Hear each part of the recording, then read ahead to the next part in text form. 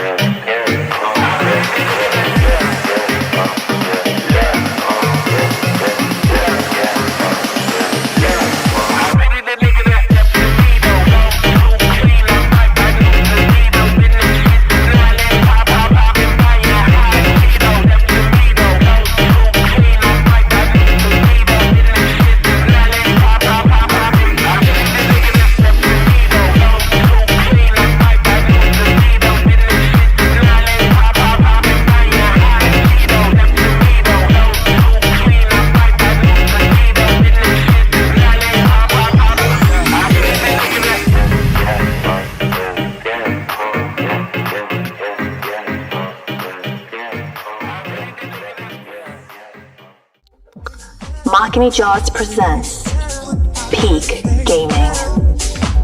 Press start whenever you're ready.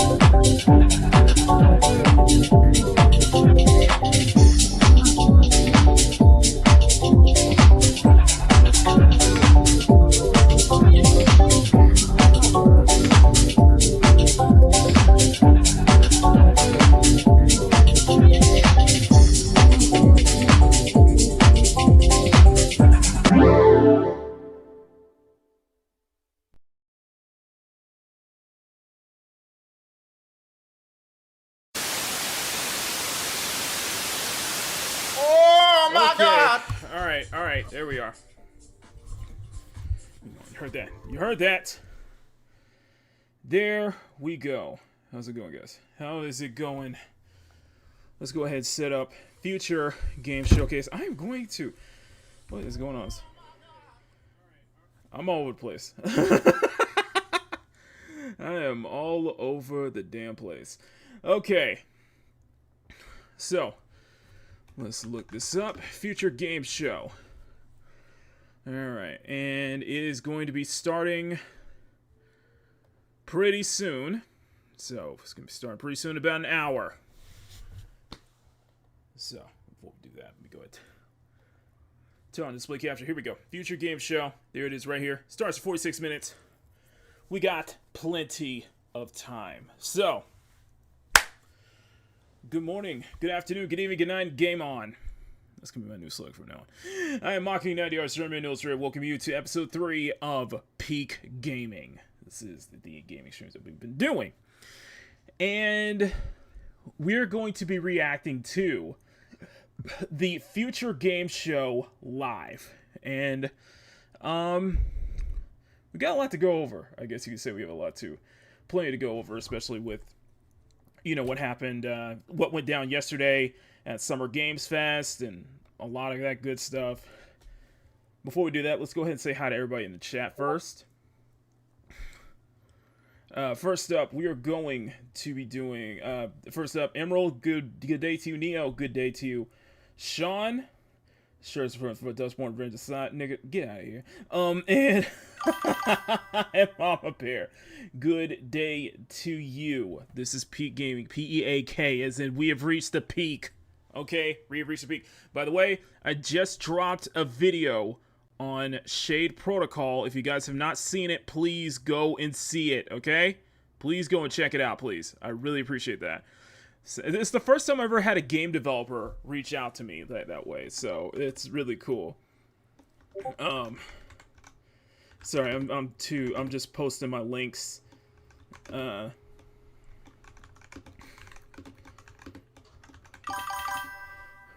So I'm just posting my links so that way we can get into this. But how are you guys doing? How are you guys doing?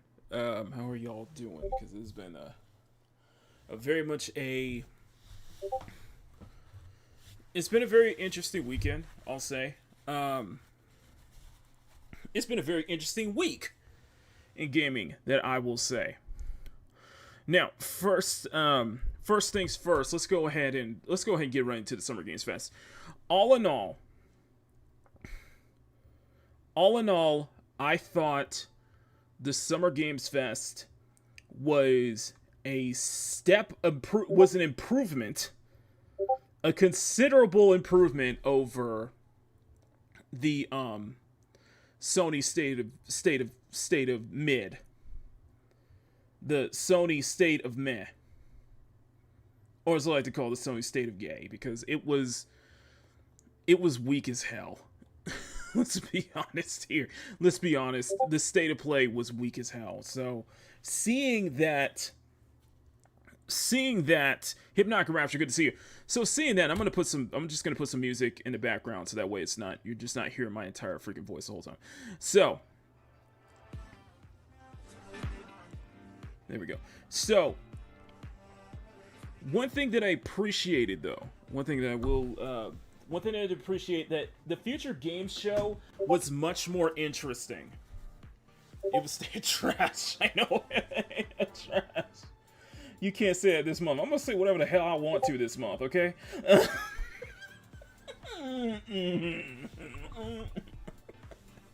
Listen.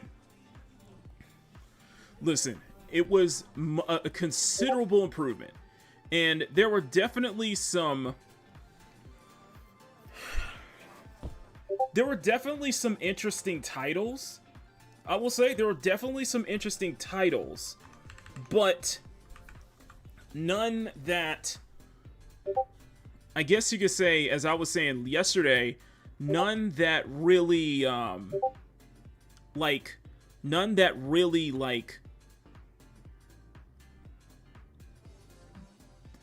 neither you nor me or care. Neither that you nor me kind of care as much. And I'm gonna see if I want to see if there's a compilation. And I did bring this up yesterday. I'm telling you, shut up. For the most part, it was fine. It was fine. Some stuff that there was definitely stuff that I was looking forward to. It's just nothing that I'm, like, really excited about. Nothing that you could say, like, you nor me, like, I didn't care as much. Like, for example, listen, I'll start with this. First off, Scott, I'll go into the stuff that I am interested in. I didn't realize this was Scott Pilgrim until I saw the art style. So we are getting a new Scott Pilgrim beat 'em up. Nothing really took his ball. Yeah, no, it's just nothing that really mattered, I guess you could say. It mattered too much. But doesn't mean that there were definitely some interesting ones and ones to look out for. Scott Pilgrim, seeing another Scott Pilgrim I'm really happy to see, because I have both versions of the PS3 and the remaster of Scott Pilgrim vs. the World. So I'm hoping that we can get more I'm hoping there's more characters other than just Scott and Ramona. That's just me. There are more characters than just Scott and Ramona. So this is what I'm looking forward to. And so far, it looks good. It looks good.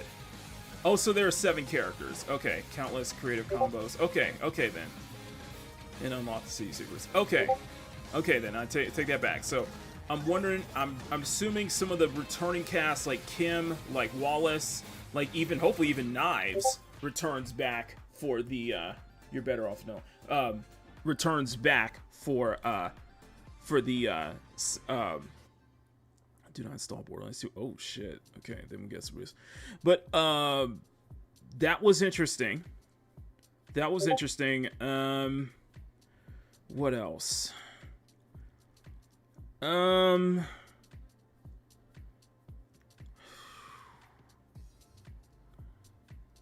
I said, there's some, I don't know, just none that really now I was showing off the trailer for this one, and I know because, you know, we're friends with Snowdub, Jolly, and that entire gang there. So this looks very interesting. This was Felt That, which is basically Punch Out just with puppets. Goes around restaurant phone and get mad when they're misgendered. So this one is interesting. It's basically Punch Out just with puppets, but it's very well animated though. It's all digital. It's all rendered in game, but the puppeteering looks amazing. I'll give it that much. And I saw that, and I thought, and the first one I thought it was like, you know, Punk Waddle, Snowdub, the Cotton Council would love something like this. Oh right, Mortal Shell 2. Mortal Shell 2 looks interesting. Just this, like, there's some really interesting titles here, like some really interesting, like, whimsical, like, really fun titles. Just nothing that really, let's be honest here, nothing that really mattered. I guess the word I'm looking for is nothing that really mattered to me as much. I guess you want to put it that way. Like for most of the show, it wasn't as completely cringe as I thought it was going to be. Now, there was a moment, I was watching this on Kyle's stream, and this is one of the games that he was excited for, and I think everybody in the chat was really excited about, was Atomic Heart 2, and it was because of just one scene only. So this is Atomic Heart 2, which looks interesting, not gonna lie. But time has not come yet for this. This looks interesting, not gonna lie. Because you got the robot ballerinas from the first game that like set the internet ablaze. Heart 2. They didn't show any gameplay, and I think that was also the problem, was that there's too much. I understand it's an announcement, but there's too much CGI trailers and not enough gameplay trailers, though.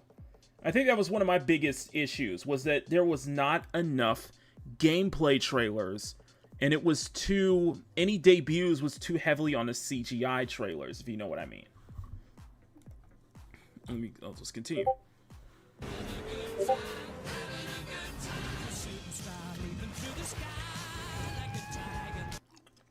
Like, there's some very interesting stuff here. Like, Atomic Heart 2 was interesting. Like I said, Atomic Heart 2 was interesting because we didn't get it. It was Atomic Heart 2 until we saw those ballerinas. But I was like, oh, now we know what this is. And it looks good. But there was this one moment that Kyle's chat, everybody lost their mind. And it was this. Let me see if I can find it right here. Here, I was like, so we got the golden, like, we got like golden ballerinas, which is kind of cool though. But it was this moment right here, and I remember Emerald was probably in the chat when that happened. I love it. It's cool though. It's good. Bruh.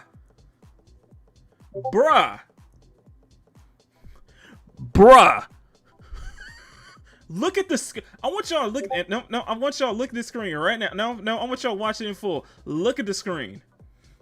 Look at the screen. Look at the screen.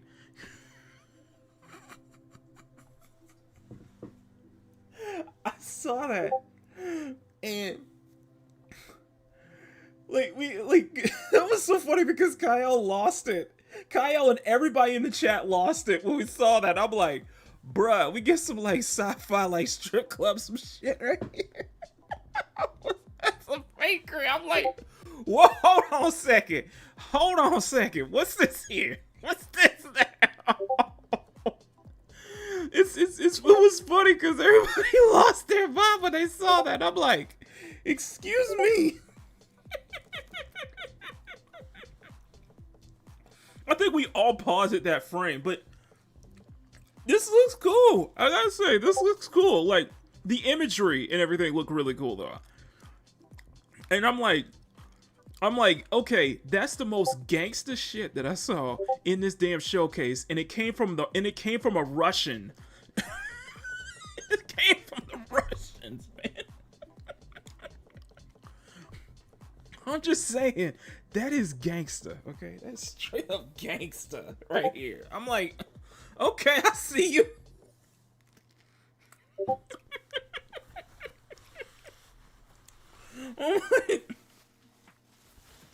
That was a surprise, okay? That was, I will admit, that was a surprise. That was a legit surprise. It was a legitimate surprise. So, and that was some peak right there. Looking at other titles, just not. We got the whole thing with Arc Raiders. Not much into extraction shooters. Despite kind of how I feel on the aesthetics, it is faring much better than Marathon, and I think it will have longer.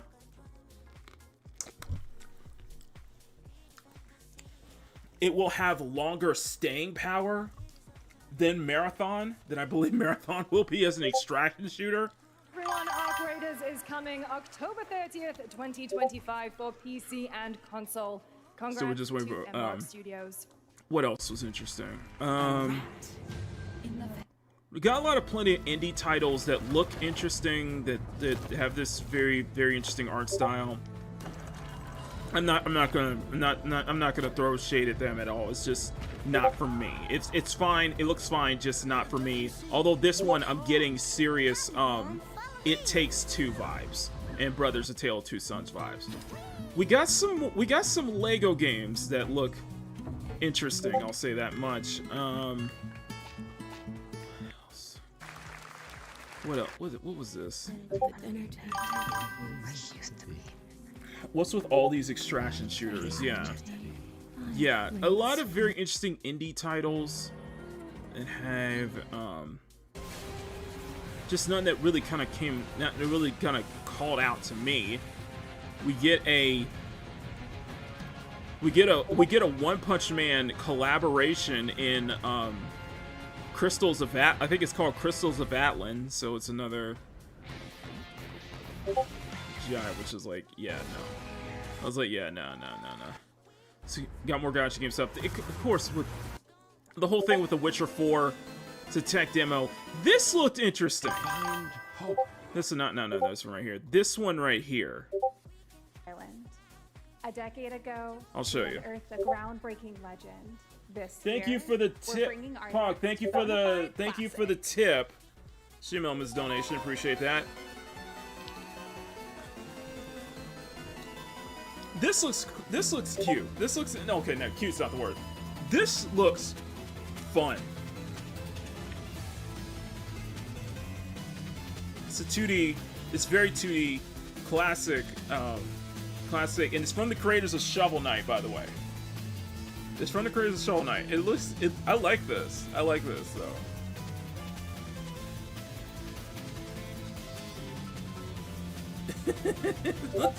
It looks good.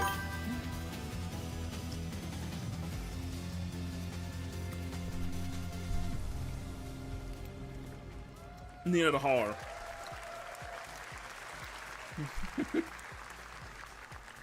All right. This is a special one. Our next game comes from a well-known developer that has done.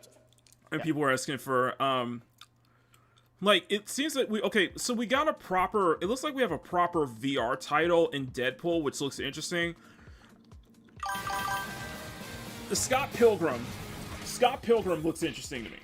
Okay, I'll give it that. Scott Pilgrim, definitely looking forward to that. As somebody who's a huge fan of the first game. In a brand new brawling adventure in EX, you'll battle through. They're teasing the next update for the first Descendant, which I might have to use that as I might have to use this trailer as some B-roll for Peak Gaming moving forward, because definitely some peak elements here. I might go back to the first Descendant sometime this year. I might go back to it just to see how far they come from. But the problem with the First Descendant is that it's too much of drip feeding content, and it's not long lasting. It doesn't feel like it's a pretty face. Don't get me wrong, but it's not. It doesn't feel the content feels too. It doesn't feel evergreen enough, I guess is what I'm looking for. Hard.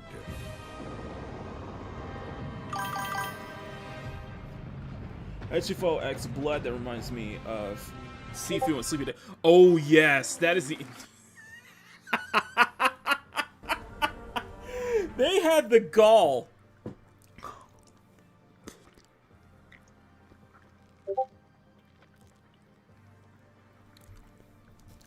This studio had the gall to release a launch trailer, knowing that 2 of their chief executive officers left the company a week before the game launches, and the game launches just a day before Stellar Blade.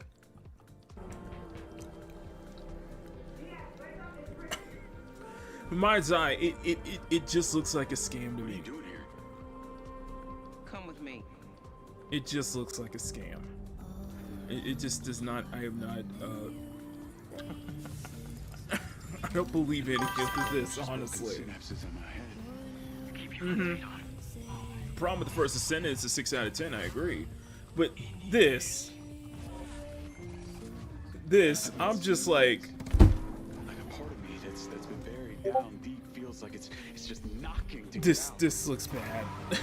I'm just gonna be honest with you. This looks so. This looks so freaking cheap. Like the face models don't even look. I will never get over the fact that you give us basically a Temu Judy Alvarez from Cyberpunk, which this is what it looks like mostly. Cyberpunk GTA, like a blatant ripoff, honestly. Like it, this is a game. Yeah, you see it, and it's like this is a game that is about to fail. Like you can look at that. One good look at this, and it's like, okay, this is a game that is about to fail, real bad. Like this, like the gameplay does not look good at all. Like well, whatever we see of the gameplay, everything feels scripted. Everything feels like an asset. In some ways, it feels like an asset flip, though. Was this Cynthia Repo? Damn. Damn, man. We got some Hitman DLC with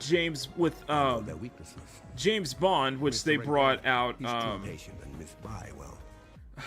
Which they brought out. What's his name? He is here with us. Which they brought out. What's his name? I know their weaknesses. Mr. Rengang, he's too patient and Miss Bai. What's his name? She likes a drink. Don't know about. He was a villain in Doctor Strange. He's the only wild card. Somebody's gonna remember. Somebody's gonna know who this actor is. But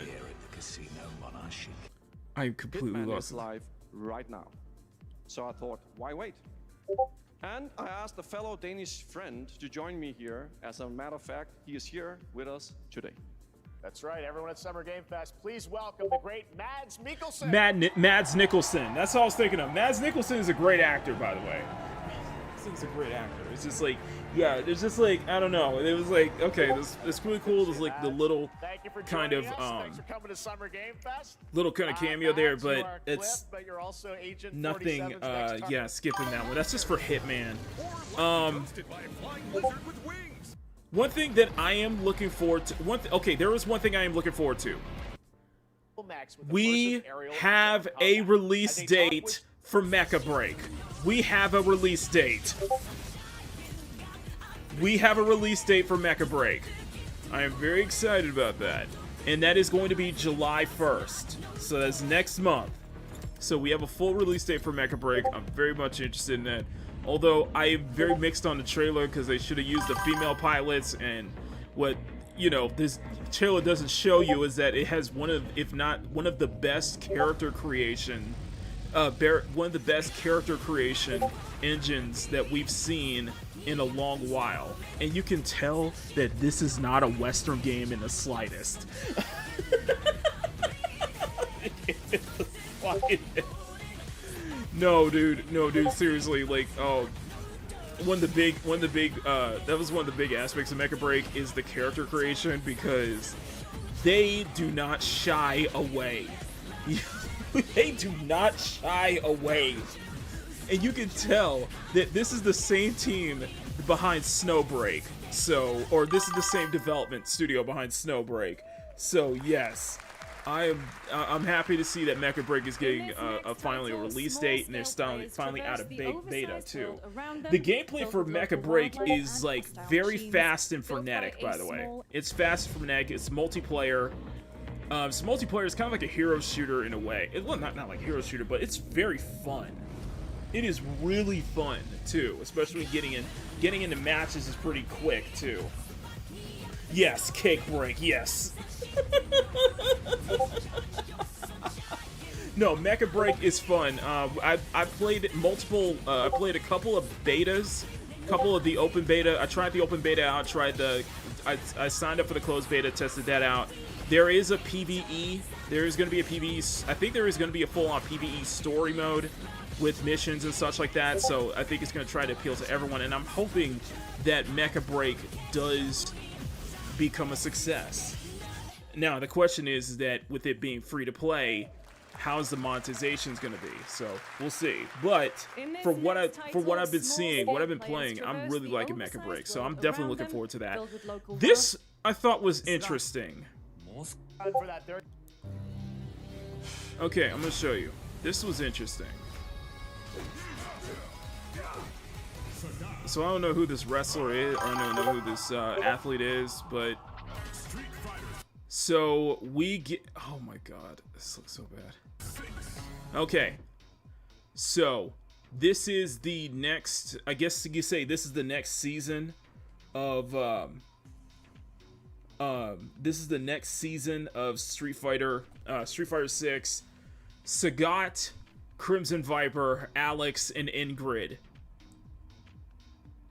I gotta say I'm interested.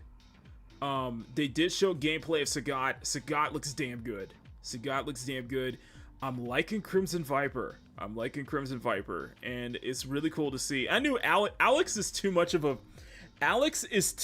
fan favorite to not come back, because everybody was wanting Alex to come back in Street Fighter V, but seeing Ingrid come back is going to be very interesting too. So yeah, these are the new 4 new characters for this is next season for Street Fighter 6. I might have to come back to Street Fighter 6 at some point, because yeah, I like Sagat. Sagat looks freaking Emperor looking dope, man. Kenny Omega. Okay, that's Kenny Omega. Okay, he's huge in the FGC, and he's the guy that interviewed the Oh, that was him. Oh, that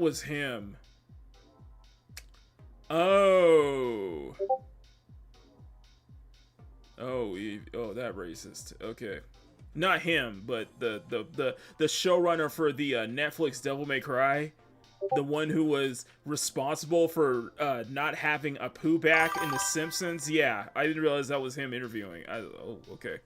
But still, Sagat looks good, man. Sagat looks damn good. Of course, yeah, Street Fighter 1 and 2 versus Street Fighter Years 1 and 2. Capcom Japan with a $1 million prize pool, which is pretty cool, which, I don't know, I might have to get back into Street Fighter 6 at some point. I might have to. So as we go through, sorry.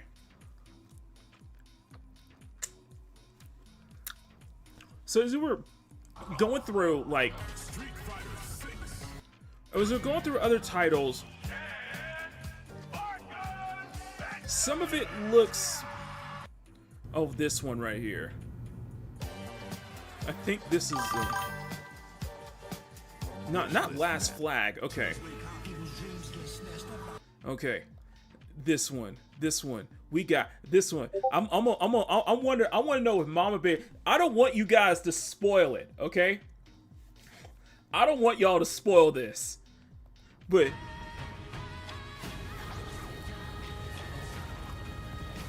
let's just say I was excited until. And by the way, this is By the way, this is Wu Chang Fallen Feathers, which I'm very looking forward to, which I'm hoping it's July 24th. Okay, so it comes out on Kiki's birthday. So it comes out on Kiki's birthday. Okay, now we know. So, so Wu Chang Fallen Feathers comes out on Kiki's birthday. Okay, excellent. Now that we know. Now, this next game, and I should have caught this though. But what I want y'all to do is to not spoil it.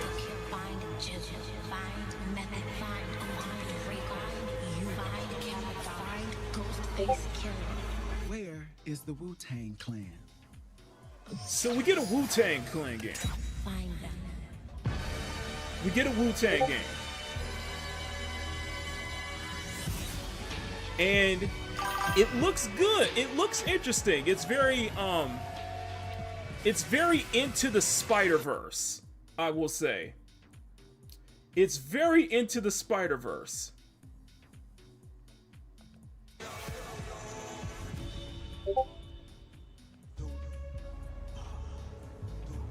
And I'm like, okay, so it didn't really show much, but looks like it's gonna be an action game. This is gonna be an action game, third-person action, maybe like a brawler or something like that, maybe like Souls-like or so. Now, it looks interesting, I will say. It's very, like I said, art style is very into the Spider-Verse.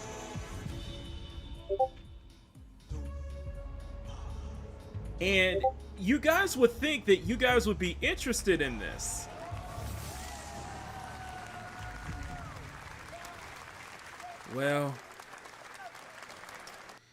Well, I got some bad news for you.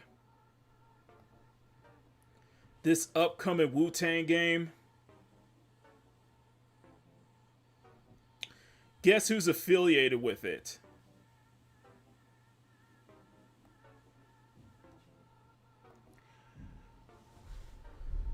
Sweet Baby Inc.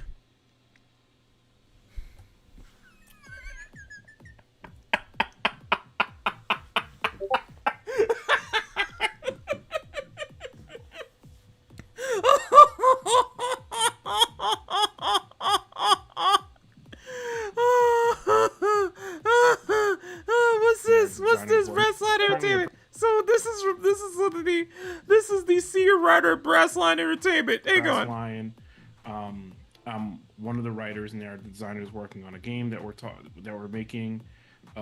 Kim and Cameron both work on it in a consulting capacity. Currently at Brassline. Kim Belair is working on with.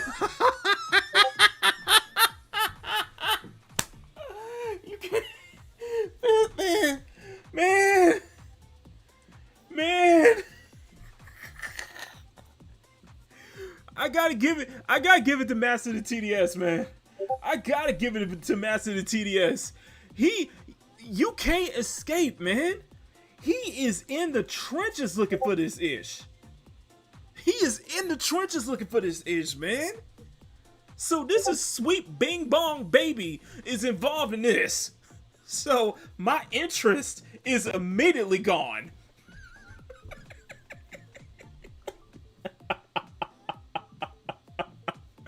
Yes, Brassline Entertainment is affiliated with Sweet Baby Inc. It was created with Kim Belair and Cameron Wild. The same Cameron Wild who said that they are just here just so they want the industry to burn to the ground.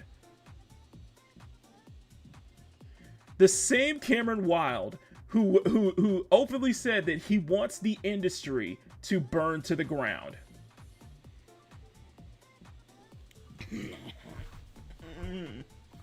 So, Speak with Your Wallets. Yeah, Speak with Your Wallets. This was originally an Xbox exclusive, but the scene may have pulled out. The cracks are showing, people, just as we reported in most recent SBI video.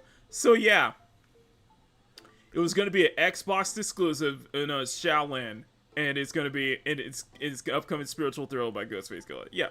So oh, by the way, Brass Light. Oh yeah, they've been blocked. Yeah. Kata, Khalil Too Short saw that too.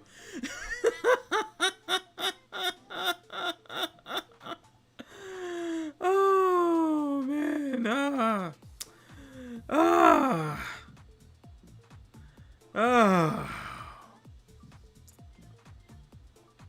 Yep.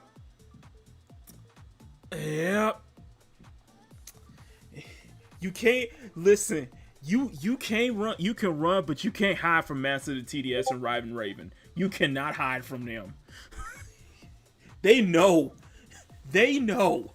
Okay? They know. Trick X did game. Nigga, get out of here. Get out of here, Sean. So, yeah. I ain't telling you anything. Just vote with your wallets. Vote your wallets. If it interests you, go ahead. But the fact that they working closely with Kim Belair and Cameron Wild, those two idiots and Sweet Bing Bong Baby, yeah, that's a no from me. That's a hell no from me. Anyway, so we got entirely different worlds. So we got this whole thing with Splitgate, which. Hey guys. Which I'm just gonna be honest with. Listen, I'm just gonna be honest with you.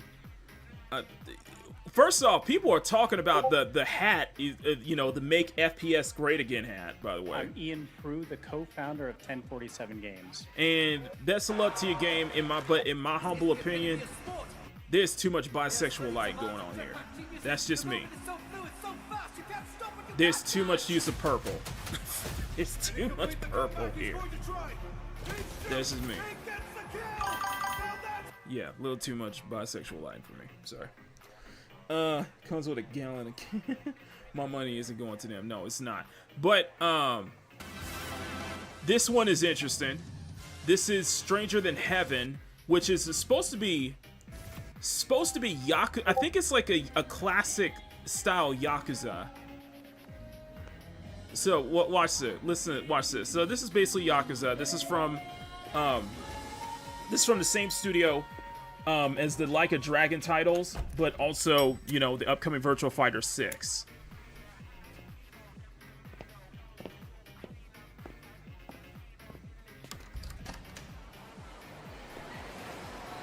And you know, the thing is, I've never played a Yakuza game before, so this is.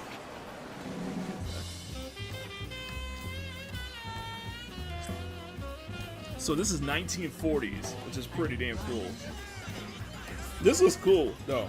This was cool. So it's the 1940s Japan. Yep, RGG Studio.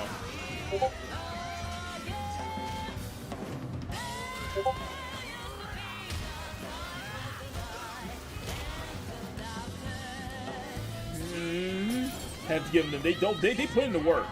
They play the Yakuza. Matt Wells played the Yakuza's games. They're really good. Yeah, I've heard nothing but great things about the Yakuza franchise, and especially the Like a Dragon franchise too. So,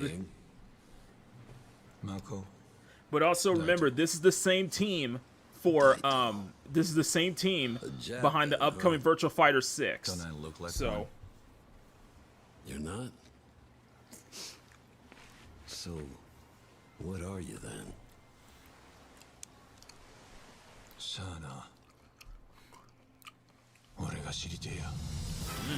Project Century. It's called Stranger Than Heaven. Which I dig the style.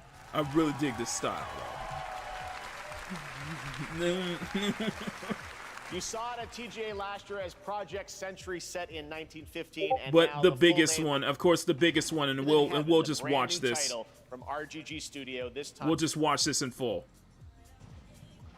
So this is RE9.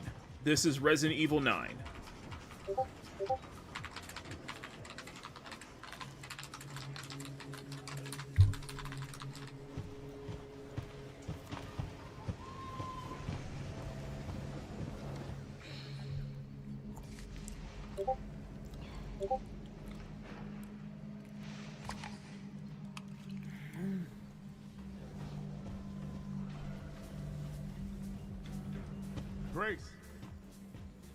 Grace.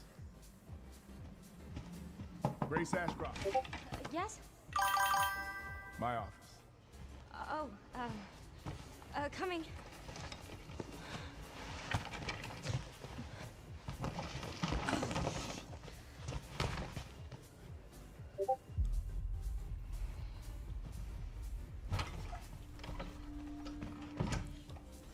If this is about the report you asked for yesterday, it'll be ready in 3. No, 2 days, tops. Put a hold on that for now. We found another body. One that exhibits the same pathology as the others we've been investigating. Now I need a good technical analyst on this. Okay.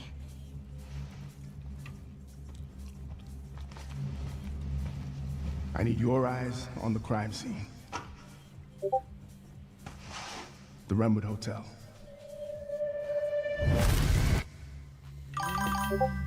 I know that's where your mother was murdered. Alyssa died 8 years ago. Perhaps it's time for you to face the past. Grace.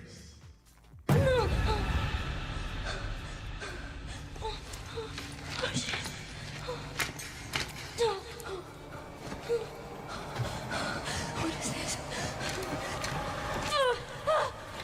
Hey!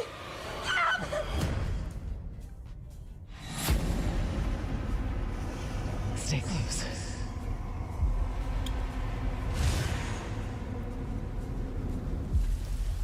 They're coming. I know now that you're the one that I've been searching for. The special one. The chosen one. Miss Ashcroft. Investigating all these strange deaths, huh? We need to keep our voices down. Have you seen the same shit I've seen? Please know that you are my hope. Everyone's gone. Yeah, Raccoon City Police Department.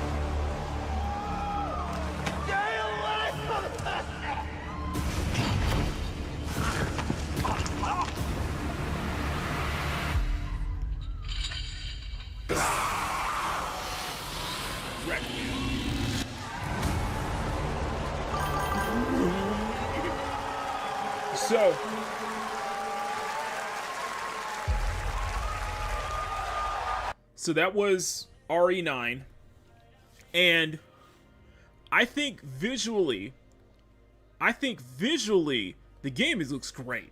I think it looks great. I know this is all in game. It looks great. Like the RE, like say what you will about the RE engine. Say what you will about the RE engine. It has definitely come a long way. You know, and for the most part, people love RE4, the remakes. RE2 remake, RE3, RE4 remake. I would love to see an RE5 remake. But I agree at the same token, is it really recognizable as Resident Evil, though? Like the girl here, I think she looks cute. I think she looks absolutely cute. I think they're very appealing looking, and the way I see it, and I said this in Kyle's chat, I see a blank canvas for modders. I see a blank canvas for modders here, basically, and that's how I look with a lot of the other RE games, the RE remakes too. Is I see a blank canvas for modders to get crazy with. I'm more disappointed. I'm happy it's not a CG trailer. It's not a CG trailer because this is all in game. Clearly this is in the engine. But I'm more disappointed, but however, I am disappointed that there's no gameplay though. I would like to see, and I think other people were saying that in Kyle's stream yesterday, that there should be more. I feel like there should have been some splice of actual gameplay before, you know, before the trailer cuts off. It's an interesting thing because I know people were looking forward to RE9. Maki, don't get me started with RE5. I want to see an RE5. I would like for RE5 to be the next game. The RE5 remake to be the next game after this. Because shit, I mean, why not? Different IPs with new format doesn't seem like Resident Evil. Well, to be fair, you could say the same with like Operation Raccoon City and RE6.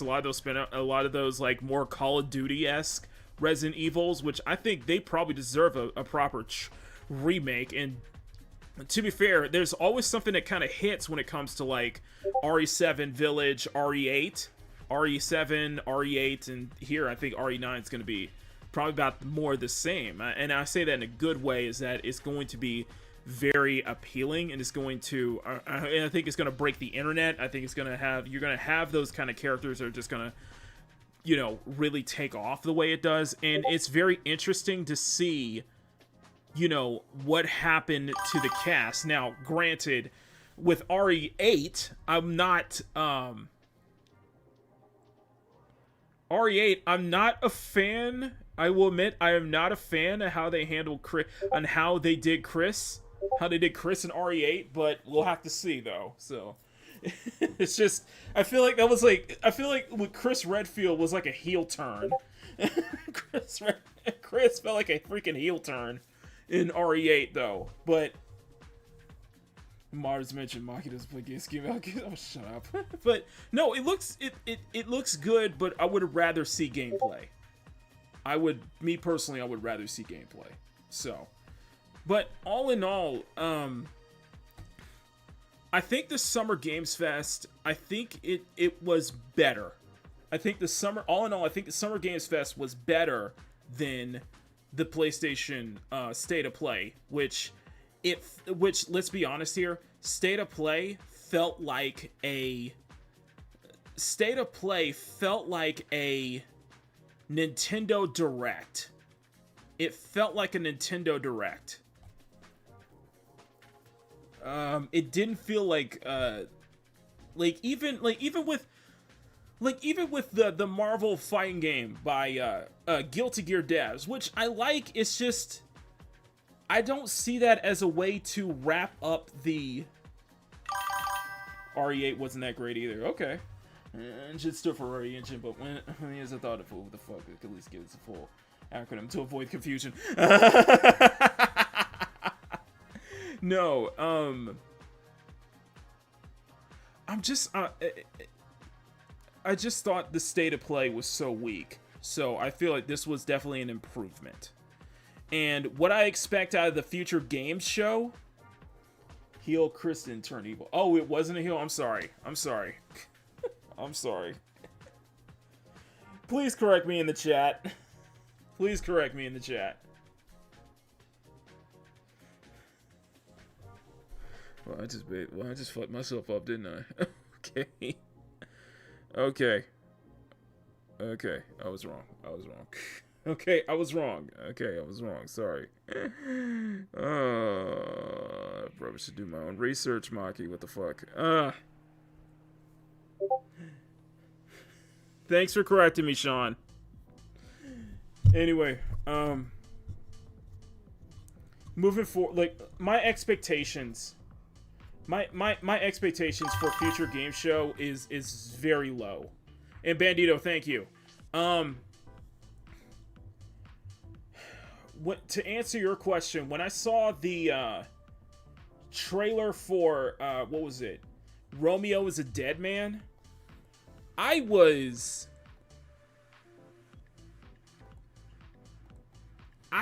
not feeling it. I'm sorry, I was not feeling it until I realized that, oh, this is Suda 51. You know, this is No More Heroes. This is the No More Heroes team. So, it just looked weird at first, but then I realized, oh, this is Suda 51. This is... So, this feels very fitting of Suda 51 in a way. No, I didn't. I'm sorry. No, I didn't. No, I didn't, Sean. Listen up. You're gonna die in about 15 seconds. Seriously? Seriously. Don't worry. I made this just in case. The Dead Gear life support system. Don't move, okay?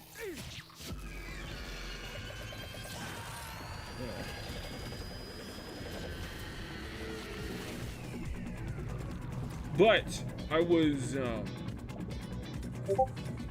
it looked weird at first until I realized it was Suda 51, and I'm like, oh, this is... From now on, you're half dead man. No, wait, that's pretty lame. 10 seconds. I know. From now on, you're dead man. It looks interesting. Now that I realized it was Suda 51, and I was like, okay, now it makes sense. Now a lot of what I've been seeing makes a lot of sense now. Okay. Time for Futrue Games Show. It was alright. It was alright. Nothing to write home about. Alright. I'm gonna get some water real quick, and I'll be right back.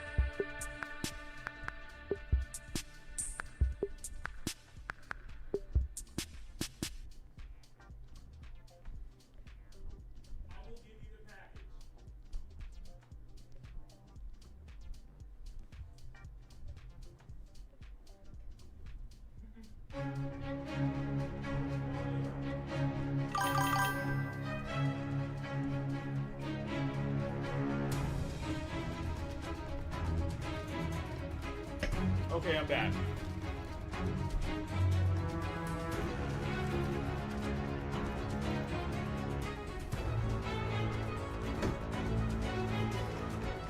Please welcome your hosts, Laura Bailey and Matt Mercer. Hello, everyone, and welcome to the Future Game Show Summer Showcase. My name is Laura Bailey, though you probably know me best as Abby Anderson in The Last of Us Part 2, or as one of the cast members from Critical Role. Indeed. And I'm Matt Mercer, the man behind many video game chaos merchants, such as Like a Dragon's Mad Dog Majima and Ganondorf from Tears of the Kingdom. But if it's a Thursday night, I also moonlight as Critical Role's debonair dungeon master, where Laura tries her best to test the very limits of my abilities and sanity. And you love it. But we're here today joining forces for a very different reason. Exclusive video game trailers, and lots of them. Indeed, like a whole bunch of world premieres, deep dives, and developer presentations. It's frankly an irresponsible amount of video game news that will be beamed directly into your brains for the next 90 minutes, so buckle up. Don't make it sound so scary. This is gonna be fun. Just keep in mind that if you want to wishlist any of the cool games in today's show, then you can head to the dedicated Future Game Show Steam page. Indeed, and once the show's over, there'll be plenty of follow-up coverage on GamesRadar.com and the Future Game Show YouTube channel. Well, I think that's all of the housekeeping out of the way. So let's kick things off with our very first world premiere. All right, here we go.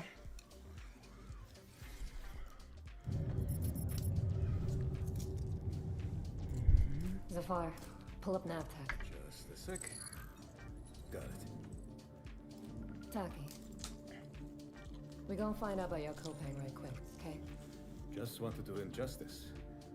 Stuck his neck out for us. Least we can do is get him out alive.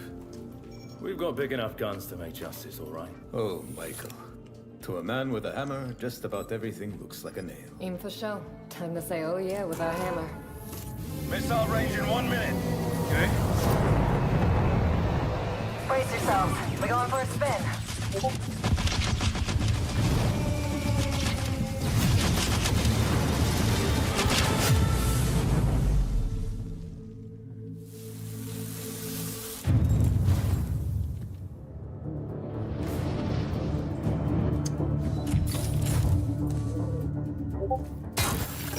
Zafar, did you get a signal? After the large haul down this corridor, they shut down this part of the facility.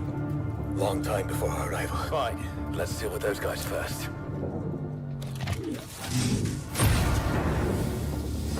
I'm somewhat getting some Dead Space, but oh, okay. Okay. In Yolota. They never look up.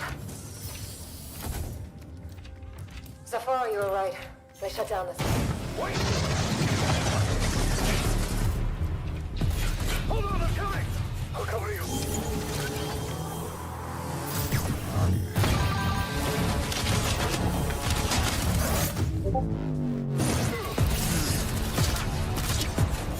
The bird up high shall be thine eyes. Now, nah, it's just this is a CG trailer, and I'm just like, I need to see some gameplay. Like, I need gameplay. Hey, buddy.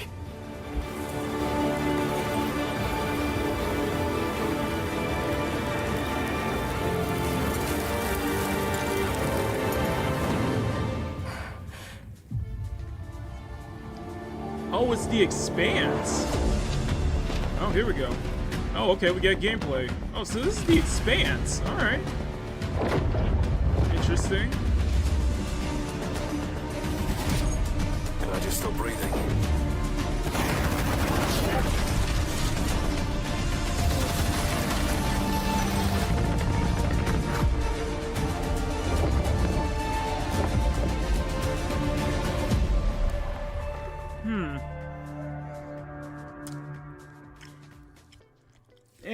I'm just kind of meh. What a way to start the show! It's just kind of meh. Yeah, like Osiris Reborn is an action RPG crafted in Unreal Engine 5, where you can immerse yourself in the universe of the beloved TV series. Unreal Engine 5 is so underutilized. Well, I think it's a lot of problem with a lot of games using Unreal Engine 5 is that this generation just is so underutilized though.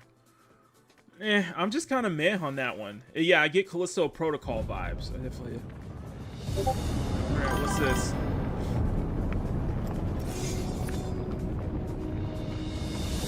Okay. I used to swear by my father's oath. To protect the wards is to protect our people. And if it claims our lives, what's one life lost for the sake of the many? And now, what do you swear by today? The only one that matters is my brother. And I will kill the people who took him from me.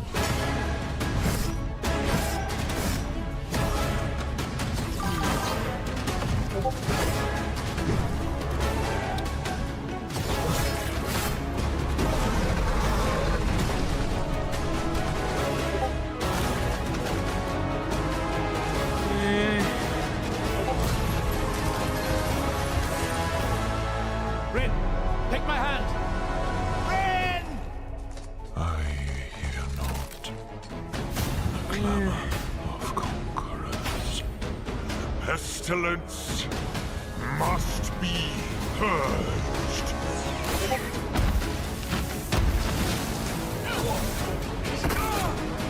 Your father was right about one thing.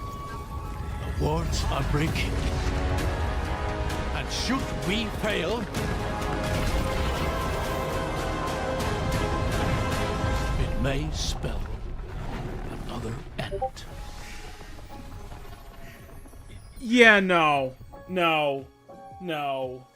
Yeah, no. No. I'm sorry. I ain't feeling that one. I'm not feeling that one at all. Echoes of the End, a narrative-driven fantasy adventure coming later this year. But the fun doesn't stop I there. don't know, just here's another world premiere. too samey. I don't know. This is your very first look at the game, but from what I can tell, There's evil residing in these woods. All right, what's next? Yeah, that's a no. I'm sorry. That's a no for me. Is this for no, come on now. It's not. It ain't like Forspoken. It's just. I ain't feeling it, man. I'm not feeling it. All right, what's this one? Oh, sorry. Okay.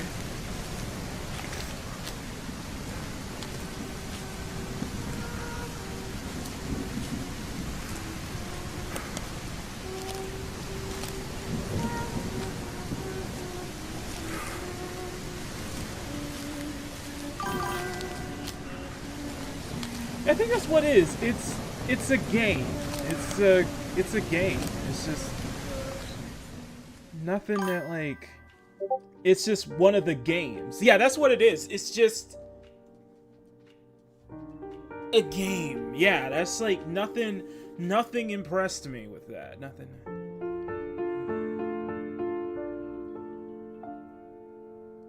Okay. The Whispers.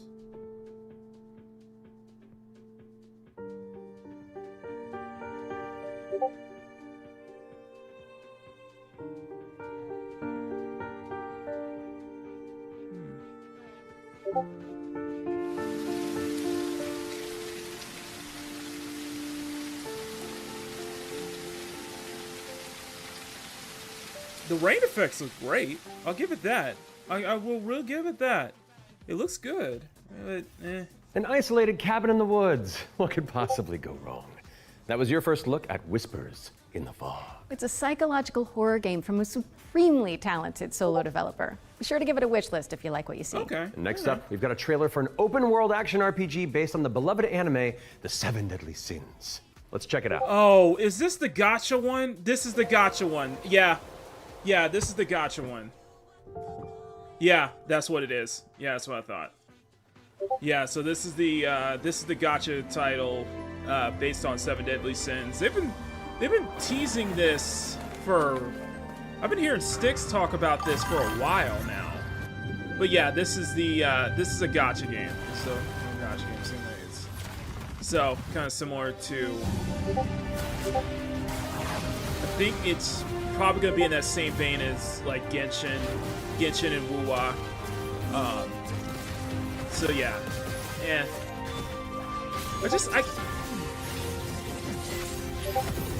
I think I have a specific.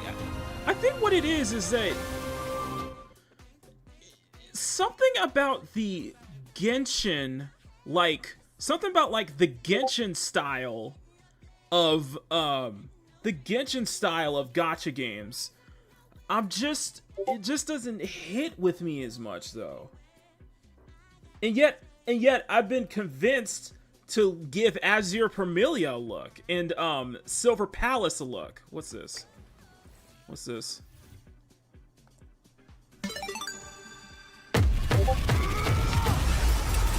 Welcome to the future of the finals. Oh, it's the finals. Okay. It's the finals. Alright. Yeah. The multiplayer shooter. Yeah, it's the finals. The pressure's peaking. Every second counts, and these plays are next level. This is what the finals is all about. Split-second decisions, teamwork under fire, and victory carved in chaos. Love it! But sometimes the best strategy is to just hit your opponent really, really hard.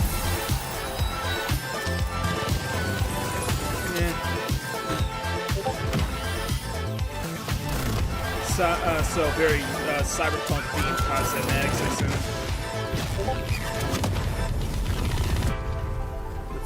Yeah, so this is season 7 of the finals. Okay. Multiplayer. Season 7 of the finals launches on June 12th. And whether you're a seasoned veteran or a new contestant entering the arena, if you're tuning in on the FGS Twitch channel, you can earn a Twitch drop of this Kablamo grenade skin. Yes, anybody who watches this very show for 15 consecutive minutes on the FGS Twitch channel will earn the skin. So, if you've been with us from the very start, or you're just joining us, wherever you've been, then just stick around. And not that you need any more reasons, but It's time to move on and talk about hurdling, a shepherd simulator with a whole lot of soul. Let's find out when you can get your hands on it. Okay.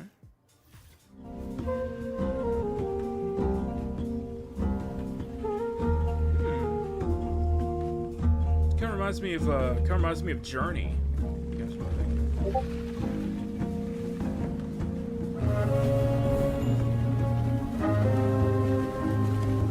I like it. Very, again, very cozy too.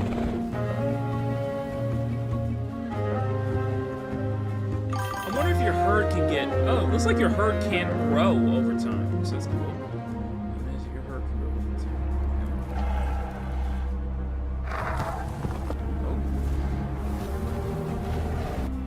I'm liking what I'm seeing. I like this. Look at the birds traveling with you. So I assume you're really gathering this herd to find a way home. It's very peaceful. Hurdling. Okay. Stream down. Okay. Hurdling launches later this year, but I like it. I like it. You can try guiding those the look. adorable calicorns right now by downloading the demo, which is out now on Steam. What's next, Laura? Sleep Awake, which is anything but cute. It's a first-person psychedelic thriller that explores the realm between slumber and death. This game is helmed by Corey Davis of Spec Ops: The Line and Robin Fink of Nine Inch Nails. Oh, let's take a closer look then. Spec Ops: The Line? Okay. You can't get Spec Ops: The Line anywhere anymore, by the way. I cannot sleep. I must not sleep.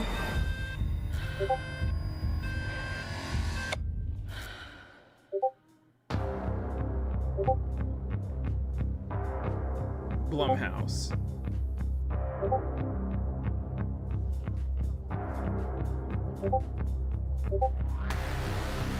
Come along. This way.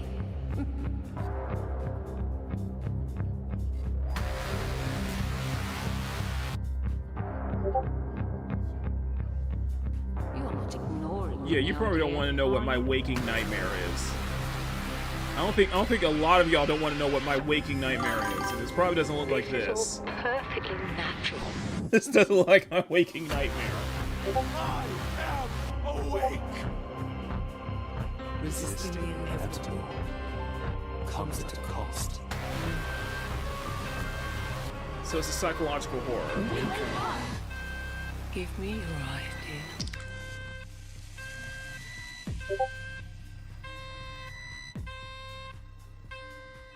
Seeing a lot of pinks and purples. Sleep Awake is coming soon, so drop it on your wish lists. We've got a developer soon they kinda presentation put y'all for to Eric sleep. Solm, The Stolen Dream, up next. It's a cinematic isometric stealth game set in the year 1900. Oh, isn't that the year you were born? I am a few months younger than you, Laura. I don't think so. No. Move on, please. Thank you. I must find her He's all I've got. before he does. Eric's Home is a game set in kind of a fantasy version of the early 1900s, and it has a Scandinavian style to so it. far, I would describe it like- as a stealth puzzle game with a very strong emphasis on story, where you play up to So 3 far- playable characters that you switch between, and they have their own special abilities that you need to use together to So kind of far, solve nothing that situations really- and puzzles in a kind like- of interlaced way where everyone's Nothing that involved. really in the setting of a like sticks out to me, you know what I mean? which not only, So resonates far, with nothing me, that but really the rest of like the world, because it's impressed so me. new. It's always Something that nice nothing to that really see like. something new that people can relate to. So I've It'd worked be a lot with, interesting. It's like lighting nothing and is 3D bad animation and aside from design and that. stuff like that. So Anders showed me one of the movies. It just floored me. I thought Aside it from was that so one beautiful that he like said, God "Okay, of so War what I meets want you to do is Forspoken just like look even title. We play tested the game a lot, and what people usually Which I don't think say that's is that was it bad. feels It was like I'm just playing a movie very and then we play formulaic, Never honestly. Games was based on Like- the idea that if you have the right It's- mix of people, then perhaps a really small team. None of these don't look like so far. None of these don't look like the herd one looks interesting. Like the herd one definitely looks interesting.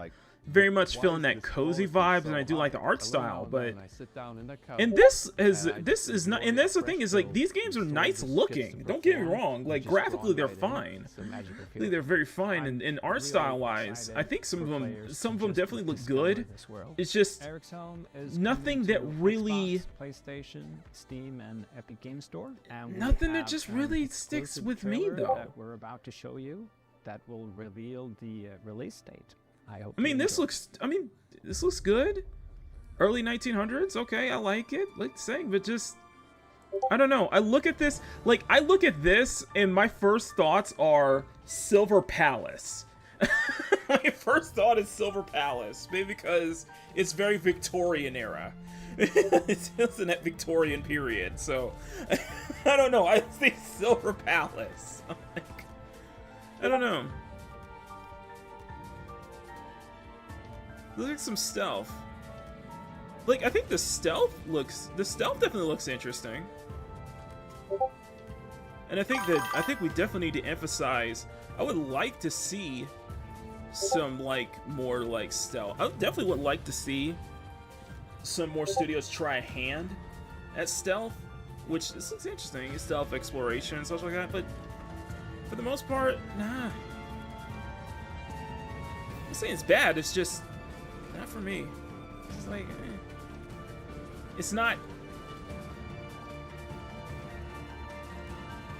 Like even like you could probably argue that like even the gacha games. I looked at the Some Deadly Sins. I'm like, yeah, no.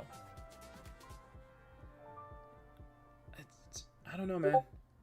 It's just a whole lot of nothing for me. Thank you so much to our friends at River. Not bad, for just that window into the world of Eric's home.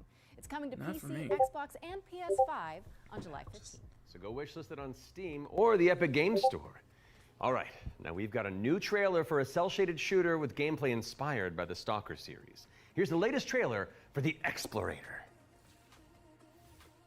Please don't let it be like Spectre Divide. I can't believe I remember Spectre Divide.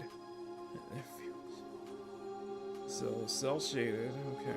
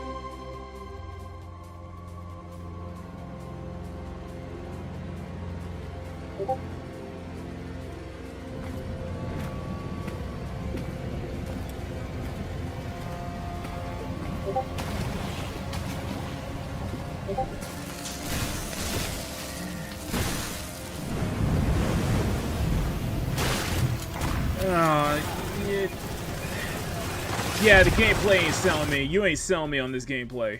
You ain't selling me on this cell shade style, I'm gonna be honest with you.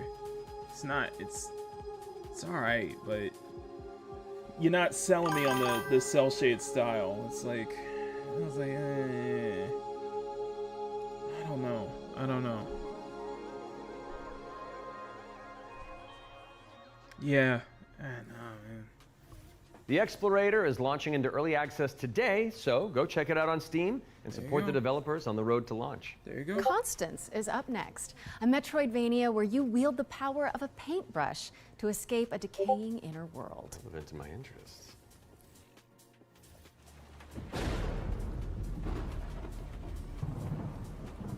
Okay.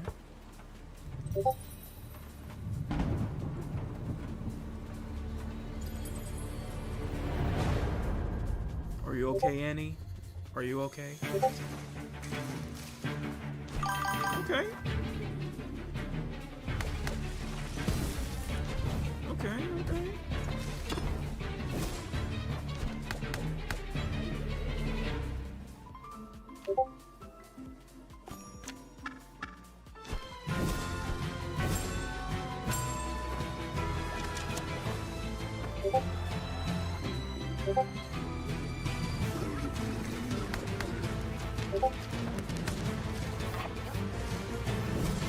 Getting some Ori vibes.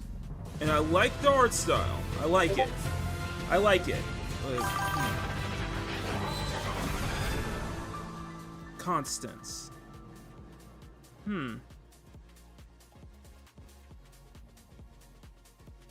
I like it.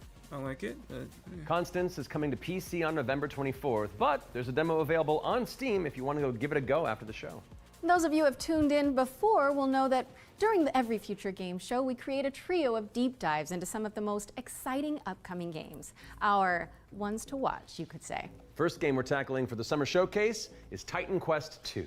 Now, fans have been waiting since 2006 for a sequel to Iron Lore's cult classic action RPG, and the good news is, it's right around the corner. So let's dig into the details with the help of Grimoire Games.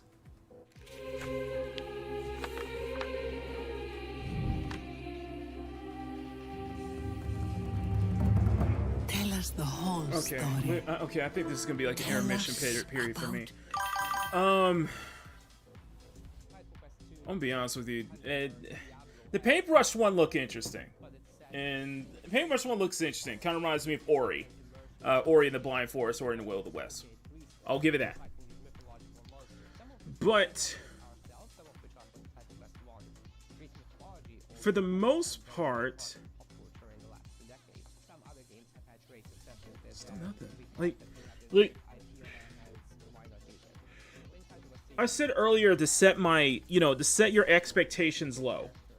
To set your expectations low on this, and looking at this is reminding me of what is Moon Studios game? No Rest for. It's reminding me of No Rest for the Wicked. Thomas Mahler's game. Let's give No Rest for the Wicked. But I wanted to share this, and I put this screen cap together from when I was watching Kyle's stream, and I made a few super chats about this. I made a few super chats kind of talking about this. This is the list of games that he's interested, and I know there's a lot of lists in this games, a list of these games that I'm interested, and you guys are interested too. Like Azure Familia, Mecha Break, Crimson Desert, Ananta, GTA 6, Chrono Odyssey, Vindictus, Silver Palace, Tides of Annihilation, Phantom Blade Zero, Hogwarts Legacy, and maybe some cases DokeV. I made a point that if you're someone, if you're kind of into these type of games, because let's be honest here, a good chunk of these are Eastern developed titles. If you're into these types, don't expect them to show up in showcases like this, because let's be honest here, these games sell themselves. Like a good, I would say at least 90% of these titles, I would say maybe 100% of these titles, a good 80% of what you're seeing on here are gonna be able to sell themselves. That they have a good, that they're too good for showcases like Summer Games Fest, like, Future Games Showcase, even the likes of like that game, the Game Awards. They sell themselves. Like, you look at the release, when there was that launch for Silver Palace, that it broke, what, 200 million in pre-registration? Ananta? Okay, let's continue. I'll continue on, but... what is this? Oh, it's Titan Quest. Okay, they're still continuing with Titan Quest. Okay. You look at... Like, for example, I'll just go through the list. Like, I'm not into the Genshin titles. I'm just not into the Genshin-like games. But yet, the more I look at Azure Familia, the more I'm interested in it. The more there's some interest that might pique me into it. Because it is like a Genshin-like meets like Pokemon, basically. There's that Pokemon aspect, and it works. Mecha Break, I'm excited for. It's finally out of the alpha and beta stages, and we're finally getting a full release. I was convinced to give Crimson Desert a look. Crimson Desert looks to be a pretty good RPG. Ananta is gonna be I think both Ananta and Silver Palace are really going to change up the gacha market because, well, they're gonna really go after Hoyo versus Crown. And I think there's a lot of excitement for Ananta alone, being a gacha style GTA. And Silver Palace just absolutely just kind of blowing people away. And it kind of impressed me too. It's still, oh, okay. Okay, we'll continue, but sorry about that. I'm sorry. Just I'm going through some of this list here. Call of the Elder Gods, starring yours truly, is a Lovecraftian narrative puzzle adventure coming soon to PC and consoles. So get it on your wish lists ASAP. So you weren't just wandering the lot then? I mean, I was, but then, you know, it's called marketing, Matt. Yeah, Matt. Classic marketing. Classic. Anyway. All right, catch you later. Bye, I gotta wander. Hell yeah, thanks for coming, man. Okay. See you, bye. Okay, so while I go make sure there's no other voice actors hiding on set, we'll throw it out to some back-to-back trailers. I'll stay here. Free bio course. How hard could it be?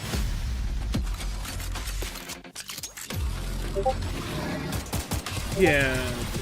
Hard. We found paradise. We got company. Who won? Let's haul ass. It's like capture the flag on crack. What the heck was that?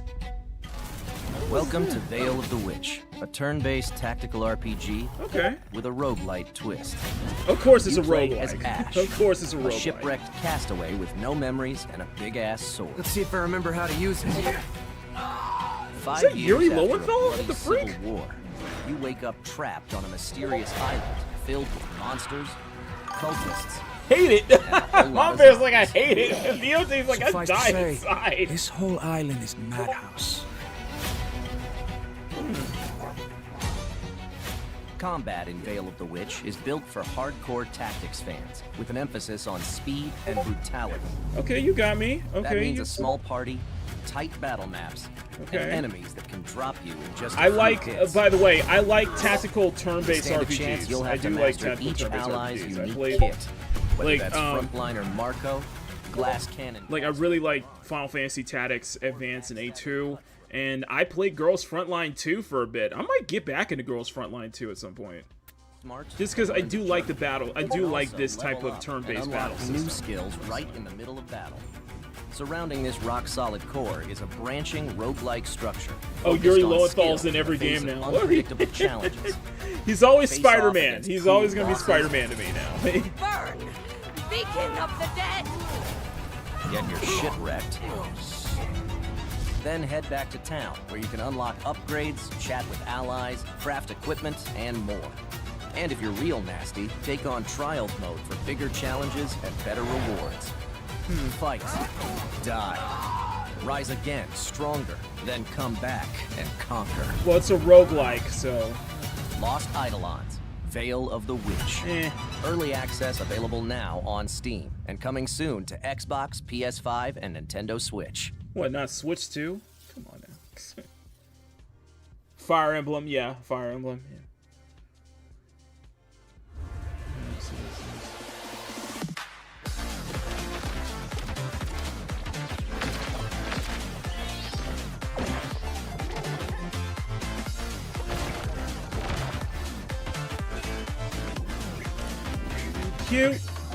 Cute, but it looks like a puzzle platformer though.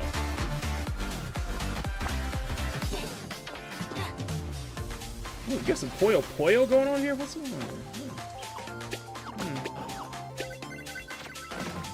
here? Not every game's gonna suit to my, and not every game's gonna suit to my taste. But it's just I'm looking at this and I'm like, yeah, nothing's really like gelling with me. It looks co-op. Yeah, it looks co-op. Yeah, I think it is co-op. Cute. Yeah, kids are gonna love that, Okay, what's next? Can anyone hear me? Dispatch to Unit 1. There's an ongoing fire. Unit 1 to dispatch. Copy. Supply line ready. Break that door open! Let me get that sturdy Halligan first. So a firefighter, firefighting simulator. And it looks to be multiplayer, co-op. Okay. Gotta go scout the area. That could be fun. I will say that could be fun. I'm serious. That could be fun. You know, that could be fun. Can't let the fire escalate like that. I mean, it looks very it looks very PS3 like, but Firefighting simulator. Yeah, Ignite. United against fire. Coming fall 2025. I was gonna say it kind of looks like a Wishlist now PS3 on game PC to me, and consoles. but yeah. Are we all clear? No Nolan Norths or Ashley Johnsons waiting in the wings? No, I think we're good. Okay. Now remember, folks, you can find all those games as well as every game we feature today on the Future Games Show Steam page. Yes, and you'll want to prime your wish lists in advance for this next reveal. It's a game where you I play probably as a won't. bureaucratic inspector in a fantasy world. What's like you make sure the evil layer is up to code before the party heads inside? Yes, that's literally the whole deal. Okay, I legitimately need this game. I don't think I'll need this. I don't know. Heroes. The world is full of them. Okay. Sons and daughters of farmers with too much bravery and not enough wisdom. I like the sketch. I like the sketches though. I like the sketches. But what is a hero without a princess to save? Without dragons to slay? Nothing. That's where you come in.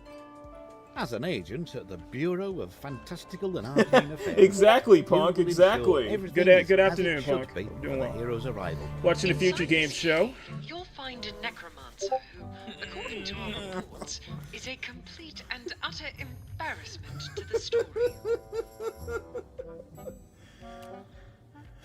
Exactly. It's Exactly, titled Punk. Hellgates and You, your first ritual sacrifice. As it turns out, putting the soul of a demon inside of a skeleton. I don't think I could play the firefighting simulator with y'all. I don't think I could. We, the members of the United Builders Union of Enchanted Settlements, hereby announce a strike, effective immediately. It's the inspector, here with their cushy job. So and you're their an clipboard inspector that in a decides fantasy if we world. have to do more work.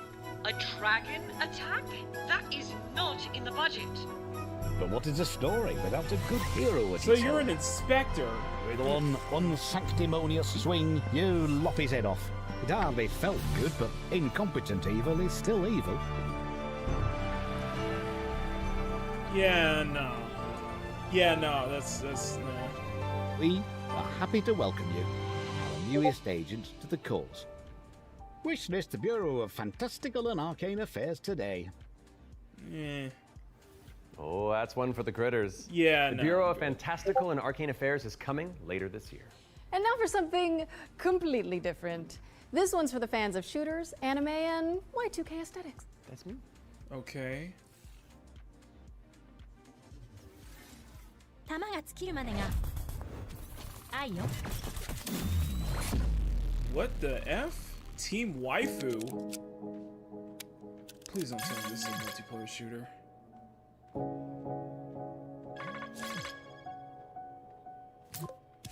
もしもしはい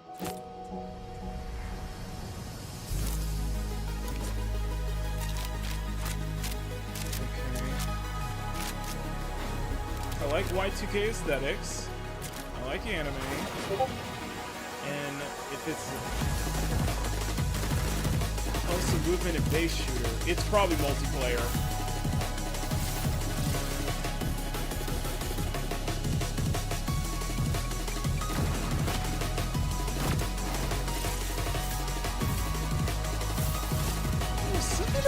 Something about the models look a little too stocky, I guess. I don't know.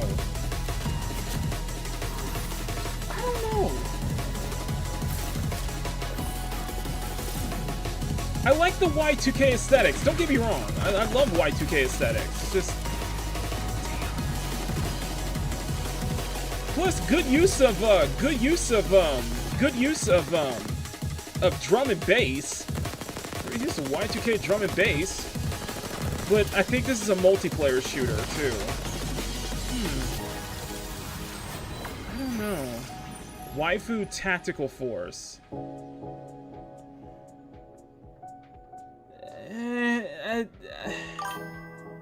I don't know.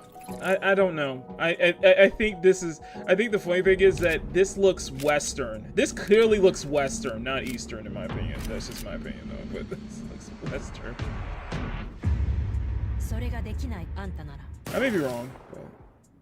Waifu Tactical Force is a 3v3 anime shooter coming soon to PC. But you can jump into the open playtest on Steam after the show. It's a 3v3 tactical shooter. Now we've got a trailer for an action platformer inspired by the ancient art of paper folding.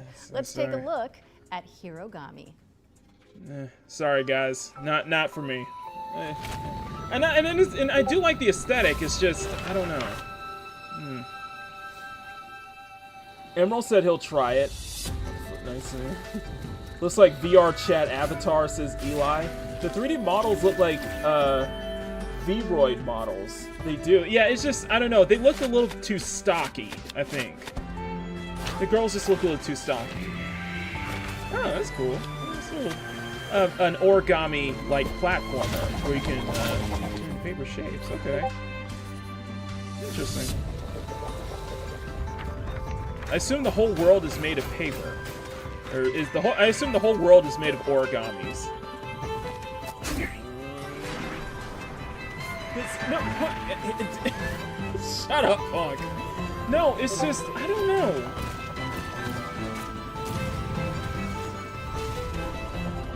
I thought they were all VTubers. Like I thought the girls were like all like VTuber models. I'm like, okay, whose VTuber is this? Like, who is this? It's like, I don't know, man. I don't know. Like the Y2K aesthetic I like. And you would think that would speak for me just because, like, okay, I'm getting into shooters, but just, I don't know. I don't know. It's just...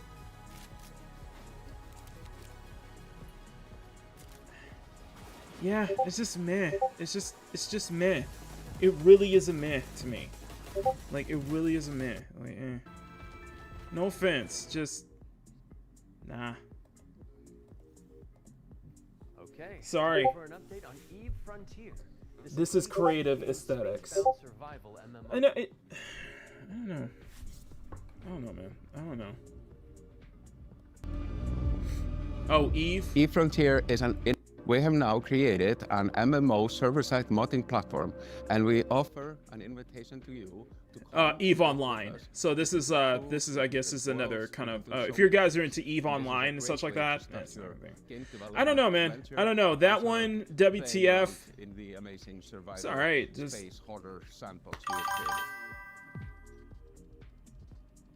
yeah. When we made Eve Online, we very much wanted to make a sandbox experience where I don't know. I look at this and I'm like, okay. But I think it comes down to is like a lot of the games that I guess even I'm kind of looking forward to. They're too. I get the sense that they're just too good for these kind of showcase. They kind of sell themselves, man. We are, on the other hand, it sells themselves, and I feel like with a lot of, and from what I'm looking at, it's just that a lot of what I'm seeing here is like it just doesn't sell itself. You know what I mean? Mecha Break, I think, yeah, Mecha Break I'm looking forward to. Vindictus. Apparently, there's going to be another testing phase coming soon. I'm looking forward to that. I recorded footage of Vindictus before, which I liked what I see. Silver Palace, which I think that is going to be, you know, up there with Ananta as it being like ones that can really like dethrone, like ones that can really, if they play their cards right, be a real like dethrone to like Genshin and such like that. Like, because Ananta looks ambitious. Silver Palace definitely looks ambitious. And we showed that off to Mama Bear. And it's just like, it looks good. I like it. It looks good, but, you know, it's both of these are gacha games. So, let's continue. an arcade racing Whoa, game whoa, whoa, that what's covers the this? history of motorsport. Is this? Oh, I know what this is. Okay, I know what this is. Yeah, I know what this is. Okay.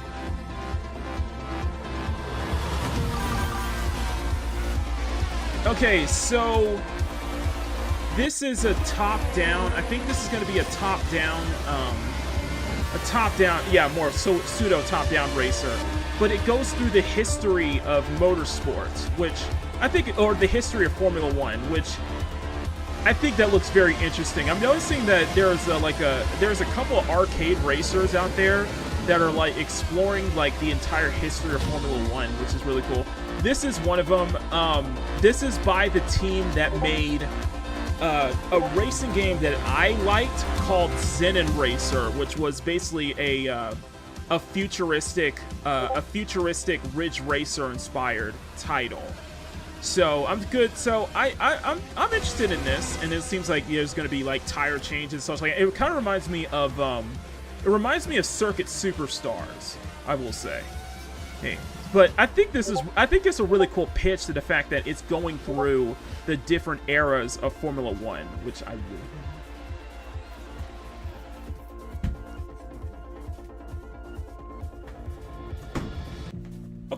Okay, Formula Legends. Okay, I like this. I do like that. Formula Legends is racing towards release on PC and consoles, but you can play the demo now on Steam and also wishlist it on Steam or the Epic Game Store. But for now, let's keep it rolling with our Ones to Play section, which is a Future Game Show staple. It's a montage of exciting games that you can play on Steam right after the show. So, if you like what you're looking at, don't hesitate to download a demo and dig in. First up is Catastrophe. This is an action roguelike where you play as a kitty abducted by aliens and repel enemies with your trusty sidekick, the Star Cursor. Players can mod Polo's abilities to settle on a unique playstyle and pick their route through a series of interstellar environments. Next up, we've got Phase Zero, a survival horror throwback with fixed cameras and immersive pre-rendered so it's like a Silent Hill or an old school RE. Yeah, this looks like an old school Resident Evil. Puzzles and tango with monsters to make it out alive. This looks like an old school Resident Evil. It's a gladiatorial roguelike with a city builder twist. It's another roguelike, okay. Train and command a crew of warriors in strategic turn-based battles, then develop a coastal city in the interim. Carve your name into the annals of history and spill buckets of blood in the process. Last but not least, we've got How to Escape, Lost Submarine.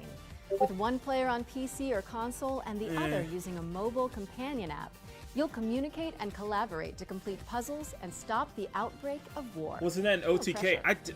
I think one of these was probably in that OTK that was our showcase that we saw Be sure to follow up on anything that caught your eye. But let's keep on sailing with another exclusive trailer for a naval combat simulator set in the late 18th century. Is this going to be better than Skull and Bones? Is this going to be better than Skull and Bones? Granted, anything is better than Skull and Bones. Begins with a plan.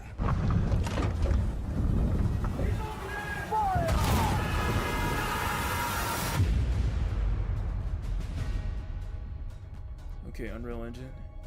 A vision etched on parchment. Foretelling glory. Avalanche reviews will like Phase Zero. Yeah, it's very Resident Evil, PS1 Resident Evil like Silent Hill. It is in our nature to conquer what others fear. Death and dishonor, fame and fortune. The life of a sea captain is one of duty and relentless pursuit. True riches are not in gold and jewels. It's not a high bar to beat Skull and Bones, but it is a high bar if you want to try to match up against Assassin's Creed Black Flag, though. So I think by default, this looks more interesting than Ubisoft's quadruple A title. But never at our final destination. Yakuza, yeah, that's true. Yakuza Pirate Hawaii is better than Skull and Bones. And they didn't even have to do much. We fight. We endure. For the voyage is life. And life is the voyage. Where's gameplay, though? Where's gameplay? Because if you're selling me on just a cinematic trailer, then sorry, I'm not interested. Sorry. Ahoy, mateys! Join the crew today. Oh, it's a Kickstarter. Okay. Best of luck, but...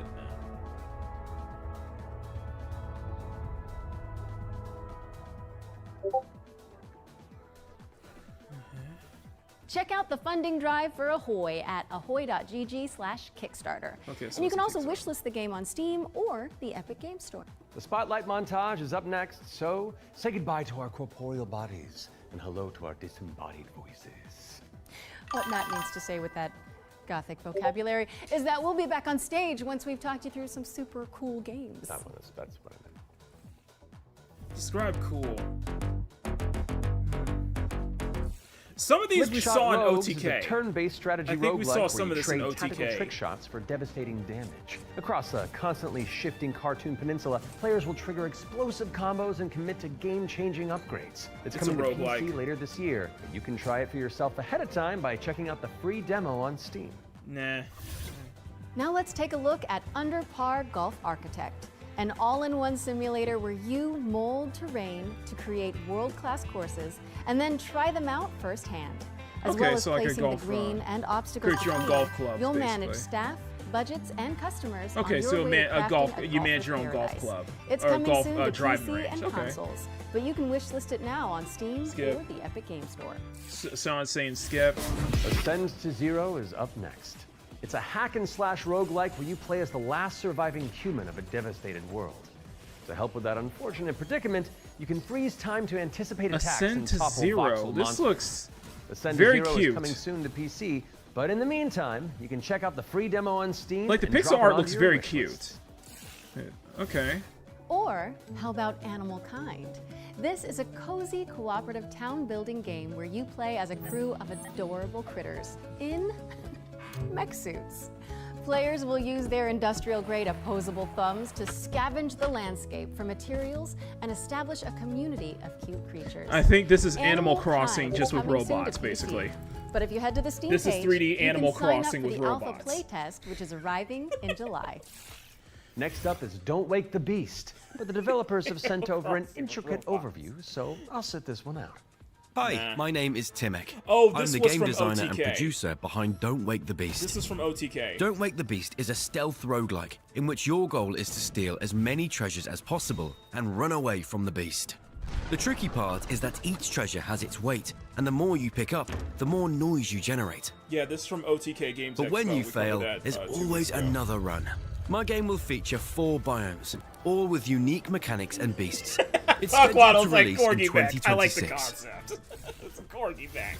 We're rounding things out with Worship, a cultist simulator where you try your best to bring about the end of the world. Inspired by Pikmin, this cute and creepy multiplayer So it's roguelike Pikmin tasks meets you Cult with of the performing Lamb? blood rites and I'm recruiting wondering if this is followers to Pikmin please meets the Cult of old the Lamb. ones. It's coming soon to PC, and you can wishlist it on Steam. This looks like Pikmin meets Cult of the Lamb. That was our Spotlight montage. We hope you enjoyed the Summer Showcase selection. Laura? Oh, it's time for an update on Scum, the survival shooter with poop mechanics. What?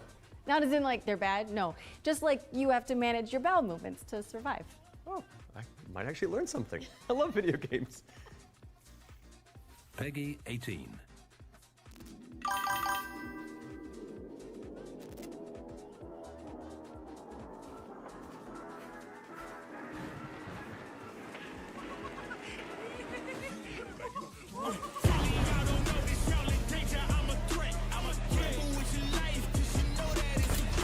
Okay, this is like shit. Okay, alright. Alright, and I've lost any interest whatsoever. Anyway. Oh boy, no, no. This looks...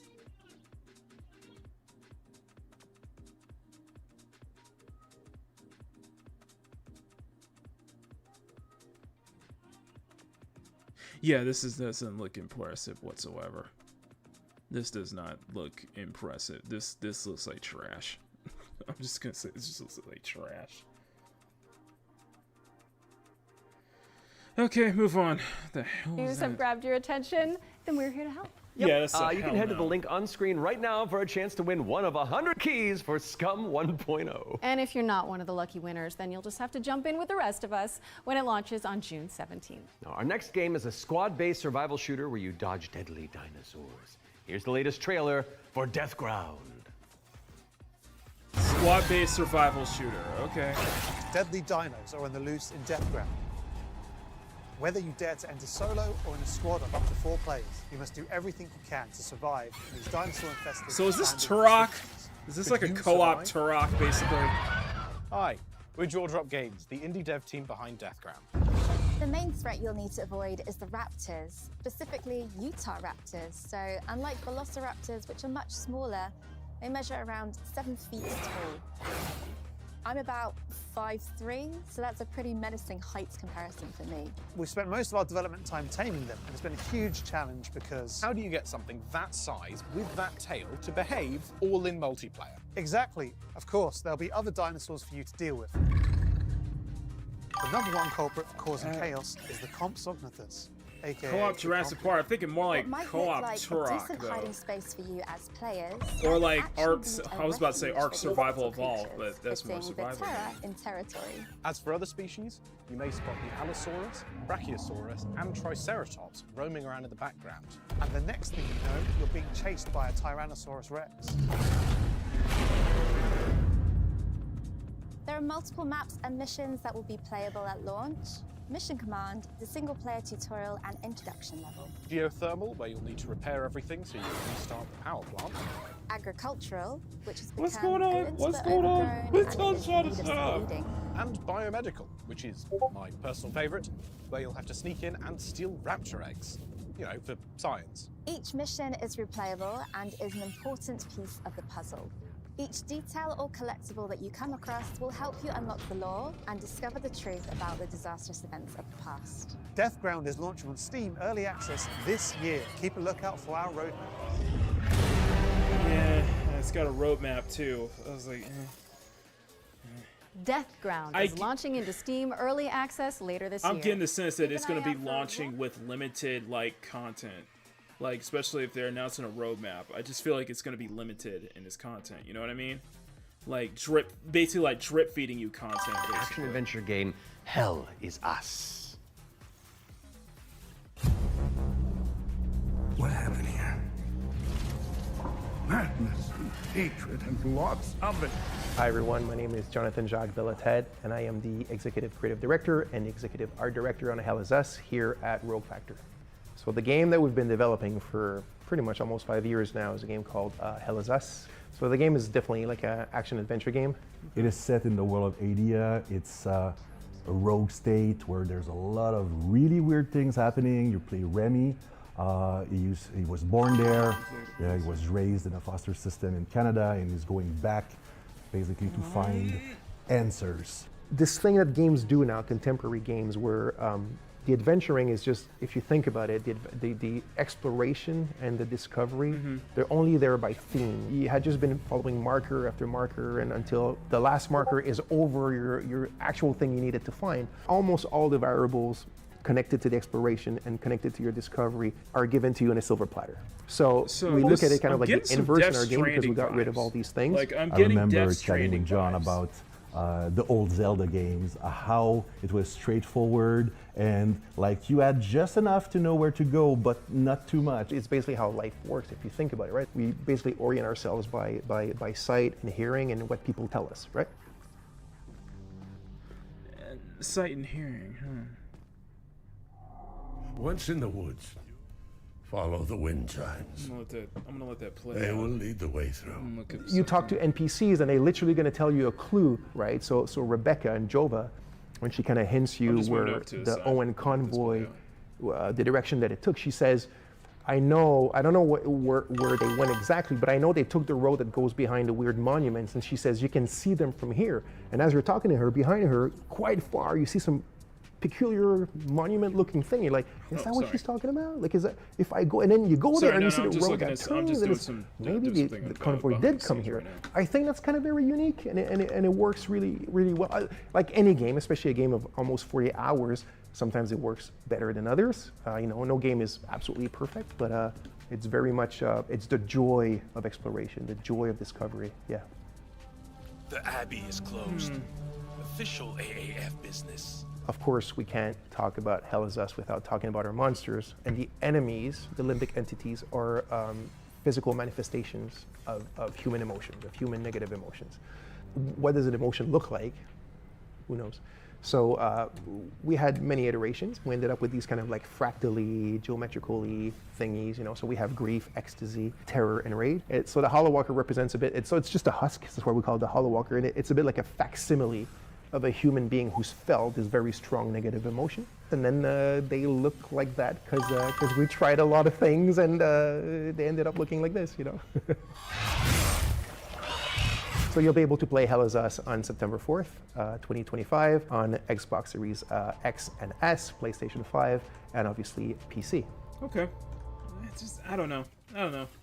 Wishlist it now because Hell is Us is coming to PC and consoles on September 4th. All right. I think we're due another world premiere, don't you? This one's an action-adventure set in a drop-dead gorgeous cartoon world. And it stars some very familiar faces. Wait, is it us? Maybe. Let's throw to someone who knows while I take this totally real phone call. Hello? Hi. Uh-huh. Hey Laura, hey Matt. I'm super excited to be back on the Future Games Show where I belong, and you are doing a fantastic job. Like I said to the producers when I was hosting, if you strike me down, this is live, isn't it? Oh, so yeah, New Tales reached out and I am officially in their game. Actually, seeing you just reminded me, they're looking for a killer writer who can also perform. Let me call Jasmine. Look, it's fine. You're doing great for time. What's going on? I don't know what Hey, the heck's Jazz. going on. Hi, Sam. I've got a really cool gig. Want to join me What's in the going game? on? If we're both in, I'm pretty sure Matt and Laura will be on board too. Yeah, sure. I'll be in a game with you, but only if you're coming to the D&D group next week because our Is this party another could really Baldur's use the Gate? barbarian. I'm wondering. All right. I guess we're all doing this. That was easy. So let's check out exactly what we're getting ourselves into. Okay, what is this?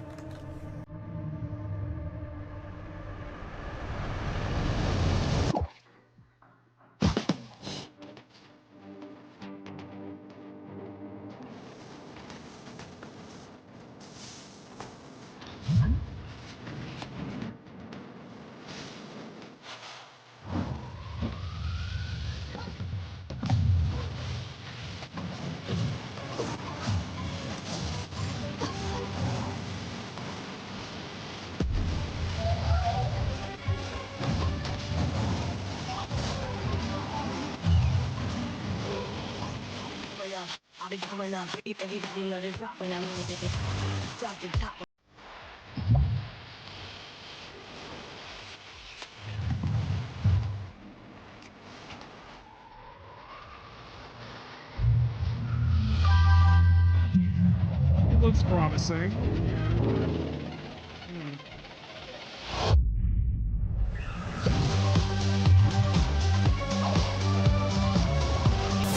Not a fan of the music though.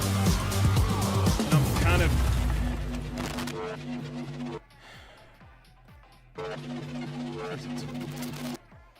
okay, That's right, we're joining Samantha Bayard, yes, Karlak herself, and the awesome Jasmine Bular in Fading Echo, coming to PCs and consoles next year. And you can wishlist it today on Steam or the Epic Game Store. Go, go, go, go! We got another block of back-to-back trailers up next.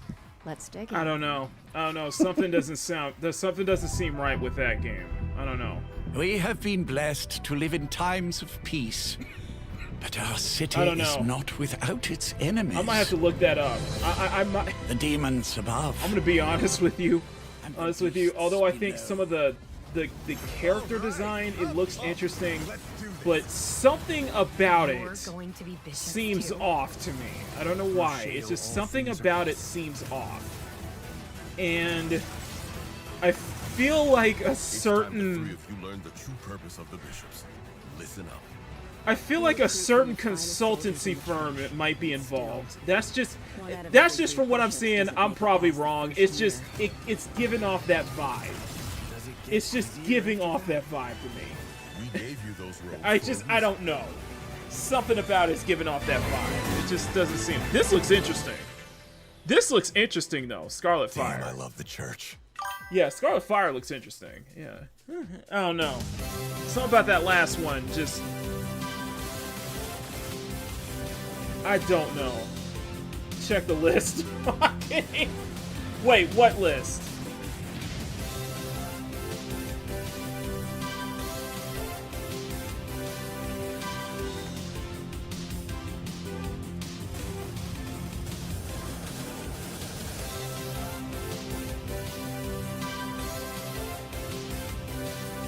Check the list. Yeah, I don't know. It just... I'll keep an eye on it. It just... Something about it seems... off. It just seems... I don't know, man. I don't know. Like, I do like the character design. It just... I don't know. I'm sorry. I don't know.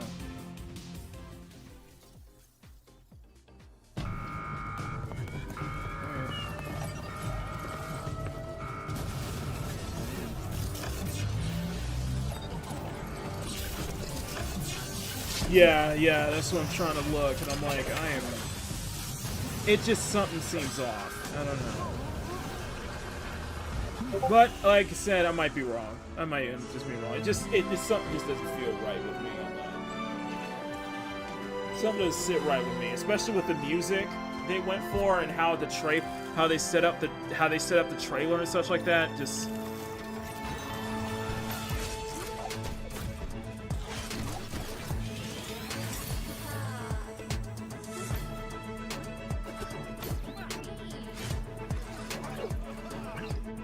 What's this?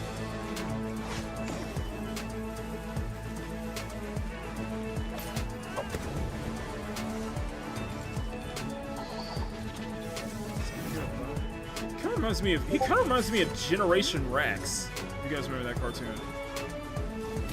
And I'm getting a little Hi-Fi Rush. I'm getting a little bit of Hi-Fi Rush.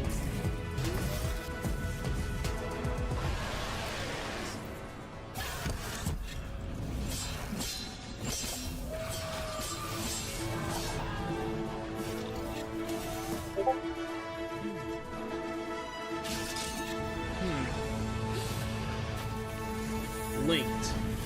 Banner of the Spark. Play now. Interesting.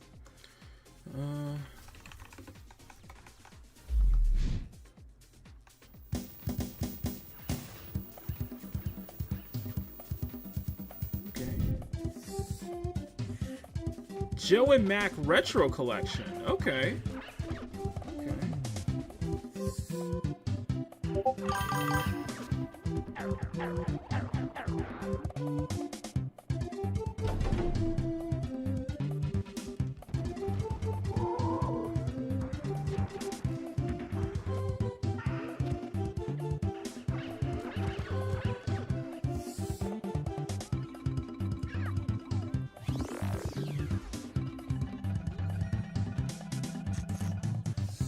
I'm still listening, guys. I'm just working on something in the background right now.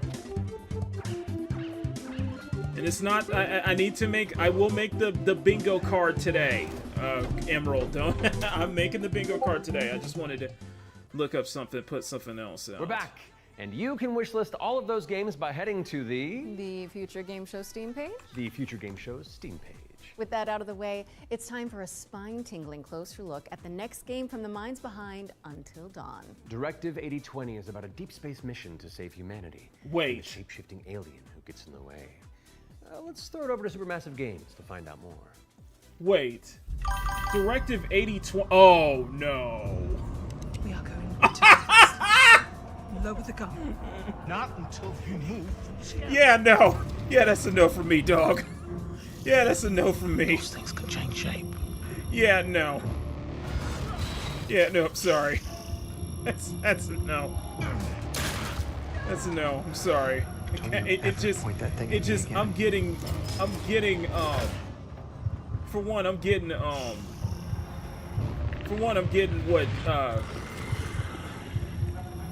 what was the Dead Space knockoff?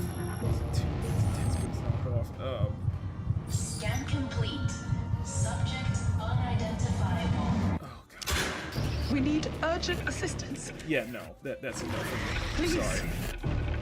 No, you bring. Yeah, she's from. What was the last James Bond film? No Time to Die. Yeah, hell Hey, no. I'm Will Doyle, creative director on Directive 8020, and I'm here to share with you a new feature that we've added for the first time in a Dark Callisto Pictures Protocol. game. Yeah. Turning Points is a new narrative system which allows you to go back and change the outcome of your choices.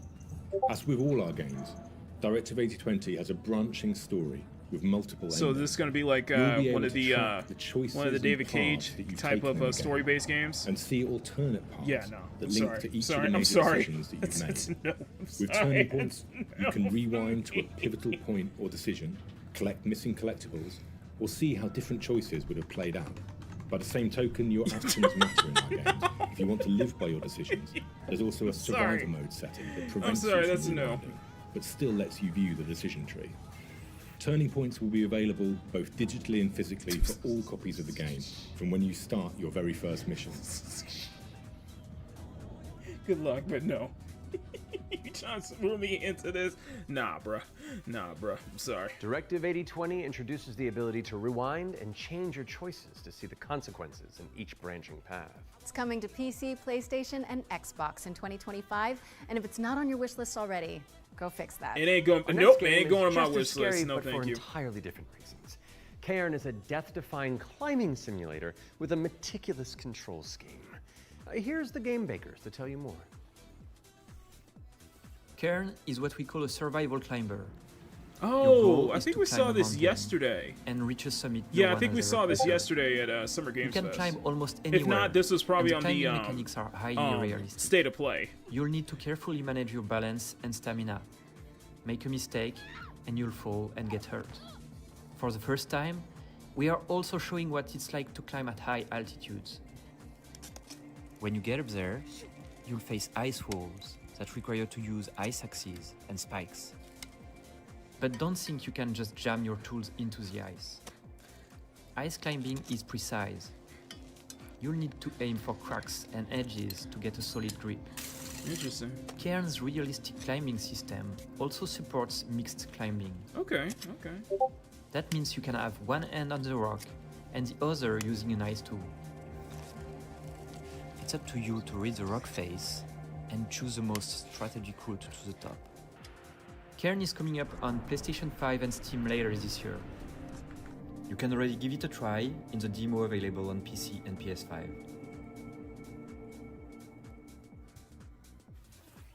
Cairn is coming to PlayStation and PC later this year.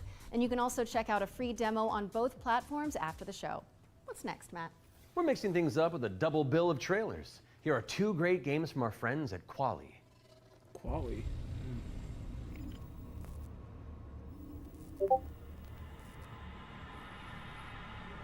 What's this?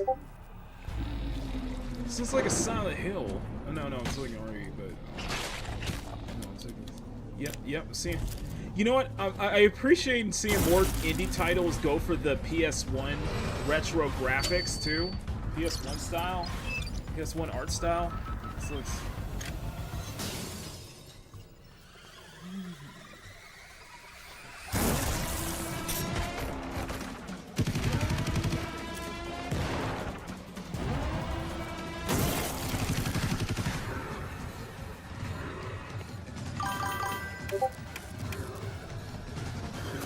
Yeah, RE dog. Yeah, this is definitely RE.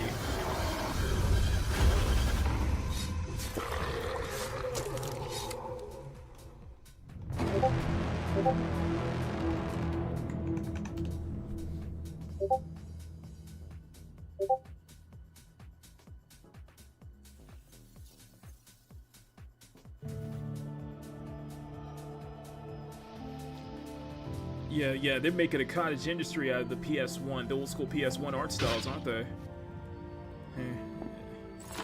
Not complaining. It's just it's definitely a trend among indie titles now to go for the retro PS1 art style, PS1 like art style.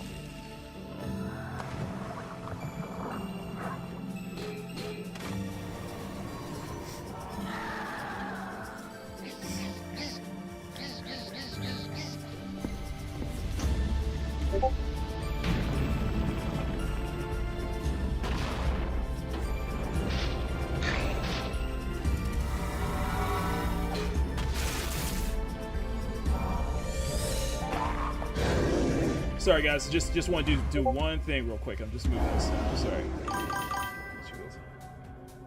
I'm going for it. Yeah. I think at some point we're gonna start needing to adapt the PS2 art styles Park now. the Ghoul and Ground Zero are both coming soon to PC. What's up next, Laura? We're taking a look at a game called Hella. It's a cooperative folklore adventure where you and your friends band together as brave little mice.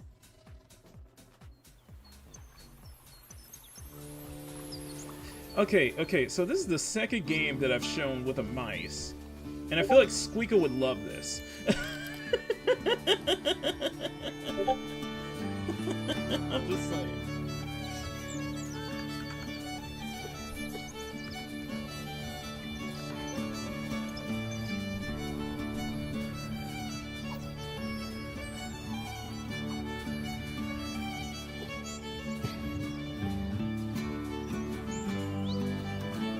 PS2 style. I know we need to start seeing more indie games go for the PS2 style now. Reminds me of I don't think it reminds me of American Tail, but it reminds me of Great Musketeer. I'm like this looks interesting, and I'm like Squeaka would love something like this.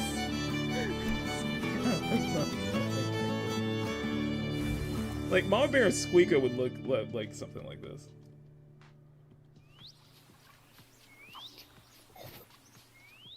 Oh no, I'm getting American Hella Tail is coming vibes soon to bit. PC, PlayStation, and Xbox, so give it a wish list on Steam or the Epic Games Store. Moving swiftly on, it's time for a look at Ludo. This is a psychological thriller where the protagonist is trapped inside their own home, and we're about to find out when you can play it. Wait, does this take place during the pandemic?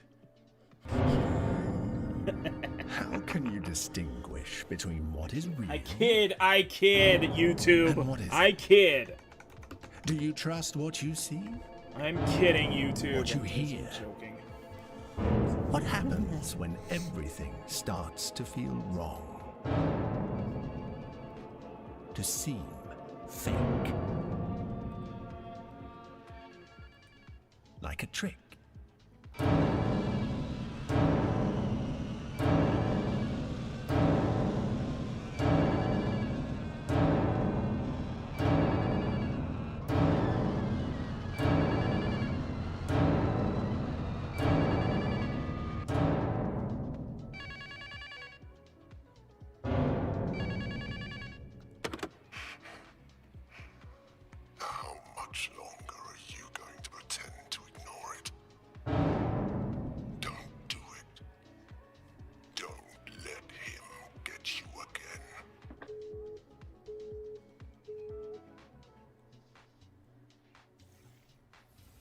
Ludo is coming to PC, PS5, and Xbox. In the meantime, you can wishlist it on Steam or the Epic Games Store. It's world premiere time again, and this next reveal arrives with an introduction from a very special someone. Hello everyone. I'm excited to be a part of Future Games Show 2025. Shua Yoshida? There are so many What are you amazing doing here? games coming out, and I'm very happy that I have a bit more time to play them these days. Yes, As many of you know, Sony's I have involved. been a huge fan Sony's of the involved, so work I'm of now I am worried. Sony's It's my involved. favorite VR game of all time, and I'm honored to present this new groundbreaking title from the team. I If doubt you it are will be at Summer Game groundbreaking. Fest, I'm sorry. I shall have high see doubts you that it's going to be on the show groundbreaking. floor at the End Dreams booth. I highly So, doubt that it's going to be It is groundbreaking. my pleasure to introduce you to Reach. I highly doubt it's going to be groundbreaking, no offense.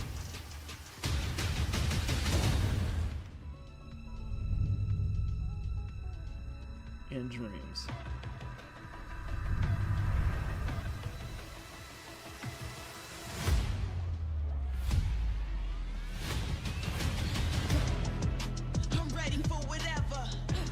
Okay, we get bad music. Okay, now you've lost interest. I've lost any. The moment you play that music, I lose any form of interest.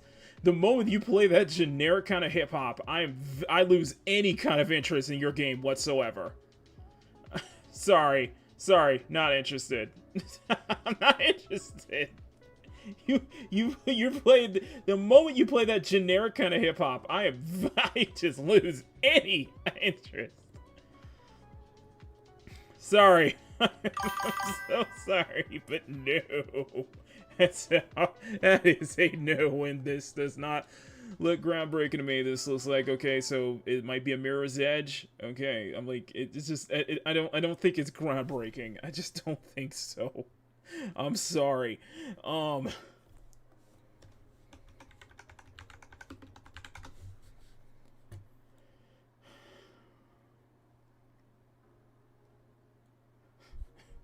Is this still? Are they still playing the music? Of course, they're still playing it. Yeah, of course they are. Oh, fucking hell. Oh. It's just generic trap beats, but I'm like, come on now.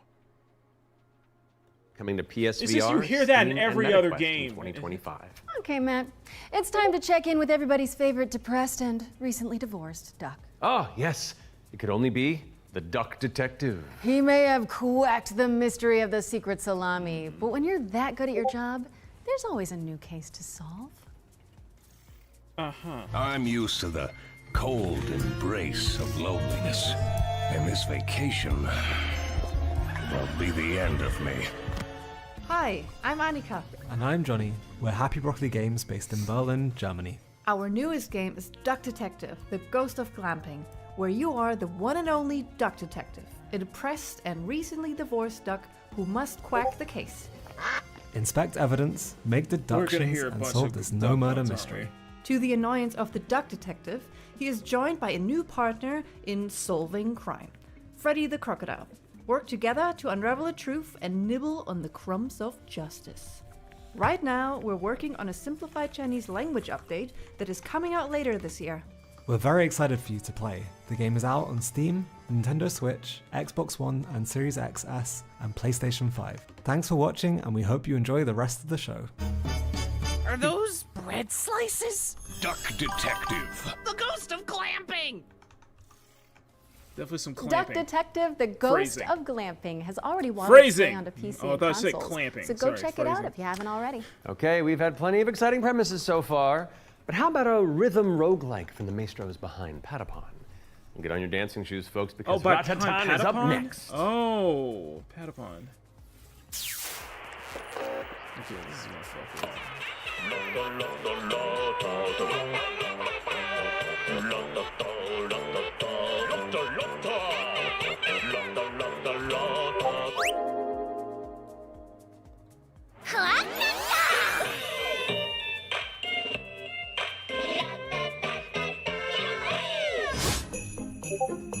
So it's from Patapon, which, yeah, Patapon's beloved PSP game.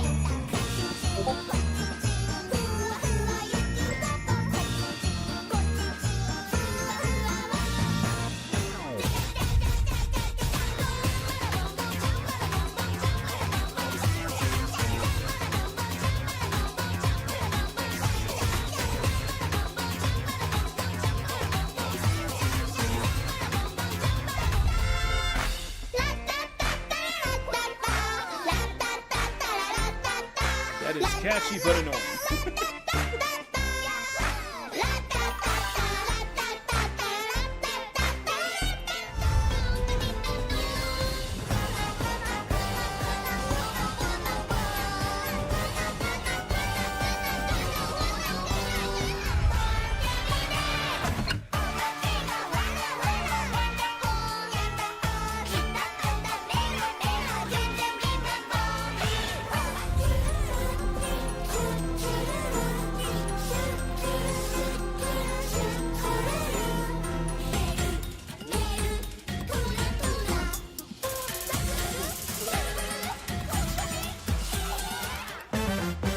Patapon. Patapon is from the PS. If you guys remember the old PSP game.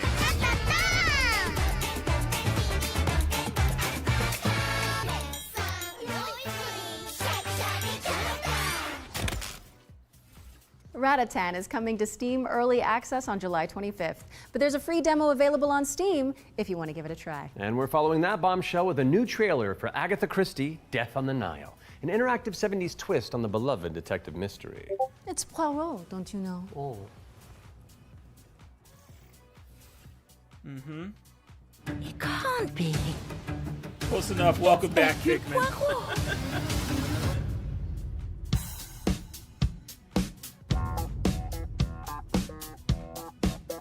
So this is a play on Death on the Nile. Reimagine what? Monsieur Poirot, I guess you know why I asked you to come. What do you suggest I do? And can you confirm that all the passengers are present for the meal? Yes.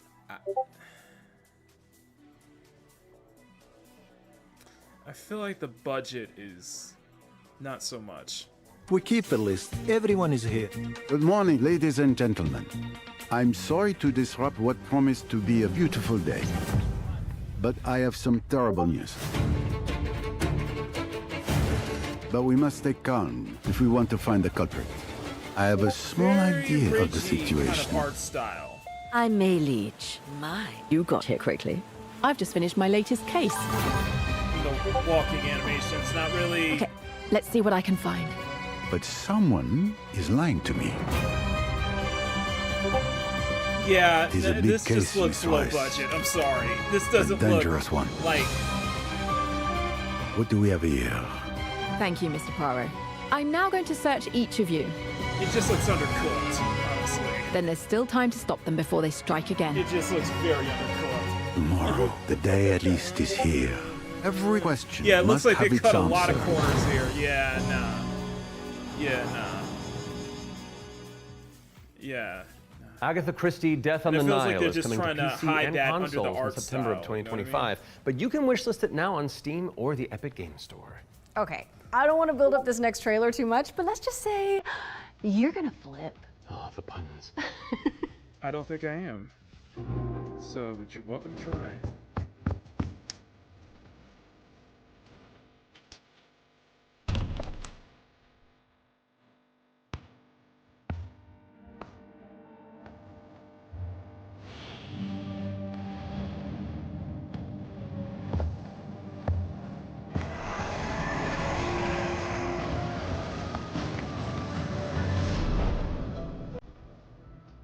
Oh no. Oh god. For Scoobtober. Zoinks, Laura! House Flipper 2 Scooby-Doo is meddling its way onto PC and consoles this Scootober. Now we're starting to close in on the end of the show, but not Yeah, no. before we show Yeah, you sorry, our no, final no, ones to some watch puns here. deep dive. Our team behind the scenes visited the Hangar 13 office for an exclusive insight into Mafia. Sorry, that abortion called Velma ruined Scooby-Doo for me.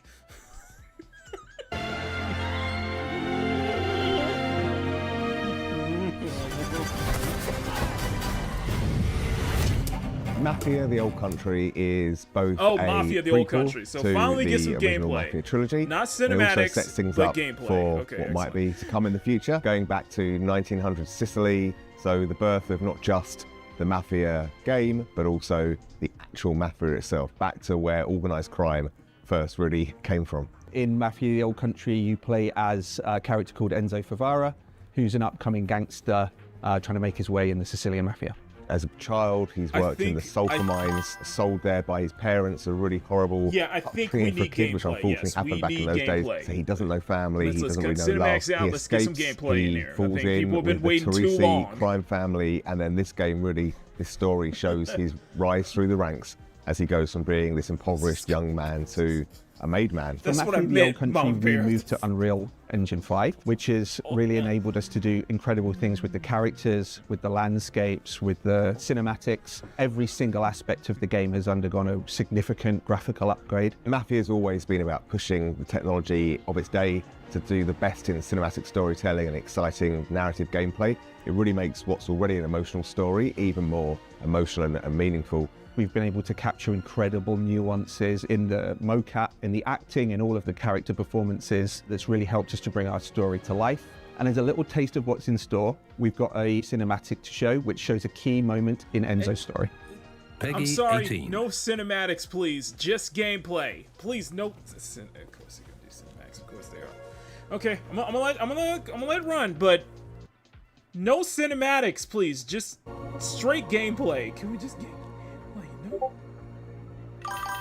All of the men in this room are bound by blood. This is a family.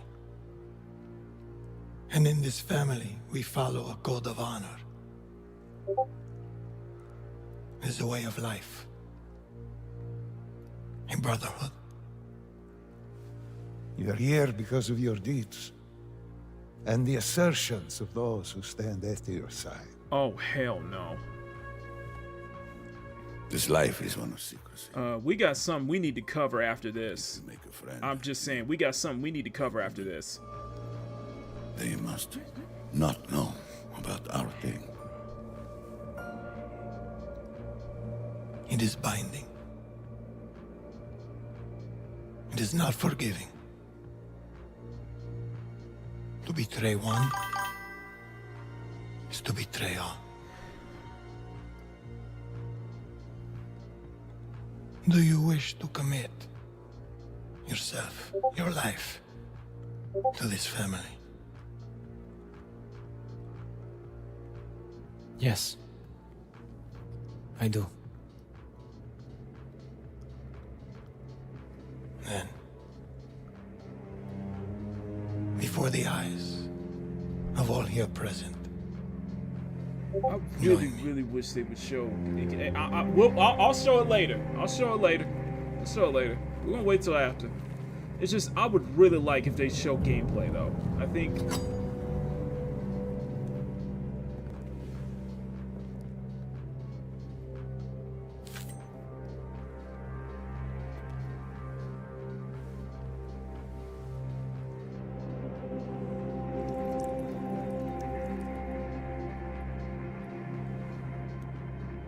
to become a man of honor, repeat these words.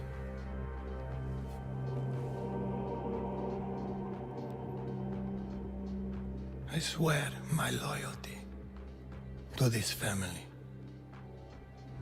I swear my loyalty to this family.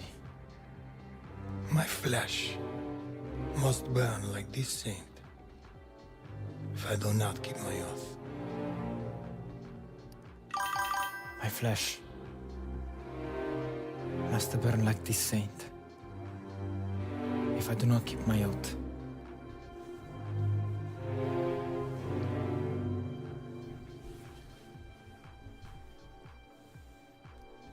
Welcome, Enzo. Benvenuto, Enzo. Benvenuto, Enzo. Benvenuto. Salute. Salute. I feel like it would be, you know, I feel like I would definitely be interested if it was Ezio Auditore Differente. I'm kidding. I'm just, no, please, no, please, I'm just like, gameplay, please. Take a trip to Sicily when Mafia: The Old Country lands on August 8th for PC, PlayStation, and Xbox. Next on our docket is a developer presentation for Tenet of the Spark. If you haven't seen it all over social media, this is a time-hopping brawler where you solve puzzles and crush enemies across 3 distinct timelines. Tenet of the Spark. Why does that sound familiar? Hey, what's up? I'm Artem, the game director at Futrue Games, a small indie team scattered around the globe.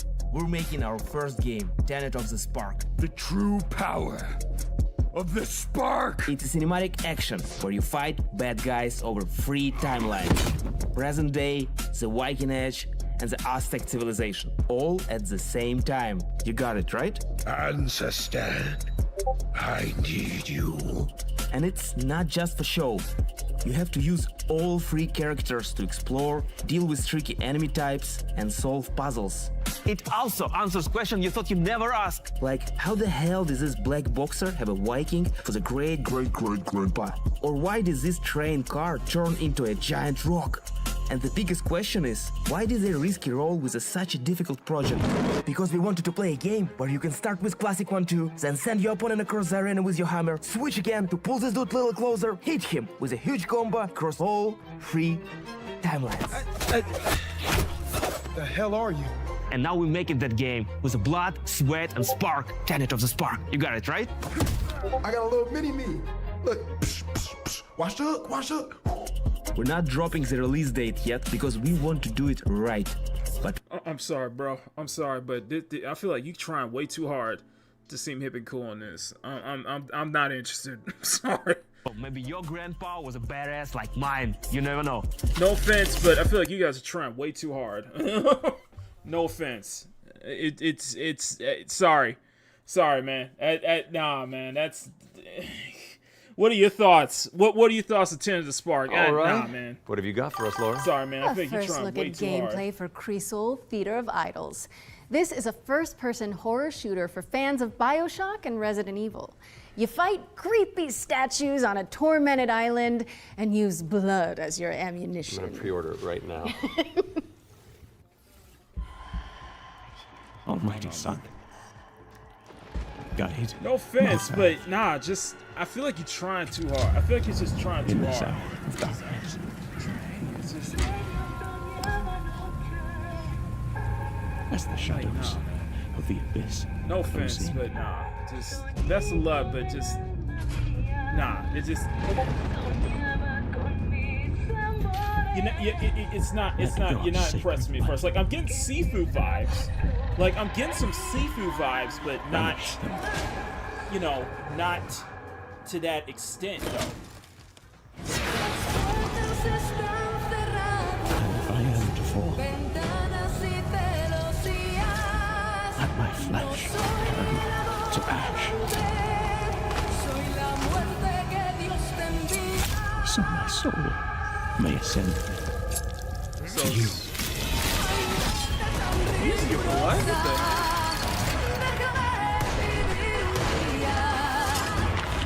So this is a BioShock.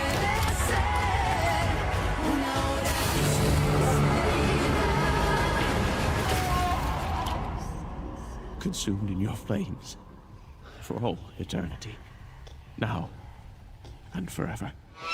So it's a BioShock. Creasol. Okay. Let's see. Interesting. Holy moly, that looks good. You're telling me. Creasol Theater of Idols is coming to PC, Xbox, and PS5 later this year, and your Steam wish lists in just a few moments, probably. I hate to say it, Matt, but I think we've arrived at the final trailer. Okay, well, how do you want to do this? Okay, I'm thinking we both look into that camera right there, Okay. and we're both sad that the show's over. But it's okay because that last trailer is really cool, and so the folks at home will be happy, and we. How much you want to bet the final trailer is going to be underwhelming? How much you want to bet the final trailer is just going to be underwhelming?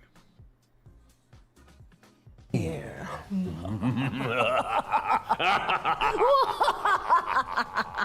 Ooh, I liked it. Yeah, it's fun. Welcome, sisters, daughters of Hortus, to these blessed halls of Porthbarrow. You have been chosen, honored to the parish, to serve the will of Mother.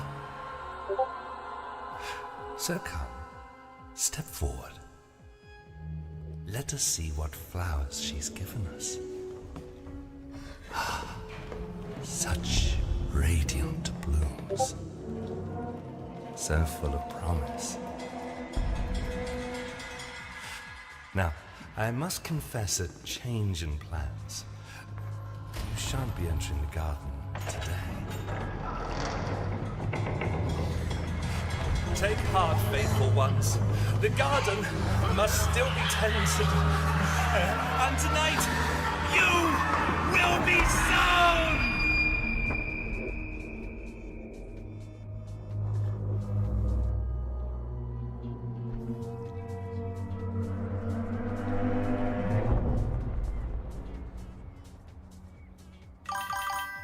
No, hold on. I've got something to show you. There better be gameplay or else I'm turning this off, man. Because I am not, because I don't know what the hell this is. Ah, I bet you didn't expect that, did you?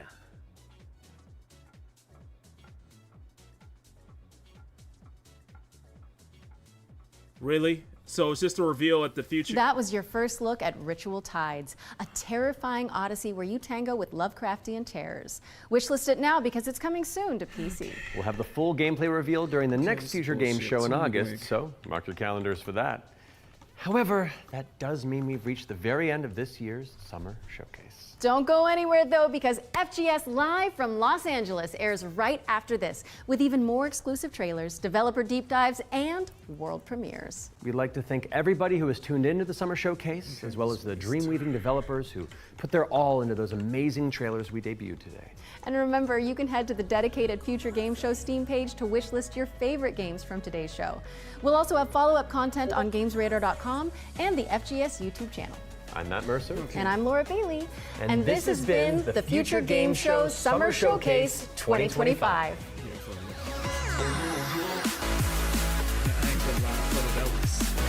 I ain't gonna lie, that just felt like a waste of time.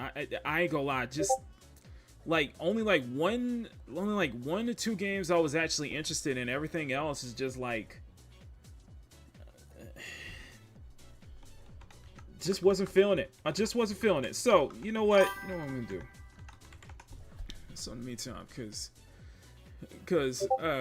and I'm gonna ask you guys this: was I being a little too harsh? Am I being a little too harsh on what I'm seeing right now? Sound off if I'm being a little too harsh, cause I ain't feeling any of them.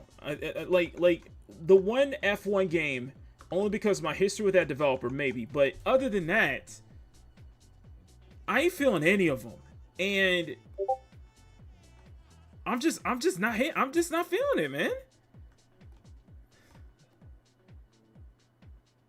It's just that one game just giving me some. I'm just getting some SBI vibes from that. I don't know. And I'm gonna bring this up. Real quick. We're gonna get this out. Get the out of here. Get out of here. Okay. So people want to. So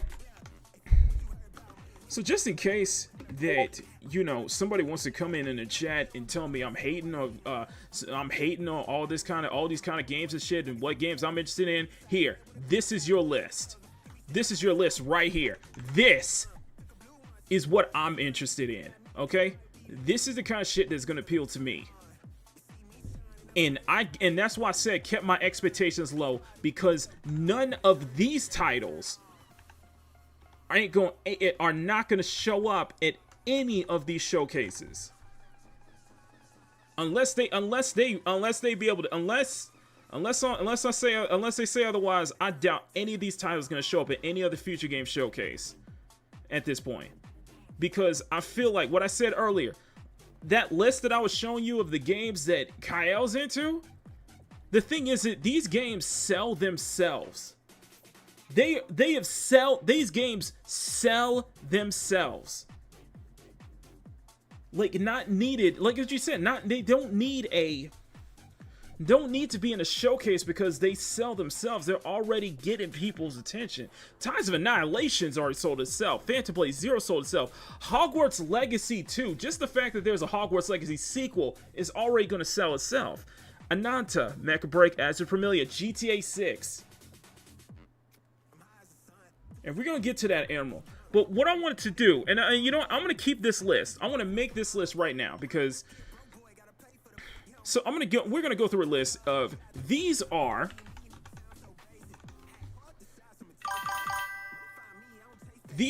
upcoming titles that I'm actually gelling with. These are the upcoming titles that I'm gelling with. That I take one look and I'm like, okay, either I'm feeling it, either I feel like it's something that's gonna appeal to me personally, or something that's really going to stand out. It's going to do its own thing. It's going to get me involved. Get me one to start playing them. Especially one to play them live. Get me invested in them. So, first one. So, let's go through this list. Let's just go through this list. This was alright. Like, this was alright, but Future Games Show was alright, but it ain't nothing. It's just more. It was just boring, man. I was kind of bored by that. So here, what I'm gonna do is I'm gonna throw a trail up for each one of these, and I'm gonna explain why these are more interesting to me than what we saw with the Future Games Showcase, and what games that actually gel well with me that I'm looking forward to in some way, shape, or another. First up is Azure Familia.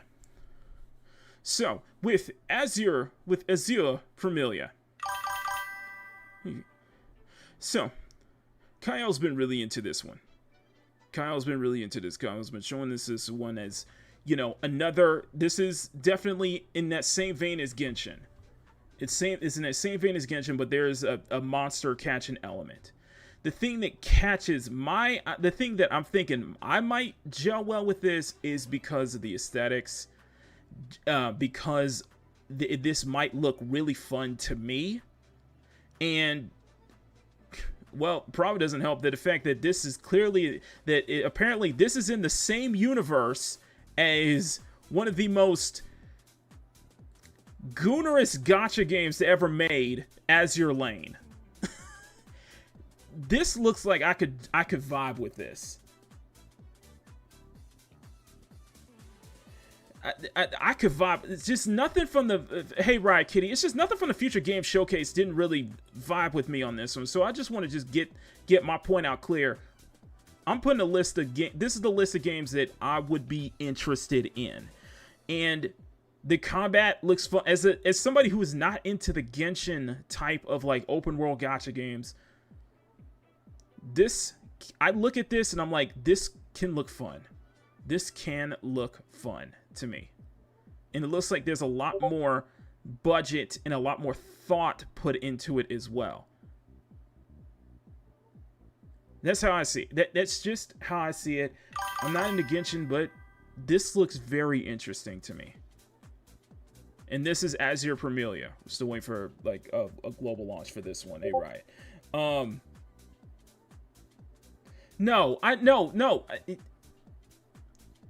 Tied your expectations low, and I'm serious, Bandito. To everybody who's going to be showing up for tomorrow's Xbox showcase, when we do it live, keep your expectations low. Don't expect anything big, unless and don't expect anything to wow you though. And it's just a lot of the games that they were showing in this showcase were fine. We're fine for the most part. It's just nothing that really wowed me. Nothing that's gonna like, okay, Makini's this is the kind of game that Makini would be all over. You know, that Makini would be all over. You know what I mean? And don't expect that, because it's like they're too good for those kind of showcases. That's what I was trying to explain yesterday. That's a Azure Familia. That's the first one. The second one, obviously, is Mecha Break. You know what? I probably should put Phantom. You know, I probably need to replace one. I probably need to replace one of these with Phantom Blade Zero. But Mecha Break. This Mecha Break is a fast and frenetic, and I mean fast and frenetic. A fast and frenetic multiplayer combat game, multiplayer mech combat, and it is fun. Like, legitimately, this game is fun. Like, probably some of the most fun I've had in playing in a multiplayer game for a long time. And probably it's not just the fact that, one, the developers is the same team behind, or it's the same publisher behind Snowbreak, so you know that their fan service is going to be on another level, despite the fact if you take one good look at the character creator for Mecha Break, and yeah, it's top notch. It's what a lot of, especially Western character creation games, Western games that have a lot of character creation should be, you know, adapting, should be learning from, should be, you know, learn from this. But Mecha Break is mech combat. It's multiplayer, but it has that fast and frenetic pace. It has such that fast and frenetic pace that you get from a Zone of the Enders.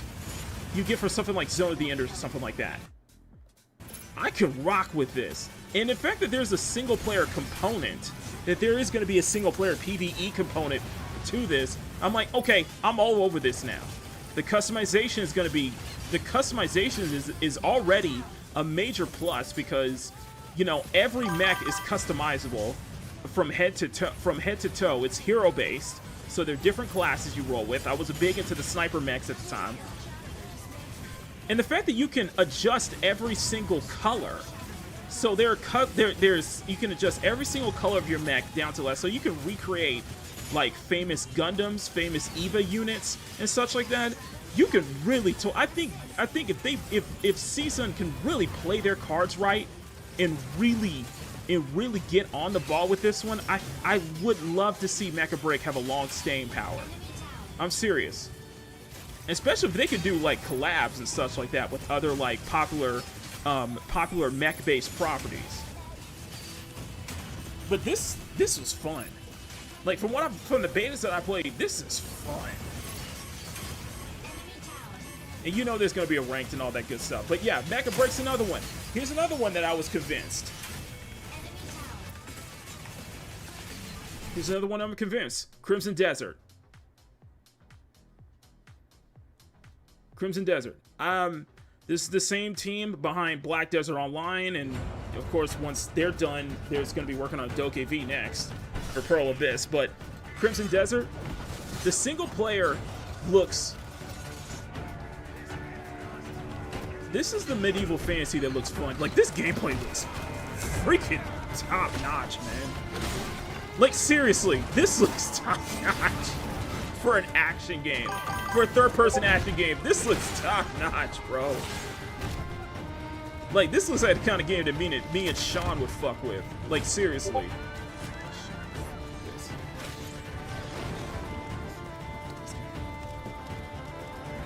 Like, I've seen a bit more to the point where it's like, you know what? I'm convinced. This looks gorgeous, by the way. So Magic Realm says, I can't wait for Crimson Desert. You know what? I'm looking forward to this. That's why I put it on the list. Especially with the multiplayer, especially what they're going to do with the multiplayer too as well.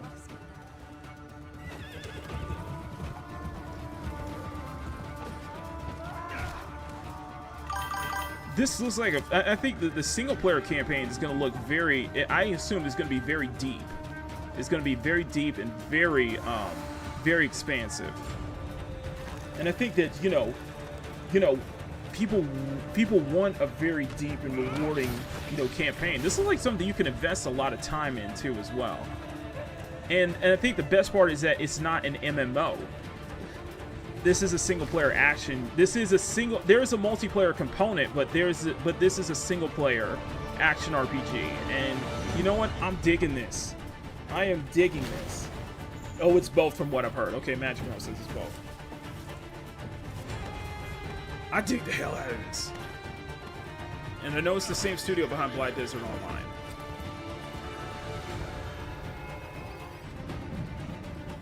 Yeah, this looks amazing. This looks freaking amazing. This looks like something you would spend at least 100 hours on. At least 100 hours to complete.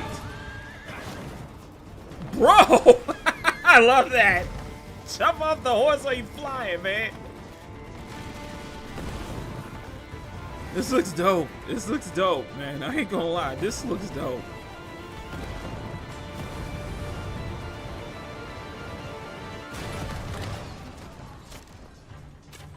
Yeah, so yeah, this is one I'm looking forward to. This is one I'm definitely looking forward to. Let's go to the fourth one. Let's go to the fourth one. Riot Kitty knows this one. Emerald knows this one. Riot Kitty knows this one. Emerald knows this one. All y'all know what this is. All y'all know what this is. Because if GTA 6 ain't your thing, then this might be the next best thing. Wake up, sleepyhead. The wildest city's coming right up. And I'm telling you right now with this, because Ananta is the Tower Fantasy devs, and this is ambitious. This game is ambitious to say the least. this is ambitious to say the least. And it's like, we are putting our stamp in this gacha market here. So, yeah, Project Mugen. I'm looking forward to seeing more actual gameplay of what it's going to be like, especially with the gacha structure here, because this looks too good to be true. And I think with Ananta, it just looks too good to be true. Dangers on the horizon. But you know. And like the fact that it kind of follows that GTA, it really does follow that GTA Online kind of feel to it. And I'm wondering how far they're gonna go. You got the Spider-Man web swinging, which is freaking awesome. You got different kinds of like activities you can do in game too, which actually look very interesting. So it's like, yeah, it is trying to create this and Neverness to Everness, which does look good, I'll say. Neverness to Everness does look good. But both of these do look like, you know, we could be seeing like a new kind of like way of like gacha meets GTA. Like some kind of like gacha GTA kind of pose here. So I'm figuring, yeah, so we got some Spider-Man. We got some, we got all this, man. This looks ambitious, and I like it, though.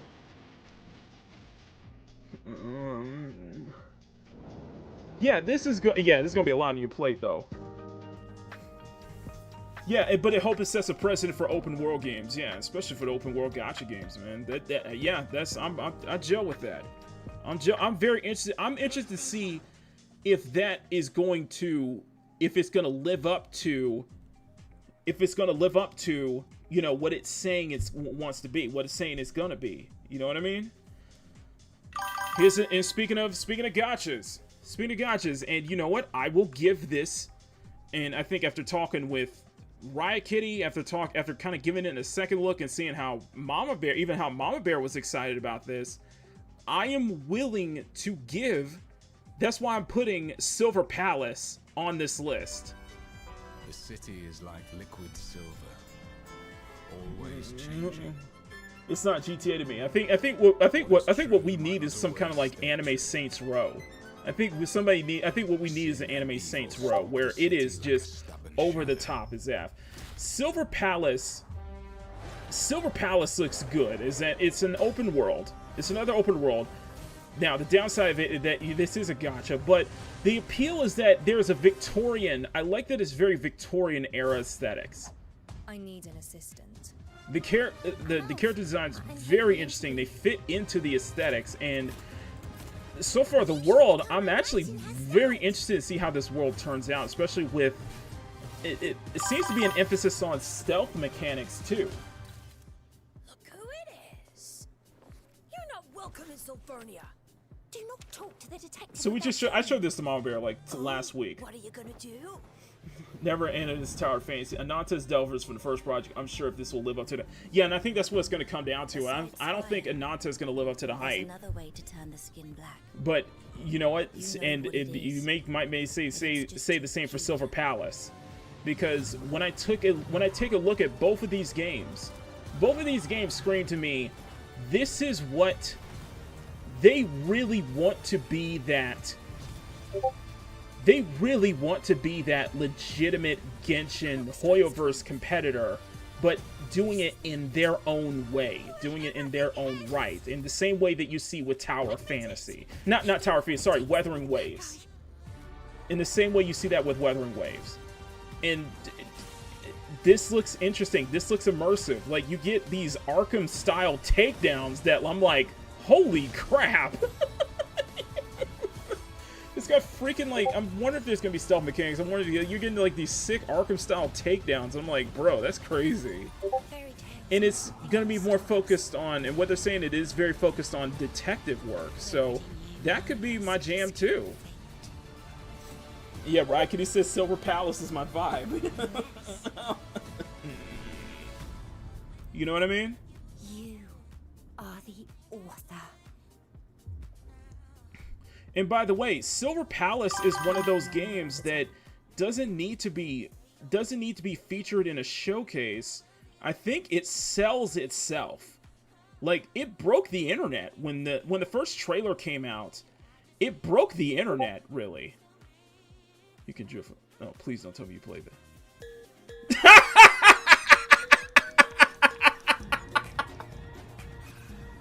Of course, somebody made a horse drift thing with the Tokyo Drift theme song. Horse drifting. Oh my god. Yeah, this is a gotcha. Yes. Gotcha.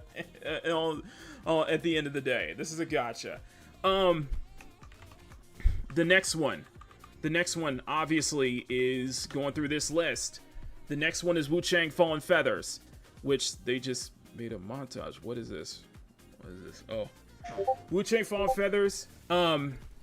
We saw this last year at the end of the Xbox Games Showcase.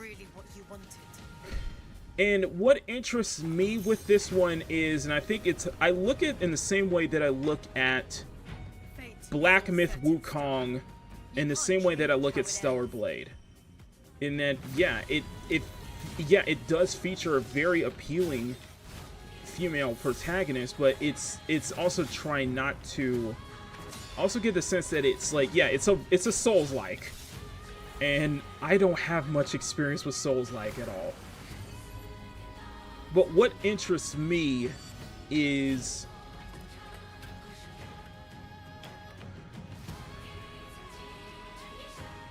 I think what interests me with Wu-Chang was that what we saw with Stellar Blade, and I feel like Stellar Blade has probably has an impact. Finally, awaken you. Stellar Blade has made that kind of impact where these games can exist now.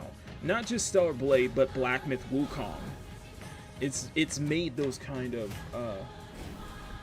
I feel that it's made those kind of impacts. It's made those kind of ways where it's like, okay, now the industry is going to be taking a look at these. And plus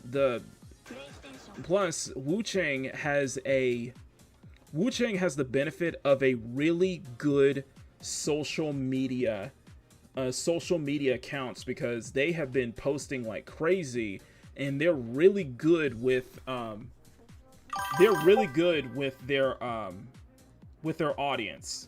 They're really good with the people on social media, and they've been promoting the game like every single day. But so yeah, I'm looking forward to Wu-Chang, and that's at the end of July. And say you'll try using one like Sekiro. Yeah, exactly. So I know what I'm getting into with that. Here's another one that I'm getting into, and I've already talked about this game at least 3 times at this point. And this was probably one of the games that is giving me so much to look forward to in terms of the indie sphere. In terms of that indie sphere, and it kills me that we haven't had any we haven't heard much from this since like the Future of Play Direct last year, and this is Abyss X-Zero, which looks like a classic PS1 style action RPG. But it has this slick, classic PS1 style, this heavy metal, very heavy metal looking, and it's also very Kill la Kill vibes with its 2 characters too. And you know what? I gel well with this though. And I'm hoping that we get some more news at some point. You brought that game to my attention. I wish this. Which one, Emerald? This one? Yeah, Abyss X-Zero. I saw this. It was before the Future Play Showcase last year. And both this one and Zodiac XX Leo, which is basically looks like an Ace Combat, but I really like the visual aesthetics of this. I really do. And I'm hoping we get some more news from this too. And I know it's probably it's an indie title. But this looks fun. This looks legitimately fun. So that's another one. Let's go down bottom one. Okay, you guys know what this one is. A lot of y'all know what this one is. You guys have been keeping up with this one. Spine. This is Gunfu. Your boy Kung Fu Hot Dog, Jason King, was doing a little preview of this earlier. I think about last week or so. This is another game I'm keeping a close eye on because this reminds me a lot of the Arkham. It reminds me a lot of the Arkham combat. And I really like the Gun Fu aspect. I really like this Gun Fu aspect. We're always designing our mechanics to feel like a Gun Fu movie. Like Redline turning opponents' guns against them instead of carrying an inventory. She can use spray paint to blind her enemies. I like this, and the animations definitely look pretty good too. And I think I'm hoping there's a bit more punch to it. I'm really hoping there's a bit more punch to the combat. Reflexes to even the odds. Dare to take on a bigger challenge? Turn on hardcore mode and wishlist Spine today. Yeah, Spine. I'm very looking forward to. Spine. I am very much looking forward to. And I know this is a small team, but it impressed me. I wasn't impressed at first until I watched. I liked what I saw at first, and I wasn't feeling it until Mugen Lord made a video about this, and he talked a little bit further, and I was like, I gave it a second try, and I'm like, yeah, I'm liking this. Like, I'm getting the Mirror's Edge vibes, I'm getting the John Wick vibes, but I'm getting the Arkham vibes, too. And I love Arkham's combat. Ugh, I never asked for this. Plus, like, do I have some other things? Like, well, for me personally, I think Redline should probably have a little bit more meat on her, but that's totally fine. I'm not complaining. It's just, that's a little bit more meat on her, but hey. But hey, I like it. I like the design of Redline. I like the combat. Looks smooth. It looks smooth. It looks it may not look as fast, but I think it works to its favor though. Ikode, yeah, Ikode is another one. That's definitely a hype worthy. Yeah, Spine is a hype worthy title. So let's continue. This next one. No fucking introduction. Sorry for cursing.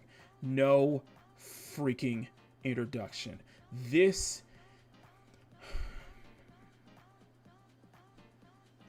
Let me tell you something. Tides of Annihilation. This is no introduction on this one. Tides of Annihilation is one of the games that I'm talking about. This is one of those games that I'm talking about where it doesn't need if you put Tides of say if you put Tides of Annihilation in, say if this game debuted in the Summer Games Fest yesterday, it would steal the thunder of every single game that came before it and came after it. This is one of the games that I'm referring to that doesn't need to be featured in like a Summer Games Fest or the Game Awards because it sells itself. It's too small. You sold yourself on not only how pretty the game looks, but the fact that I talked to him briefly. I hope we see it now. It's a project in his at some point. Yeah. But I'm hoping that Tides of Annihilation, it's that it feels like it's a love child of, say, Stellar Blade and God of War. And I would say also Devil May Cry. But I think what we're hoping, and I think what a lot of people want Tides of Annihilation to be, and I think what I would like it to be, is to usher in this new era of this renaissance of hack and slash. And I mean genuine hack and slash titles. Because, not every sword, not every action game that uses a sword is a Souls-like. Like, we need genuine hack and slash. I think we do need to see more genuine hack and slash action games moving forward. And I think Tides of Annihilation especially definitely ushers into that. And I was genuinely impressed with a lot of what I'm seeing here. And especially that freaking what's that boss fight? Let's go to this freaking cutscene got me. This whole cutscene.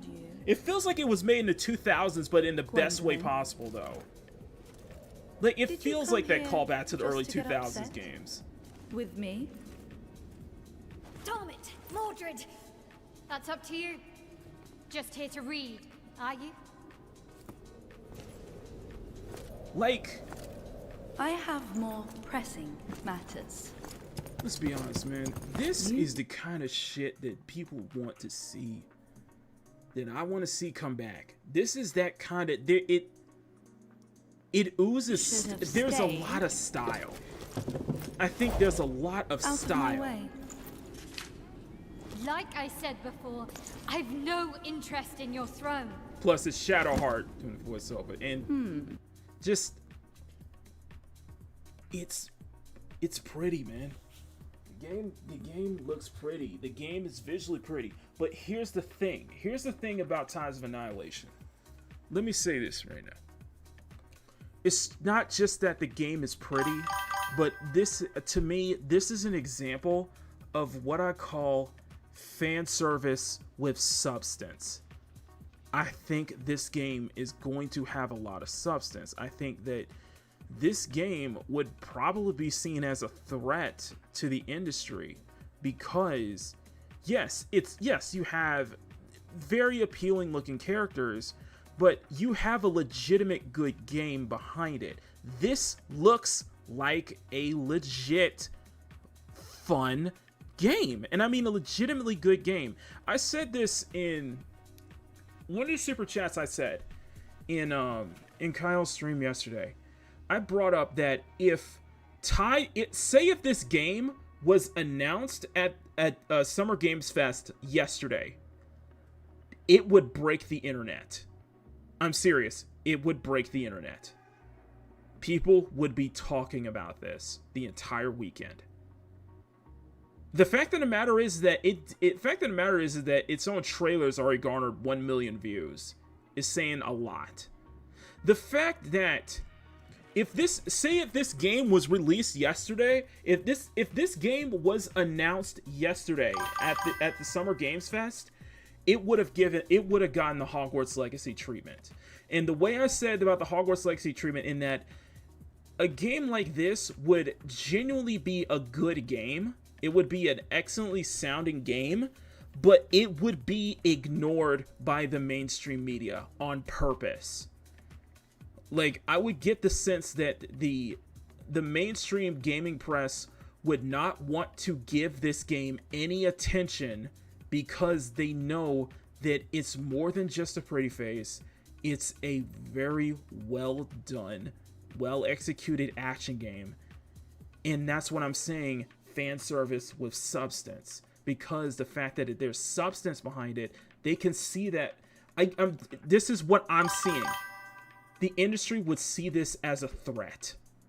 The mainstream gaming press would see something like this as a threat because it goes against what they've been trying to peddle, what they've been trying to push, and all that stuff. You look at Expedition 33. The game is an absolute darling in both, not only in the media circles, but in the game circles. But now it's gotten to the point where the game is so popular that there are accusations of the developers being racist or some stupid shit like that. That's what I see happen with if Tides of Annihilation was released, if it was shown off at the Game Awards, it would steal the thunder of every other game that came out, every other game that would come before it and come after it.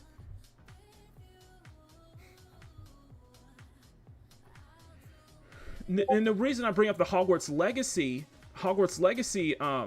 comparison is because Hogwarts Legacy was snubbed, was not even mentioned once at the Game Awards. and it was the highest selling game of 2023. Hogwarts Legacy was... some outlets, such as The Gamer, refused to outright review this game because of its ties to the Harry Potter franchise and its ties to J.K. Rowling. And because people still have such that hate boner for J.K. Rowling after all this time.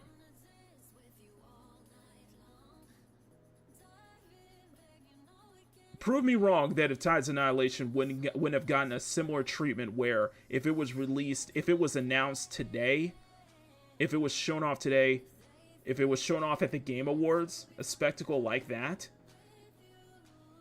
it would have been snubbed. It would have been given the least amount of attention. I'm just saying. I'm serious. It would have not...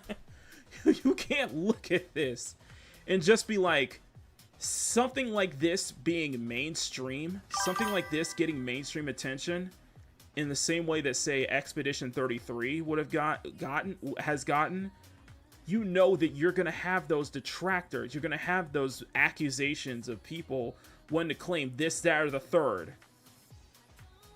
And the other reason why I'm excited for Tides of Annihilation is because I want to see... It's an Eastern studio. I understand. This is an Eastern studio. This is a completely Eastern studio. But this is an example of, I want to see a Western studio make something like this. Because you've seen Western studios make something like this before. This feels like a callback to the early 2000s period of gaming, to the 6th generation of consoles. And it feels like an evolution of that. I look at this in the same way I look at Stellar Blade, and like, I want this game to be successful. I want this game to succeed in the same way that Stellar Blade did. I want this game to succeed in the same way that Black Myth Wukong did. When you have hacks like Rebecca Valentine writing that hit piece on Game Science because of, you know, of false accusations of sexism, to the point where it was so badly translated that their translator, Ki-Hoon Chan, who openly admits that he hates white people. I guarantee you that the more we see out of Tides of Annihilation, we're gonna have that similar kind of sentiment, that the same way that you saw with Black Myth Wukong.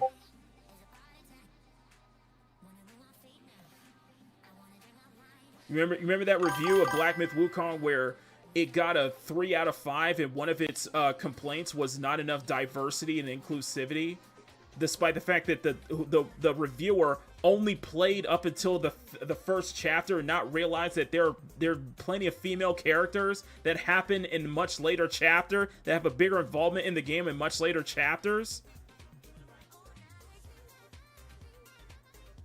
That's why everything I just said is the reason why I'm excited for this. I'm genuinely excited for Tides of Annihilation. That is another one. Might Rhea. I don't think this is gonna break. I don't think Might Rhea is gonna be a... I don't think it's gonna be, you know, is selling on itself or anything like that. But as a fun as hell, like, this is just fun. This right here just looks fun. It reminds me a lot of the anime, like, the anime arena fighters in a way. Like what you see with the Naruto and Bleach games and DBZ stuff. This looks like that, but I think put into single player form, this looks fun. Like, get into this style of, this is just fun.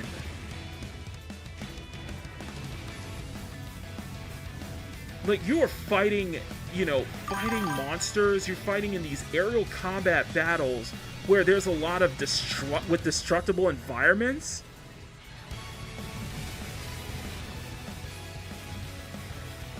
Like, I'm getting My Hero Academia vibes. I'm getting One Punch Man vibes. This looks fun.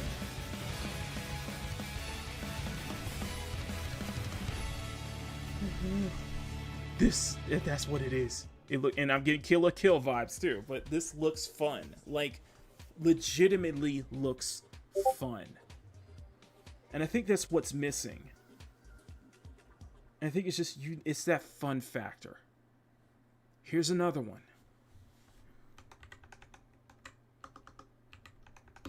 I don't think this is gonna get. I really don't think this is gonna. Whoa, whoa, whoa, whoa, whoa, whoa, whoa, whoa, whoa, whoa, whoa! Hold on. I need to see this. Hold on.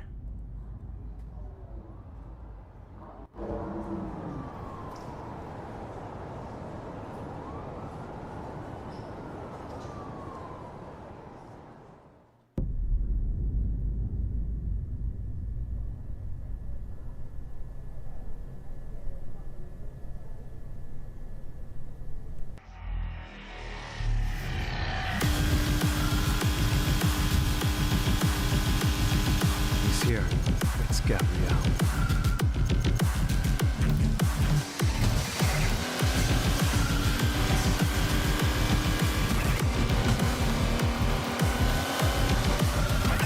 Iди save.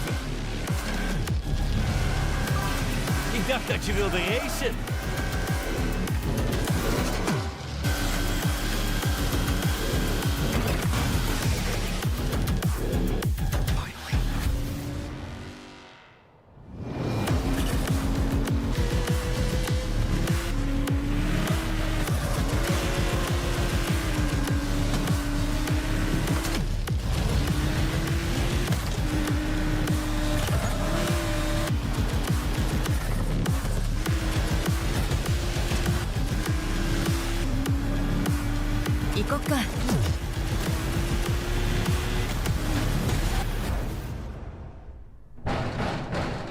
Hello? We're here for the tournament.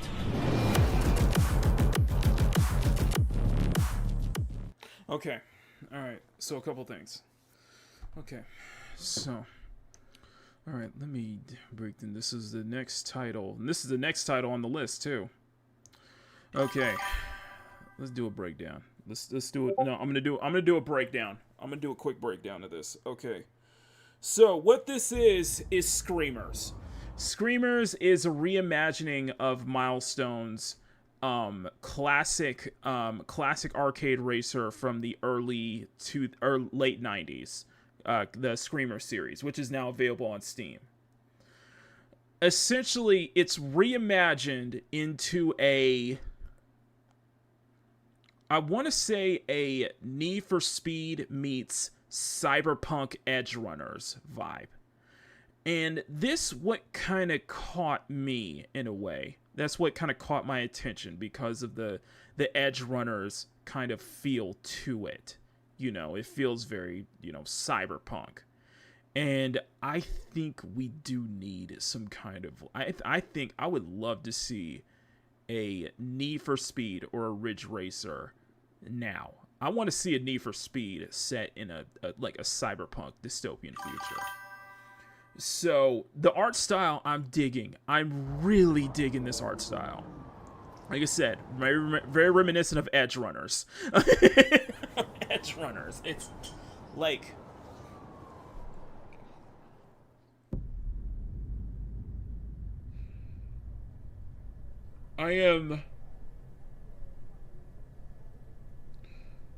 However, I am very skeptical. Because I look at the gameplay, and the gameplay is clearly I want to say this is clearly Burnout. I want to say this is clearly Burnout. This feels... It doesn't feel as... It looks like it might be a break to drift mechanic. It doesn't look as... It doesn't feel as cartoonishly over the top as, say, an Asphalt game. Like what you see with, like, Asphalt 8 and Asphalt 9, or Asphalt Legends, whatever it's called. It feels like Burnout. It feels like a Burnout, in a way. Which I'm totally fine with that. It's pure arcade racing. And there's definitely I'm definitely sensing a break to drift mechanic. However, I am having some trepidations behind this. However, I am not completely sold. The reason is that I feel that for a cyberpunk dystopian setting, the world feels lifeless. The world feels lifeless. It looks cool. Don't get me wrong. It looks cool. But I think there needs to be more pedestrians on the sidewalk. I think there needs to be more pedestrians walking around to feel more lively. I think there needs to be things such as like flying like AVs and such like that in the background. Because you have this cyberpunk dystopian future that is very heavy on verticality, especially with how tall, especially in most cyberpunk media, it's very, very tall skyscrapers. It feels lifeless. And here's my second issue. If this were me, I would have leaned more into the burnout aspect and added traffic. This game needs traffic. I would turn this into the modern. I would turn this into like a modern. I would turn this into like a modern interpretation of Burnout 3. I'm serious. I would have went for more of a Burnout 3 feel. I would have included traffic. I'm serious. I understand. It feels like a secret race, and I get that. It's underground. It's very underground. It's very underground, and I like that. I think that if you're going this cyberpunk dystopian, especially it's very street racing, clearly, it needs traffic. You need traffic. Like, you need some shit to go down. Like, some real shit going down. Like, say play on the style of Midnight Club 3, where you're racing and there are stuff that is happening around the course. Stuff that can also alter the course too. Stuff like traffic jams, stuff like even like gang violence or some shooting that's going on, or some kind of like police raid that's going on that's causing the track to change up. I would include police.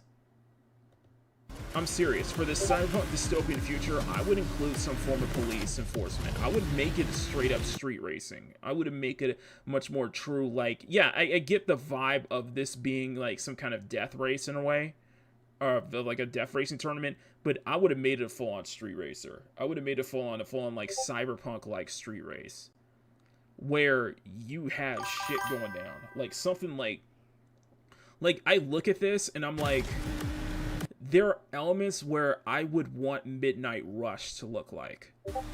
Like, there are some parts where I want Midnight Rush to feel. Because I love the feel. Because another positivity is not just the visual aesthetic, but it's the car designs themselves. They look very fitting. It's very cyberpunk-like. It's very Kaizo Salim inspired post-apocalyptic designs.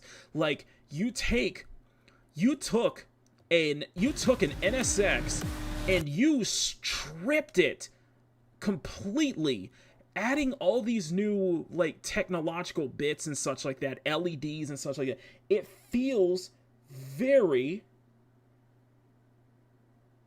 He wants fancy, no traffic. Hope everything's okay, Riot. But I'm liking what I'm seeing. I have no problem with with it being arcade style. I have no problem with it being arcade style. It's just understand that this is Milestone. Milestone made the Hot Wheels Unleashed titles. In my humble opinion, Hot Wheels Unleashed is probably some of the best arcade racing we've seen in this generation. In this past two generations, because it is Hot Wheels Unleashed is brake to drift perfected. It is perfected down to a T, almost to a science. when it comes to that. I used to do Makini Type R, which is my Twitch channel, and every Friday I go online with Levi and a couple others, and we play Hot Wheels Unleashed all night, and it is so much fun to play. I am really hoping that we get that, you know, the same kind of like break to drift mechanics that they really nailed with Hot Wheels Unleashed can be the same for Screamer. Already, here's the pros. I am liking the aesthetics. I am liking the art style.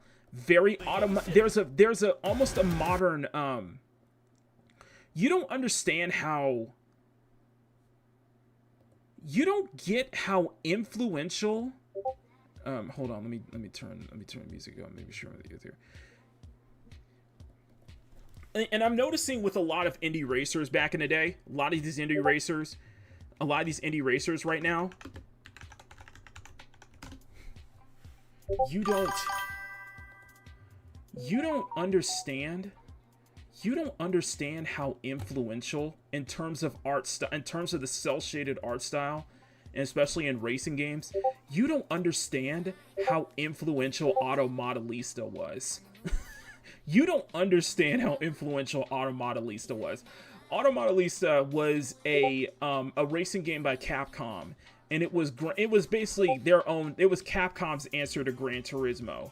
But the appeal of Auto Modelista was that it had this cel-shaded anime art style that I saw with games like Inertial Drift, a couple of indie racers out there similar to this style, but Screamer is very, and you saw this with Need for Speed Unbound as well, but Screamer has a heavy Auto Modelista vibe. There's almost an Auto Modelista feel to it. It feels very anime-like. It feels very, it's not cel-shaded. It's like halfway cel-shaded, halfway, but it feels very anime-like. And I like the aesthetics.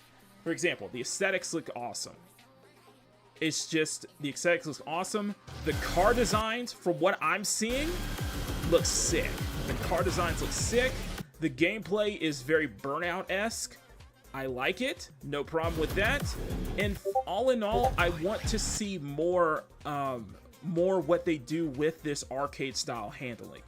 What I do not like is how lifeless the track feels.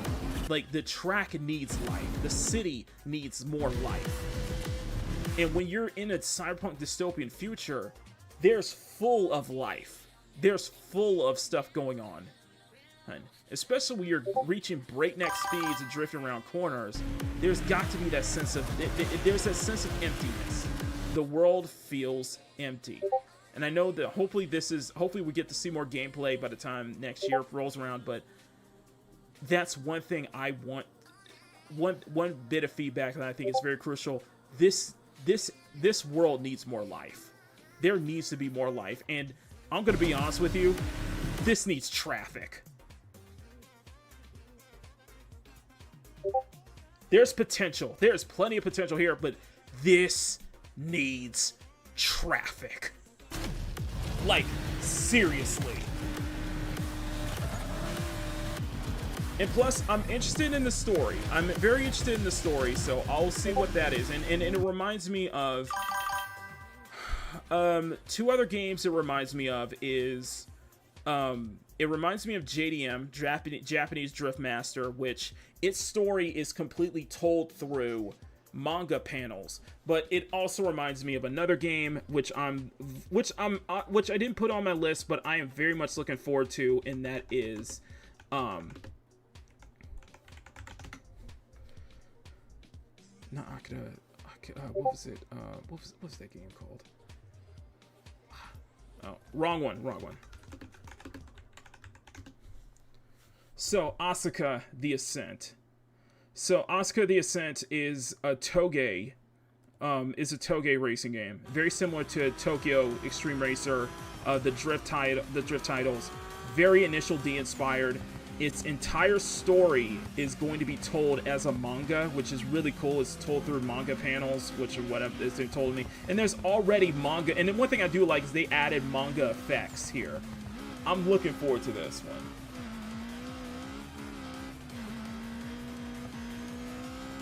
yeah, this is Asuka is very initial D-like, so definitely some Euro beats kicking in, but I like that it's going to be told through a manga, so I like this. I like this aesthetic, so very automodelista-like. It's very automodelista. So with Screamer, I'm liking what I'm seeing. It has potential, but this is pre-alpha. There needs to be more potential, so there needs to be more work. It needs work. It's rough. It's rough, but it makes sense. I'm curious to see when it's more polished. It needs a lot of polish. It needs a lot of polish, though. The fuck, these are not comments. This looks rough, but again, pre-alpha. The first trailer built hype for me. With this one, the gameplay looks kind of meh. Yeah. I like that they're going Burnout right. I like the arcade vibes. It's just, I don't know. It's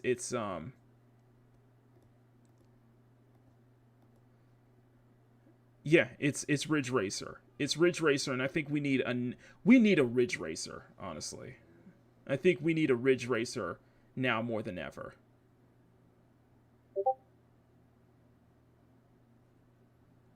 But then again, it's Milestone. Yeah, everybody's very mixed on this. Everybody's very mixed on this. I like what I was seeing, but I'm mixed on this as well. Where are all these bot accounts, man? What the freak? I like it. Like I said, I like it. It's just, I don't know. I think that there needs to be, it's rough. It is rough as hell. And the worst part is, I think there's going to be a lot more going against it, because that teaser trailer from last year really sold me. That teaser trailer really sold me. I'm serious. Like this, listen to this. Ambition. Vengeance. Powerful emotions that fuel our lives.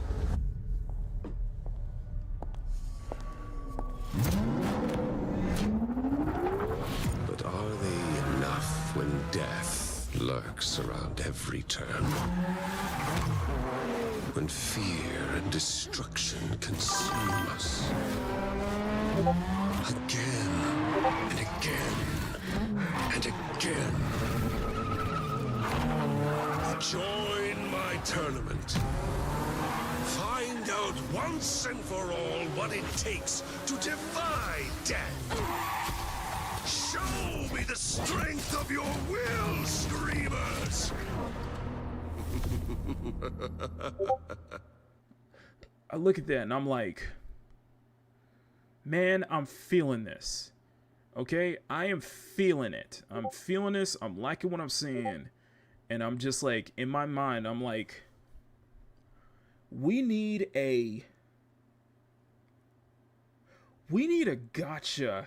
I'm like, we need a gacha racing game. Like, take something like this and something like this and touch it up with a sense of like, almost want to say, take a Need for Speed. Take a Need for Speed. And with Need for Speed, with the style of Zenless Zone Zero. You know what I mean? Like, Need for Speed beats Zenless. It's like, have that kind of coolness factor. There's like a coolness factor to it, you know? There's like the JSR, there's that serious Jet Set Radio vibes when it comes to Zenless. Have that coolness factor to it, you know? I was like, I wonder if we haven't had like a gacha racing game before, like a true like kind of that stuff, like say like a Genshin meets say like a Genshin Impact meets Forza Horizon. Impact.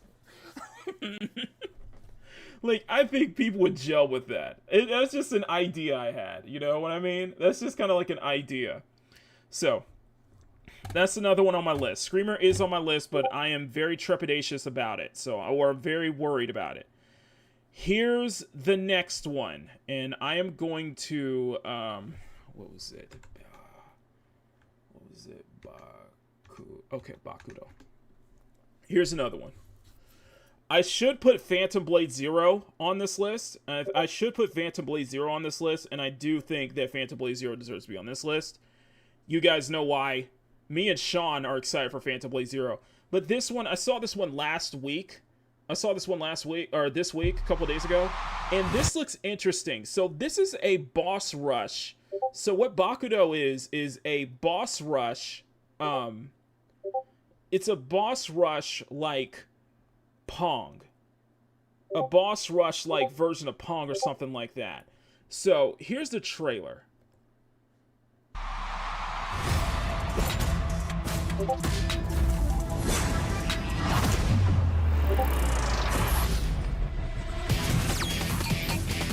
And Emerald, you might be interested in this one.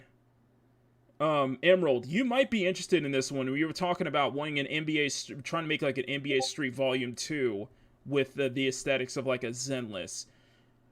Take a look at this.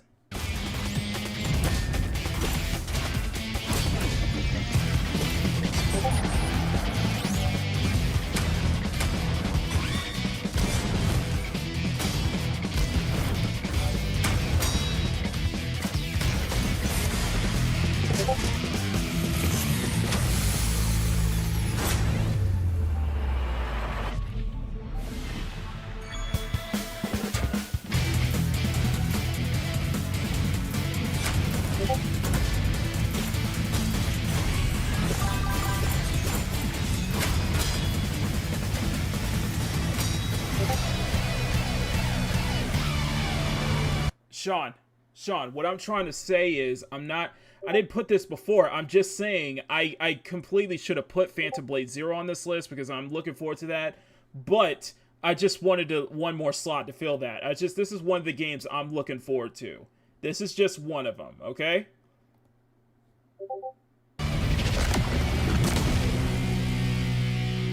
So, Bakudo is basically like take like ARMS. Take like, if you remember the Nintendo Switch game ARMS, meets that with like a Windjammer. Like, if you guys know the game Windjammer. It's basically a boss rush. And that's really cool. So you bounce, it's kind of like Windjammers, you know, you bounce it back and forth like a game of tennis in a way. And, you know, I assume using the ball to take the boss out and such like that. But it has a cool, it looks cool. It has a very slick aesthetic. It reminds me of ARMS for the Nintendo Switch.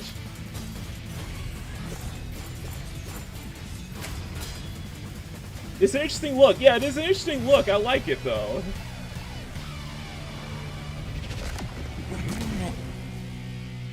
And this is an indie title, by the way. This is an indie title. It's a really cool art style. I like it. So, but the next one, the last two on my list are obviously Stellar Blade 2. Stellar Blade 2. Of course, you guys know next week is the PC launch. I am very excited about that. Stellar Blade, they're saying that Stellar Blade 2 will likely be before 2027. So I'm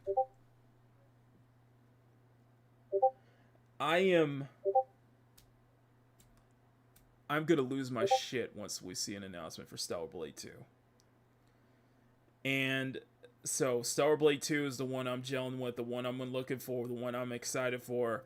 And then the last one, and certainly not the least, is Shift Up's next title. Shift Up's next title, Project Spirits. So, Project Spirits is going to be their next flagship property following Stellar Blade and Nikke. It is an Eastern fantasy. Its description is it's an intellectual property from following Stellar Blade and Nikke, and it's going to be a top-tier quality game for the industry, building up to Shift Up's proven track record. They posted job listings for several development roles, including background artist, battle planner, character artist, lead content planner, level designer, monster artist, pre-visualization artist and screenwriter. Among the qualifications are proficiency in Unreal Engine 5, experiencing in planning JRPGs or anime-style games, and creating open-world environments, large maps, and dungeons. From what we know about Project Spirits is that it's going to be, I think it's going to be a multiplayer focused. I think it might be a co-op multiplayer focused title. It might be similar to Genshin. It might be Shift Up's, and people are saying that this might end up being, this is probably Shift Up's answer to Genshin, which that would be crazy. That's the case. This is promotional art. This is promotional art, and yeah, I agree. No, so Sony, where guy says the character design's outdated.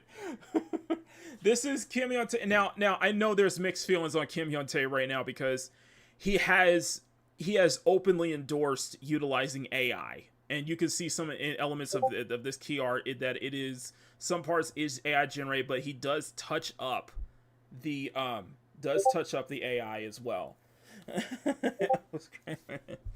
But that's what they're saying. This might be a co-op multiplayer title.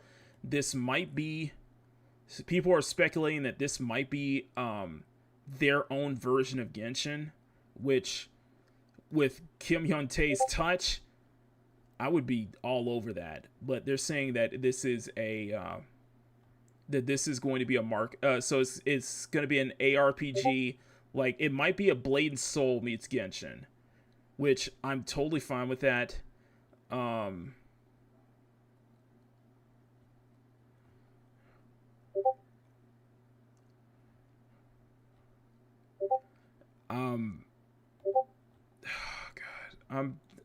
I'm excited, honestly, because I feel like Shift Up, to me, and it's gonna be mobile. Yeah, it's gonna be mobile, cross-platform. But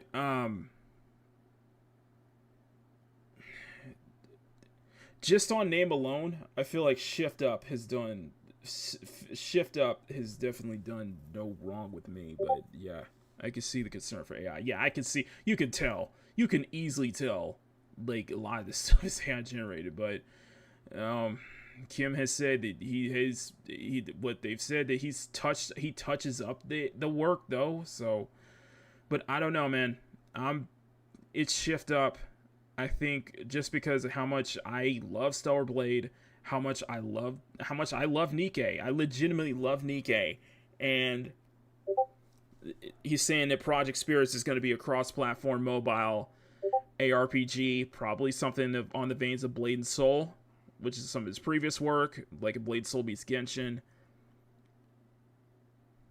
I'm looking forward to it regardless.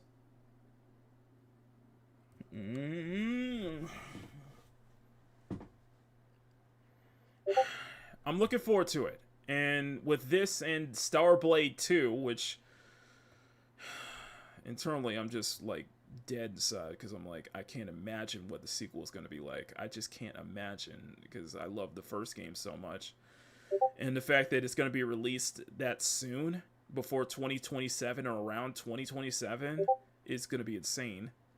But you know, if people want to come in here but if people ever want to try to come in here and tell me this, that, or the third, I'm hating or whatever I'm looking at, I'm like, I'm just going to show them, this is the list of games that I'm actually that resonate with me.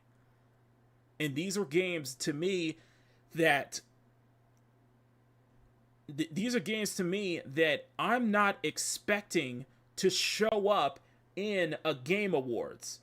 I'm not expecting to show up in a Future Games Showcase. I'm not expecting these games to show up in some kind of showcase where they have to pay for, to get attention, because they'll probably be able to do it with their own showcase by doing it on their own. You know what I mean? And that's what I was trying to say. But people want to get at me. If people want to try to get at me with that, and I'm like, no, I'll show them. This is the list. This is what I'm looking forward to. And this is what I'm not expecting today, and this is what I'm not expecting tomorrow. But this is the kind of shit that's gonna speak to me personally. I mean that. So, all right. So, anyway, let's go ahead and get into the next thing, okay? But I'm gonna save this because if anybody wants to get at me, if anyone wants to try to get at me with that kind of shit, I'm like, nah. This is the games that I'm looking forward to. Period.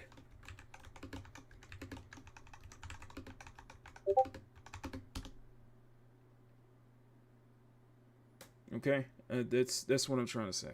These are the games I'm looking forward. These are the games not only I'm looking forward to. These are the games that you want to get my interest in them. This is how you do it. You want to interest me. You want to get me excited. Then this is what you have. These type of games are gonna get me immediately to start playing. I know nobody gonna get. I know I understand that, but just in case, man. I understand that, but just in case, man. That's what I'm trying to get at, and you understand why, I might come off as harsh when it comes to some of these showcases. Man, let's be honest. I'm not trying to disparage the games themselves. It's just none of these are interesting me in the same way that these are. That's what I'm saying. None of these are going to interest me in the same way that these are.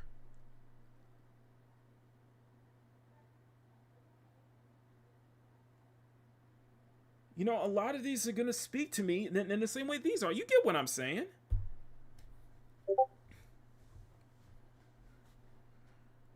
And a lot of these are visually appealing titles, and they prioritize fun.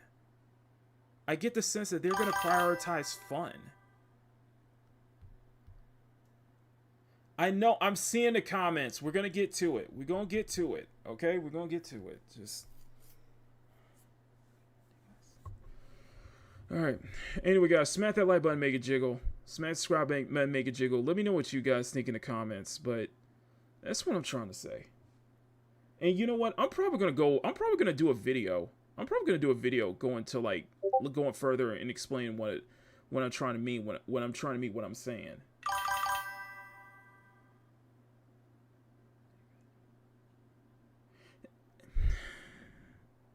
Nigga, I see the chat. I know you're talking about. We're getting to it, okay? Shit.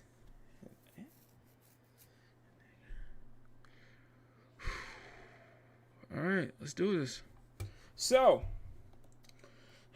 to new people coming in the chat and they probably seeing what's going on. Well, apparently, from the looks of things, we might be having a new contender for fair game dollar signs. This might be the new fair games. Just in case. Just in case. And it's already heated. I know. Hey, Clarence. I'm just saying, we might be looking at the new fair game dollar sign, okay? This might be... This might be some shit we might be into, bro. So... Let's rip the band-aid off this nigga. Alright, let's rip the band-aid off of this. So, this is coming from Gematsu by Sal Romano. African futurist heist game relooted, outed, announced for Xbox Series X PC. So, what this sounds like? This sounds like this is Xbox's Fair Games. So let's look at this. Hang on a second. So South African developer Nyamakop has announced Relooted, an African futurist heist game in which you plan parkour and reclaim real looted African artifacts from Western museums. It will be available for Series X, S, and Xbox Series X and S and PC via Steam Store. Release date was not announced. A crew, a job, a plan. Toss the ingredients together, you got yourself a classic heist with a few twists. Your crew members are everyday citizens built from different countries in Africa with pretty normal careers. Their job is to liberate African artifacts from Western museums. And that's the plan. The plan is what's up to you to create. So they're liberating African artifacts like the same way they're liberating white African farmers. Sorry, a little close to home there.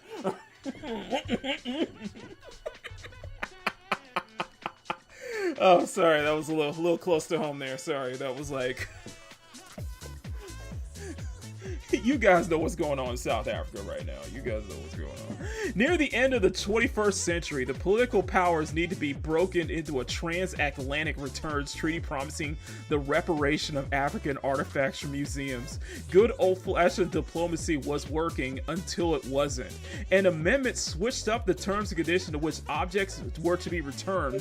Museums, now knowing that the only publicly displayed artifacts would be given back, were slowly removing artifacts from public display.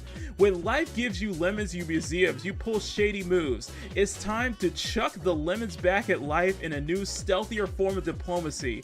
You got 70 of these artifacts to reloot, all which exist in real life or have of huge cultural, historical, and spiritual significance to the people they were taken from. Teamwork makes the heist work. It all starts with a troublesome little brother, who gets you all sorts of messes. But thankfully, as Normali, you meet more reliable crew members from the different African countries. Recruit people from the classic hacker to your prim and proper grandma. Don't worry, grandma prules don't worry. Wait. Cleanse the joint, plan ahead and lay the groundwork for a beautiful masterpiece of an escape. Check the gateway route fitted with puzzles and obstacles and find spots to help recruit the help of the right teammates. Okay, get in and get out. Once you set the stage, you carefully, and the artifact is sitting all pretty looking, quite non-stolen. But no worries, you're gonna fix that ASAP. This is the moment to perform. Plucking an artifact from its resting spot starts the countdown timer. And with Normali's flow-based parkour abilities, an escape should feel like you're in the fun. Montage is part of a heist movie, but you slacked on the planet phase, you gotta pay for it. Plan and prepare your escape by solving puzzles, placing teammates with the right place. When you're ready, take the artifact and escape with Normali's flow-based parkour abilities. Meet and gradually recruit different team members with unique abilities. With the hideout based in South Africa, you'll see parts of Johannesburg imagined in the future. Recover 70 artifacts that exist in real life, all of which have huge cultural, historical, and spiritual significance to the people they were taken from.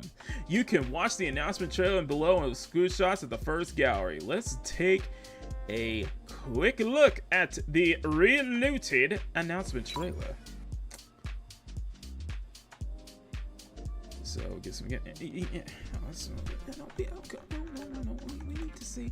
I want to see. I want the big trailer. Okay, I want the big trailer. Okay, I want to see the. Okay, so this is from the Xbox trailer.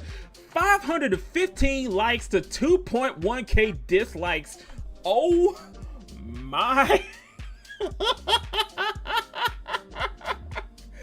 Oh my god. Oh my god.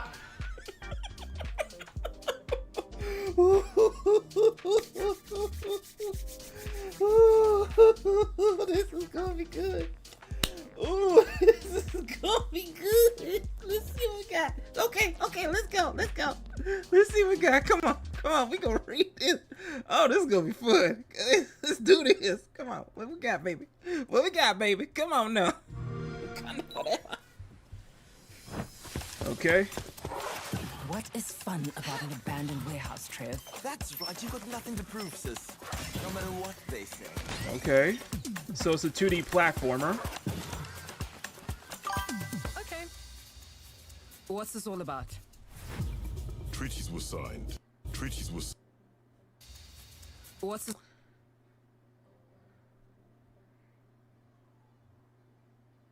Are you sure this was not? Are you sure SBI doesn't have a hand in this? I'm just curious. I'm just curious. Are you sure that SBI does not have a hand in this? I'm just curious. I don't know. The something about the art style screams we hired a consultancy firm from Montreal to you know, to take a quick look and make sure that you know, this is respectful of African culture and such like that. I'm just something about this. Just I might be jumping to conclusions. Let's continue on. Let's continue on. Treaties were signed. Okay. Promises made and broken. Is it stealing to take back what was stolen? Stolen? Who is stealing them? Us.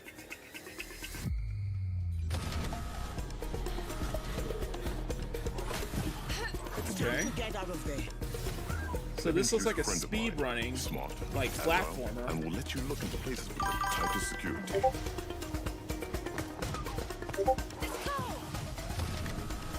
Okay. I could probably bench press every one of them. Okay, so we got some girl bossing going on here. So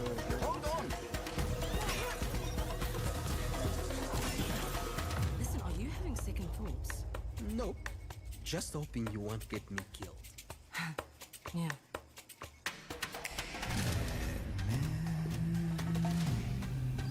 I know what you and your little crew are doing.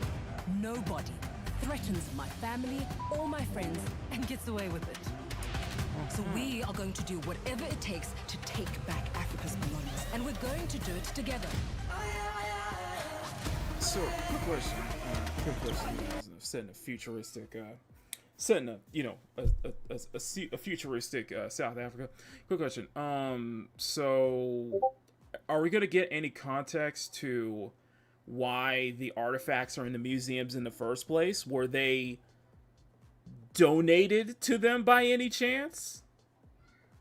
I mean, were they donated to them by any chance? I mean, is it like, were these artifacts stolen from white colonizers? So, I need context with this premise, okay? I just need context with this premise, okay? Because I assume that these artifacts were donated to these museums for, you know, science, for charity, and all that good stuff. I feel like there needs to be some context here, because it doesn't seem like this is the characters that we're going to be playing are the good guys, though. They're the good guys. Unless there needs to be some, like, explanation on how all of these African artifacts made into these museums. Were they donated? Were they given to them by ancestors? Something to preserve history? I'm just curious. I'm just asking. I'm hoping that there could be further context going on here. So let's continue.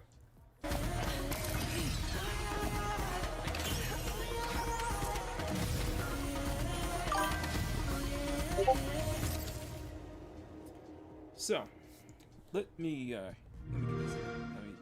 Promises made and broken. So, that's my first red flag. I think that's my first red flag, because I feel like there needs to be more context here. Okay, this does not look like a multiplayer. I was expecting this to be another Fair Games, like a multiplayer extraction shooter, but this seems to be like, I guess, a multiplayer like platformer, where you're grabbing artifacts from, you know, these museums. And where are these artifacts? You're taking back what's yours. Okay, are you implying that these artifacts were stolen? I feel like there needs to be more, like, explanation here. I feel like you're not convincing me here, okay?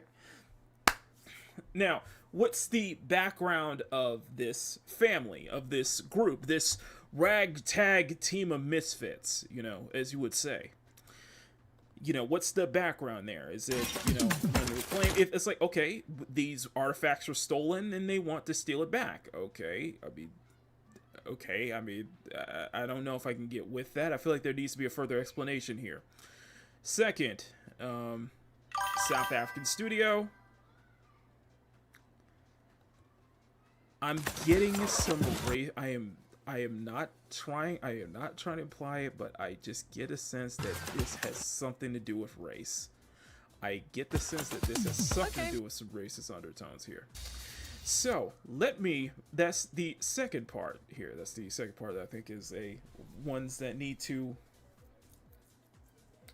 question. You know, I'm wondering if the main protagonist is some kind of Elon Musk like villain of the game. I'm just curious. I'm not making assumptions. I'm just saying it's not like a pattern recognition here. I'm just trying to get an idea, trying to get an understanding, okay? Now, third wise.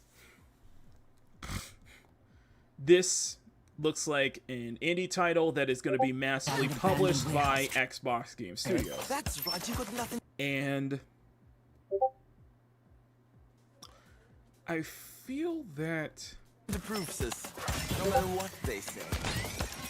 I feel that if this was like the platforming looks good. I got some positives here. The platforming looks good. He's a friend of mine.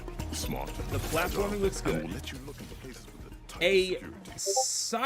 a futuristic, possibly a cyberpunk-like setting in South Africa is interesting for a premise. That could be an interesting world to explore. You know, I'm wondering if there was a cause of a second apartheid, or this, is this at a time where you've gotten rid of all the you've fully gotten rid of all the white farmers and such like that. I'm not trying to make some racist thing. I'm just saying. Listen, visually, this looks like an indie dev that was given, published by Xbox. Thank you for being here, Riot Kitty. I'm just trying to get an understanding. I'm just trying to understand the situation here. From what the looks of things, this looks uninteresting to me. It looks like the only thing that's keeping the only thing that's making this game get any attention is the activist undertones. Let's just say the activist undertones hidden beneath the game. It makes me wonder who the studio is. It makes me wonder if they're affiliated with any consultancy groups, not just, Bing Bong Baby in Montreal. There's other consultancy groups like those band of idiots. So listen, I'm trying to get an understanding here so that way I'm not gonna be bombarded with people trying to call me, a coon, house nigga, white adjacent, like what I experienced with when I criticized Tanya's design in Mortal Kombat 1. I'm just saying. So I feel like I need some context here. I feel like there needs to be they need to understand here, so I'm not like making assumptions. So let me take a good look at the comments here. Mostly peaceful, the game. Oh, we're off to a good start. Okay, let's see. Mostly peaceful, the game. Okay, let's go back to here. Let's see. Fatigue. Comment section locked in 3, 2, 1. Wakanda forever. The jokes write themselves, I swear. Hot take. We should let characters with dark skin be the 50th percentile, be thieves without implying racism. We should, at some point, let darker skinned characters than the 50th percentile be thieves without implying racism. I feel like you're probably right. I feel like that's warrant a Don DeMarco in some way, but yeah. you know, I'm just saying, you're playing as an African cast, and the first thing you go to is, we're going to steal artifacts back, you know?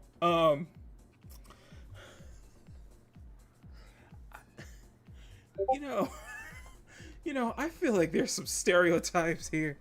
Stunned that there isn't a character with vitiligo.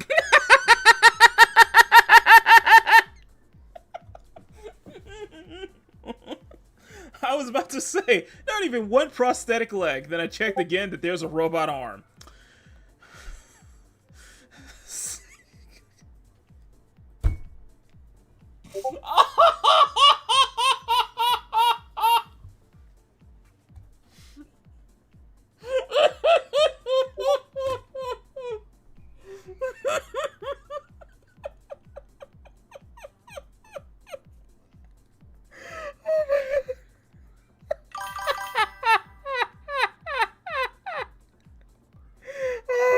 I can't read that comment. I don't think I can read that comment.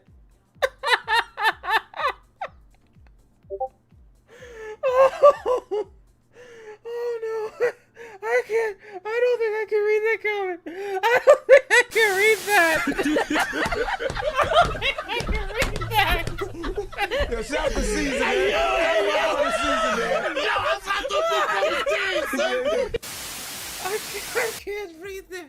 I don't think I can read that. The part where you hold up against the freaking part of the scene. Bruh! Oh, they're gonna lose sticks and mud. Yo, serious is this? Are the people who made this actively trying to stereotype unironically or what? Sing it, man. Imagine Europeans stealing holy artifacts from the Istanbul Museum. DLC. It belongs in a museum. Indiana Jones and the Looters of the Lost Strip. Finally, I can loot as a black individual. We was gangs for real. Stereotype the game so stunning and brave.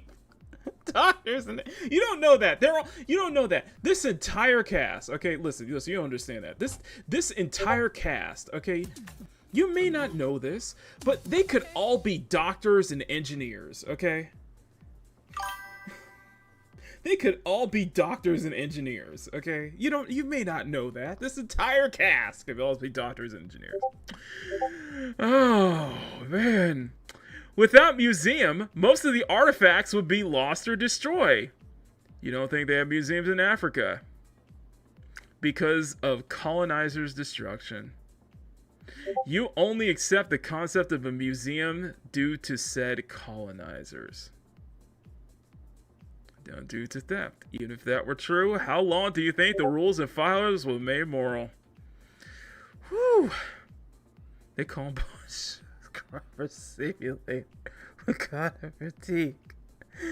Wow, directly on the nose, huh? Black fragility, the game. Virtual trainer for young Afro-Californians. Hey! I resent that remark. Virtual uses scholars. Oh, will the journals cry racism over this? Yes, they will. They will call us racist, they will call us sexist, and they will call us bigots for not supporting black culture, the game. And if you are someone of me who criticizes, I will likely be called white adjacent. I will likely be called a coon. Whatever you want, Uncle Tom, whatever you want to call it. I'm anti-black somehow for criticizing this. Okay, I'm just gonna sit back and you know what I'm gonna do? You know what I'm gonna do, guys? I'm just gonna sit back and just with my popcorn in hand and just watch. I'm just gonna be like Ruin Leon. I'm just gonna sit back and watch. I'm like, okay. I'm like, okay. I'm just like, when this shit hits the fan, when it hits the fan, I'm gonna be far away. I'm backing off of this. You don't find this is... No, forget that shot. I'm calling Doctor. What do you mean, Yo, Jay? Jay, what do you mean, man? What do you mean? You don't find this suspicious? You don't find that suspicious? You don't find that suspicious? You don't find that suspicious? Oh my god. Oh my god. Oh, re-stealing looters, the game. Be violent. It's violent, but mostly peaceful looters. Oh, the game will be a huge success. In the black gamer community, it will. Being a runner. The black gamer community, that's hilarious. Oh, man. If your buddy's just like a special ability, the black gamer Johnny. Oh, boy. Oh, do not blame us if this game flops, man. Do not blame us. Oh, okay. It wasn't made for us, you know? I'm just saying. Has anyone seen the hideous-looking sub-Saharan artifacts in museums like Grey Stuff have been in? They look like something orcs from Mordor would make. They should be thrown out and replaced by beautiful European art from the Renaissance and ancient Greece. Ow! Oh, man. Usual suspects. Okay. Yeah, this is Dead on Arrival.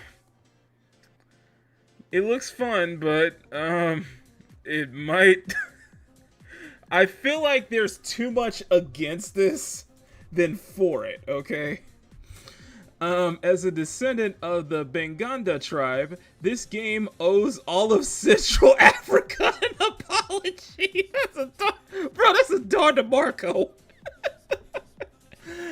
They didn't get the memo, I guess. Some exhibitors saw they were too far along development to cancel and eat the cost, and thought releasing it would make some money better than nothing.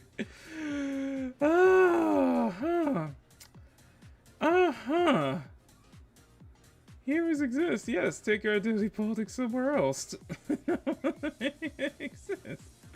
Yeah, I'm a black gamer, and yeah, no thanks, man. No thanks. No thanks. This is definitely for the modern audience. The game starts in LA for easy modes. Costs chase you at 900 plus points. So there's gonna be a game about colonizing Africa too, right? Oh god. The masterpiece from African devs. Oh boy. Oh boy.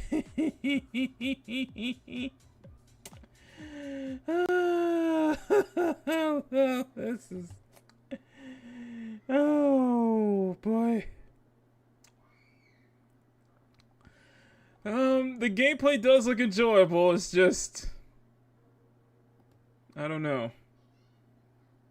Apocalypse? Oh, sorry. Apocalypse, sorry. You know what?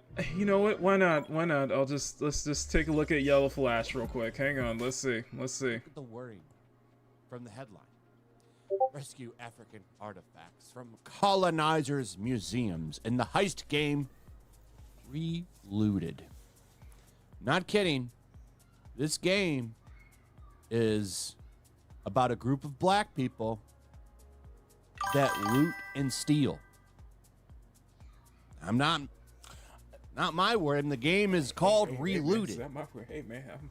Kinda seems like it is a game that reinforces negative stereotypes about a group.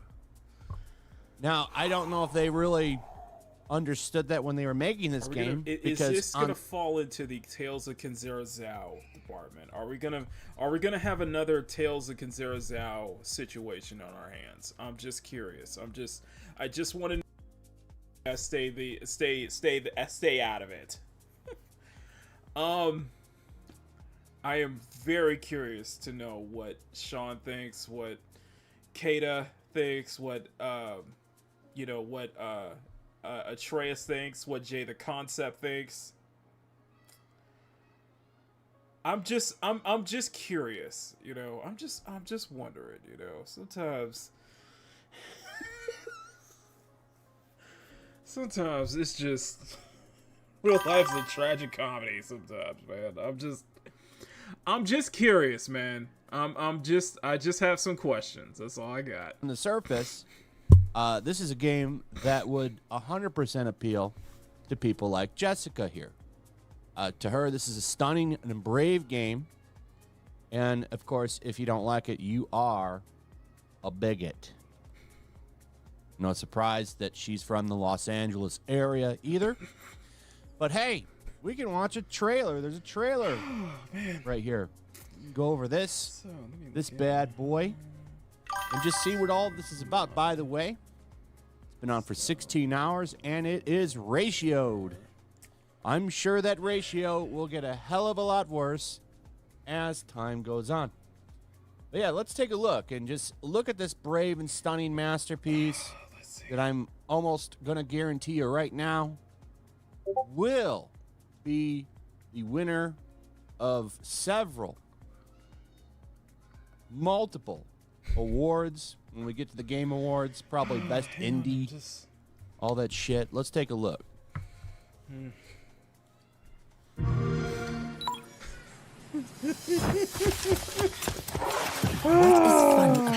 I'm just kidding. That's right, you got nothing to prove, sis. Listen, Neo J, I'm just saying, I'm just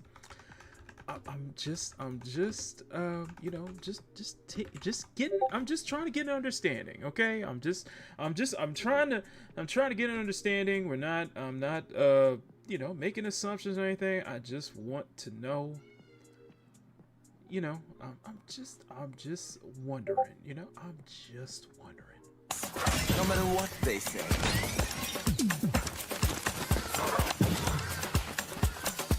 Okay. What's this all about? Treaties were signed, promises made and broken. Is it stealing to take back what was stolen? Yes! Yes, it is stealing to go into a museum and steal things. It is stealing. That is stealing. Yes. If you want it back, the governments can negotiate. Listen, guys. Listen. What do you want me to say? Okay, I'm just sitting back with my I'm just sitting back, popcorn in my hand. I'm just wondering, I'm just wondering sometimes. Sometimes it just makes me think about stuff, But we'll continue. Let's continue. Let's see how that goes. By the way, so the claim in this game is that 90% of African historical pieces were stolen by colonizers. I think specifically France was picked. I don't know if that's true. I would need to look into that and see, are there some objects that are probably stolen or were taken during occupations? Yeah, probably. I mean, this isn't just. Sorry, I'm just up on the mod manager. I'm just messing African around, culture. I mean, go into any museum anywhere, and they have items from all over the world. You can go to the Chicago Natural History Museum and the main museum and see shit from Egypt all over the place. I mean, that's every museum. Are museums evil? More on that later. There's a question that somebody asked over on the Steam thread for this game, and I believe it got locked by the developers. But anyway. Stolen? Who's stealing them? Us. It looks so ridiculous. Why are they dressed so crazy? It's time to get out of there. Let me introduce a friend of mine. Smart, agile, and will let you look into places with the tightest security.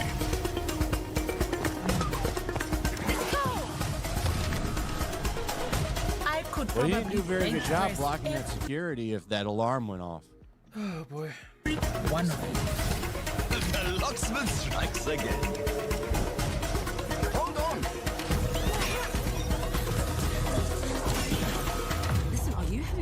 Oops. Nope. Just so. He looks like he's got Black Panther's like he does design on his outfit. This is something. I don't have a problem with this game existing. At least it's original. Yeah, it's original. And it's its own thing and not like some the other game is franchise. original. I'll give it that. It's just But it's like, does this have to be the cornerstone? Flash, I don't know what to tell you. Listen, all I know is I need to game. I need to game just for a little bit. So let's do a little let's see if I can get this to work. Let's see if I can get this to work.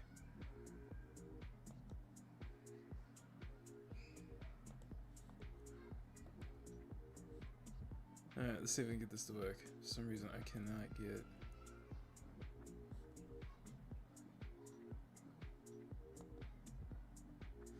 Okay, I cannot... I am trying to figure out how to... I am trying to... Because I'm not getting a... Oh,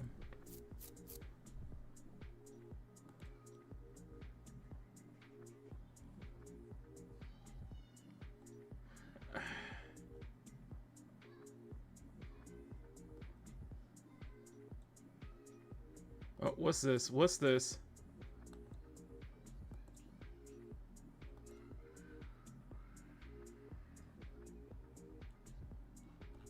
Oh, perfect.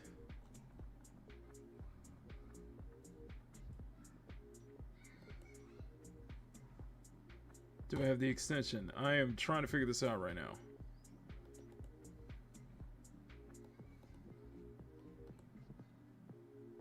Vortex extension already installed. Okay, let's try this again. I can't get it to work. I cannot. I don't know how they do it. I don't know if that's something I need to change in the file itself.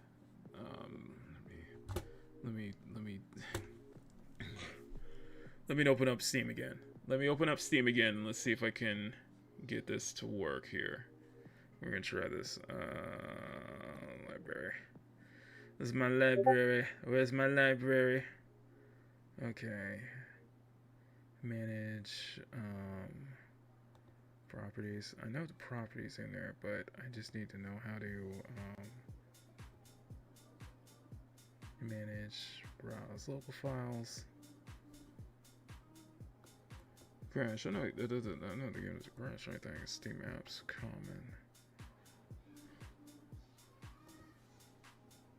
Can I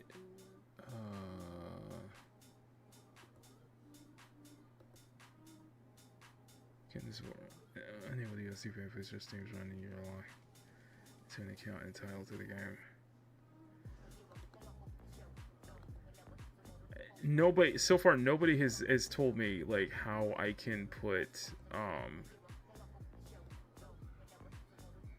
mods into Stellar Blade.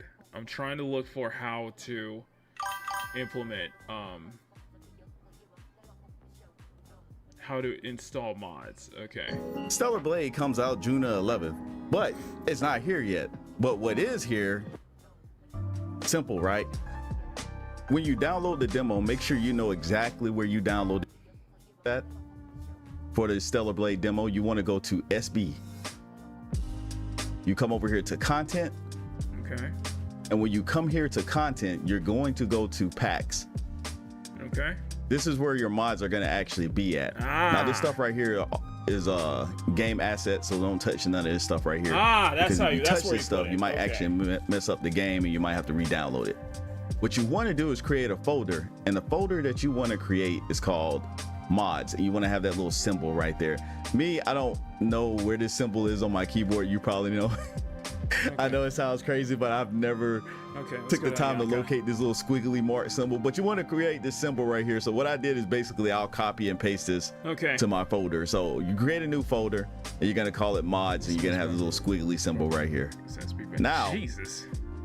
Right now I have Taki in here, so it's gonna be empty. Of course, you're gonna have an empty folder. So we're gonna take that out right now. So after you've done that and you've created this folder, what you're gonna do next So there's So already you're gonna hop Morgan on over mod. here to Nexus. As you can see, they have Okay, plenty let's of see. mods up right now. Like I promised, Nexus was going to be the, you know, the end of the line, basically. As you find some good. Okay, let's see. Let's see. Game could bounce promise. Bro, they are getting the freak. Okay, we're not doing that. We are not doing that. Virgin Killer. Let me try that. Let's try that. This guy against haven't been peeking yet, okay? Oh, we got some like it's time to download. Dang. I gotta sign up for that. And there's a bunny outfit. That's sick. Okay, let's see what we got here for. That's plenty of dice. We got in this suit for the first Descendant. I am just looking. I'm just looking. I wonder where they're gonna add. Oh, they already did. They already did, bro. They already did. So they already did. So I'm just waiting for. I'm waiting for the more tastefully done, like not over the top, just like. Oh no, that's not what I want. That's not what I want. Cancel. That's not what I want. Let's maybe download. Slow download. Okay, we're just gonna move it. We're just gonna move it down here. Okay. Okay. So what we're gonna do? What we're gonna do is we're gonna do some mod support. We're gonna do some mod hunting. I don't have an account for Ayaka mod, so which I'll need to do that for before the game launches, and then that way I can, you know, try it out. But let me watch this again. Let me see. Library is growing. Downloading your stuff too. All right. You click on the zip file. Go to Secret Agent, and you see these right here. These are your actual mods. So what I like to do is I like to actually take these. Like I'll move it over here. I'll move it off screen. Matter of fact, I don't gotta move off screen. I'll just leave it right there. I find my folder again. So my folder was right here. So next I come over here and I find my mod folder that I created. Okay. And I'm gonna take these and I'm gonna drop it right here into this, right? And boom, there you go. You have your mods installed. Now some of these, they do have, I suggest you read a lot of this stuff before you actually download it, because some of them do have special things they want you to do when they get more into the complex mods, right? But that's fairly simple. That's how you do that, right? Then all you do is you go back, you find a game, boom, here's the demo, and you go back into the demo, wait for the demo to start up. You come here, and usually the mods are on like different outfits. Yes, so you actually have to come outfits. That's into the way it's done. the option menu and scroll down and look for some of them. Like right here, this is the mod that I installed, right? They have it on the Neuralink suit. So, and that's pretty much all there is to it. That's how you install mods. Okay, let's take. Actually a pretty dope mod. And now you have your mod installed. You can use it as you like. All right. I know a lot of y'all are gonna go out there and do some crazy shit, but yep, there you go. There's your mods. Enjoy. I hope this helped you today. If you didn't know how to install mods, if you have any other questions about it, in the comment section, Just hold on. holla at me, and I'll come back and I'll see if I can answer your questions, which I probably can. But it's pretty simple to do. You shouldn't have an issue. But with that being said, everybody, I'm out of here. Have a good day. Subscribe to the channel. Drop a comment. No, let's try that And I'll out. holler at you later. Let's try that out. 'Cause Peace. This is Peak Gaming, so we got to. This is Peak Gaming, so we need to address the parts, right? Okay, let's do. Manage to download. Oh no, not my manage to download. No, mail. I'll have to. Oh, sorry. Okay, so now we know.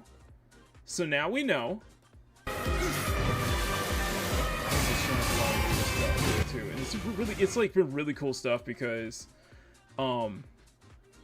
they posted a new photo yesterday of one of the new outfits coming in the Nikkei update, which is really cool to see.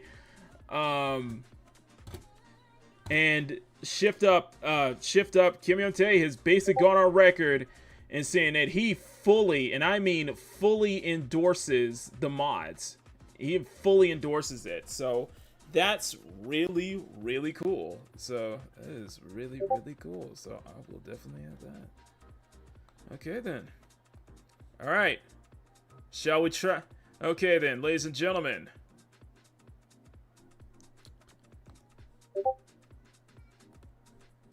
Shall we?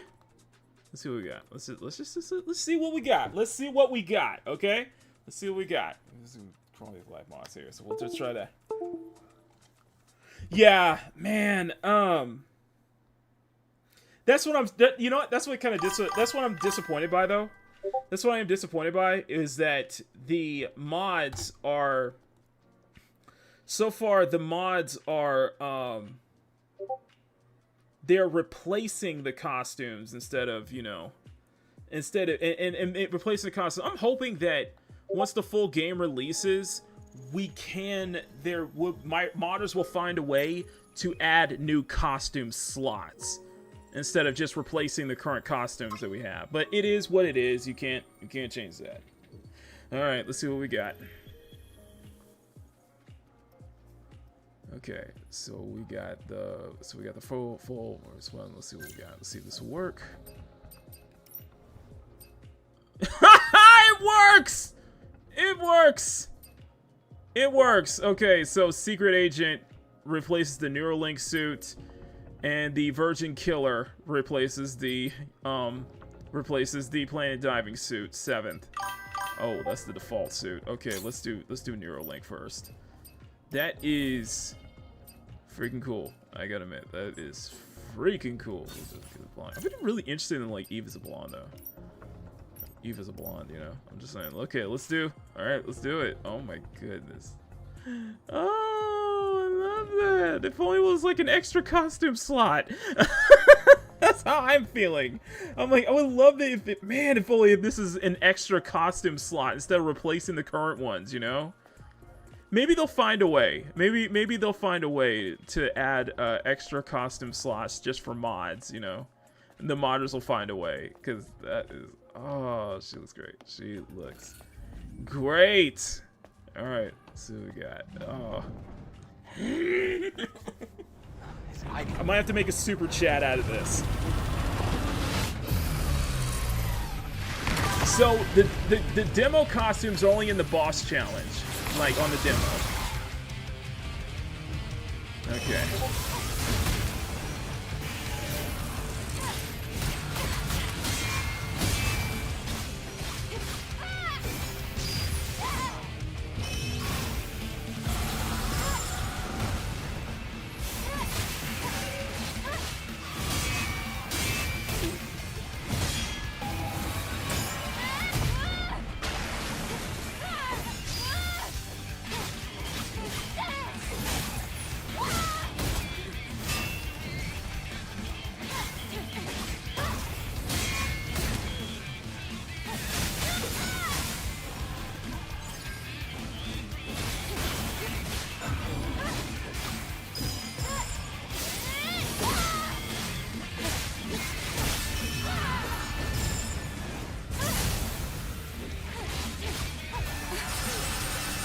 Come on.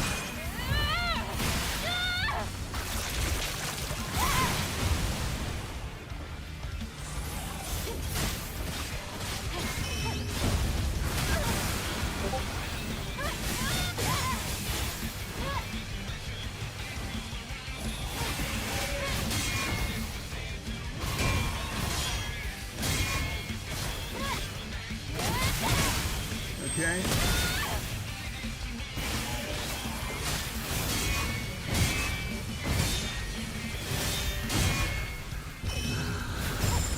Miss me again.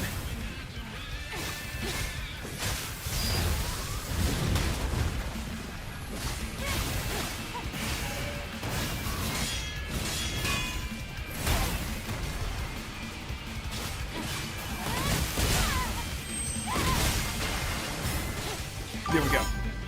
There we go. There we go. Yeah, the demo does cut you off. The demo does cut you off at a certain point.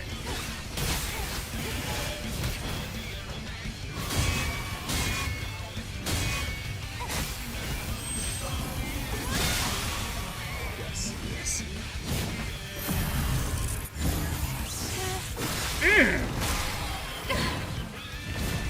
Secret Agent Eve, I like that. Secret Agent Eve, I like that. I like that. Look at that. Fantastic finish. That's how you do it. That's how you do it. Okay, let's try this with the let's try this. Oh, let's try this with the Virgin Sweater. Let's try this with the Virgin Sweater. Oh my god. Oh my. Oh, now this is peak gaming, ladies and gentlemen. Now this is peak. Now this is peak. He's hiding. Oh my god, that is peak.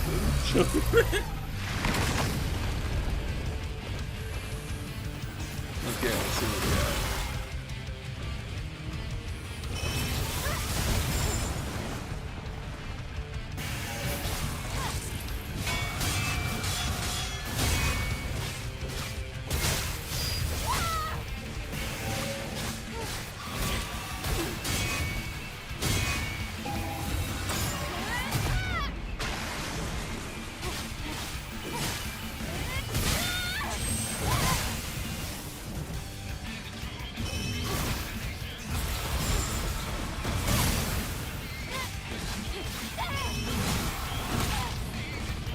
I got the hit. It's fine. It's fine.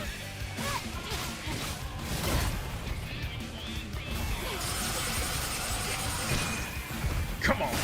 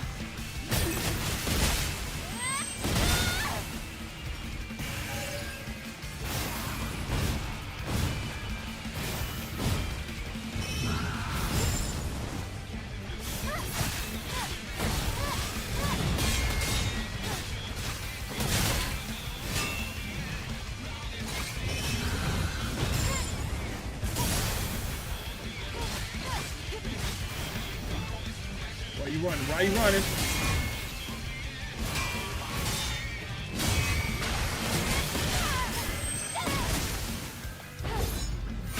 There we go.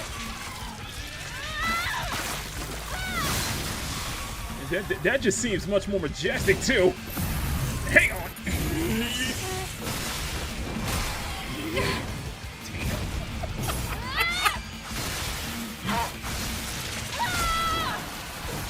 Woo!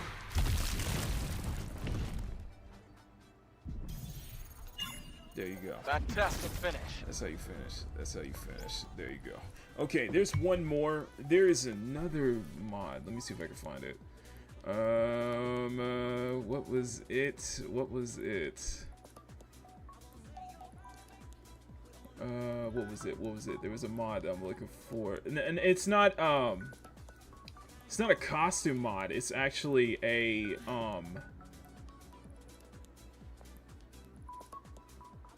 So we gotta bust this out. So hang on, let me go close out. Okay, so there's another mod, and it's not a costume mod. It's a I got too many damn windows open up here. Okay, let me close up some of these. Oh, I just closed out my music window. There, no, that's fine. That's fine. Now we know how to do that. Okay, so there's another mod I'm looking for, and it is a... I think it's like a no HUD. Toggle HUD and fog with a single key and stellar blade. Wait, how do you toggle it? Strive kick the change keywords when you cause boot up the game and use caps lock to toggle the HUD off and off. Okay, now I want to do the demo with no HUD basically. I want to do a demo with no HUD basically. So let's do manual download and I know I'm using Nexus mods, but I will sign in with Ayaka mods at some point. I will be using Ayaka mods. Nexus is only as a last resort. Do not worry. Nexus will only be as a last resort, so. And there's a reshade. There's reshades too. Okay. Let's check that out. Let's check that out. Okay. And reshade, the shaders are in there. Shaders and textures, cool stuff. Okay. Let's try it. Back to the PC Duo. No. No, unfortunately no. This is big. I do want to dip into Zenless just for a little bit because I do want to show off some of the stuff I got there too. So, okay. Okay, let's try boss challenge again. And it says the caps lock.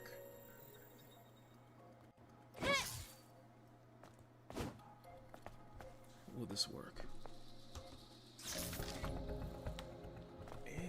I'm not sure if this is gonna work. No, it's just because I got too much of my stuff around me. I think, what did it say? What did it say? Hang on a second. Let me check it one more time. And God, how long have we been streaming? How long have we been going? Jesus, Okay, we're gonna stop at 5. We're gonna stop at 5, but I just want to check this. Red Edge Hog, single press key and stellar blade.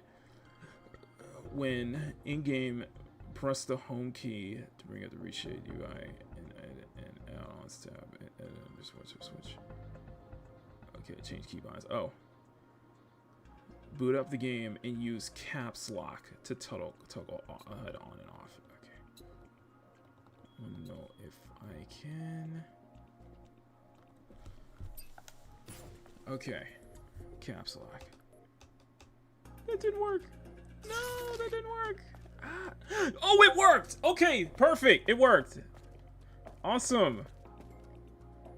This is great for like cinematic shit too. This is great for cinematics. Okay, so let's do a secret agent suit again, and we're going to. So this is without the HUD completely off. This is the HUD completely off here. Is it hiding?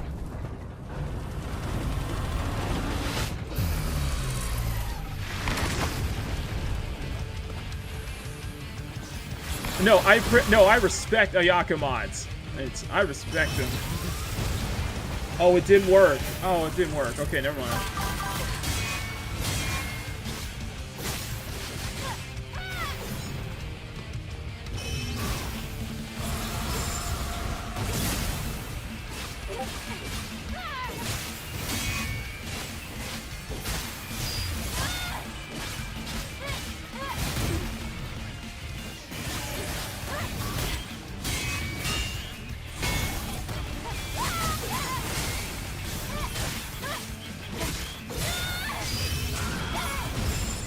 Miss me again! It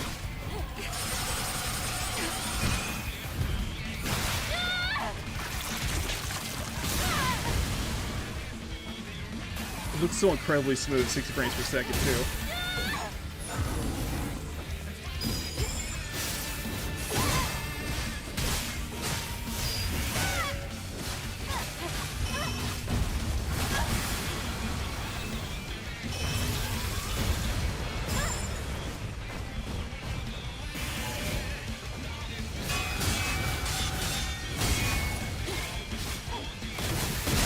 Come on.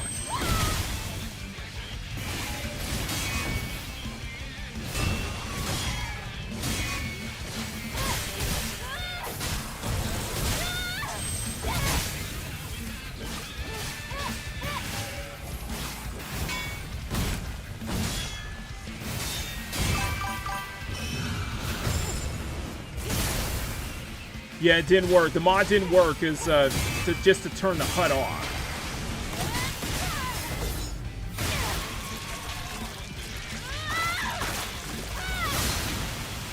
And it's running close to 60 when I have other windows turned off too, so.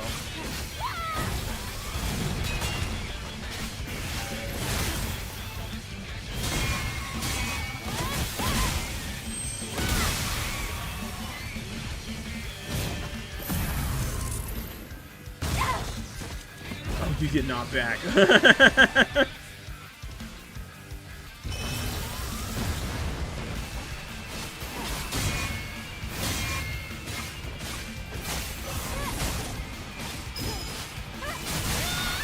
Okay, let's do this again.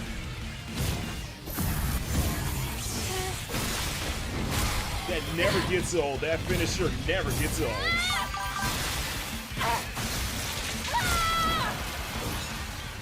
Are you using Vortex? No, I don't. I'm not using Vortex. Okay, so we know. So we know where to put the mods are. So that's a good thing. We know where to put the mods are. It's just it's not working completely when it comes to it's just some mods I'll have to fiddle with this a little bit later. But before we get out of here, there's one more thing I want to share with you.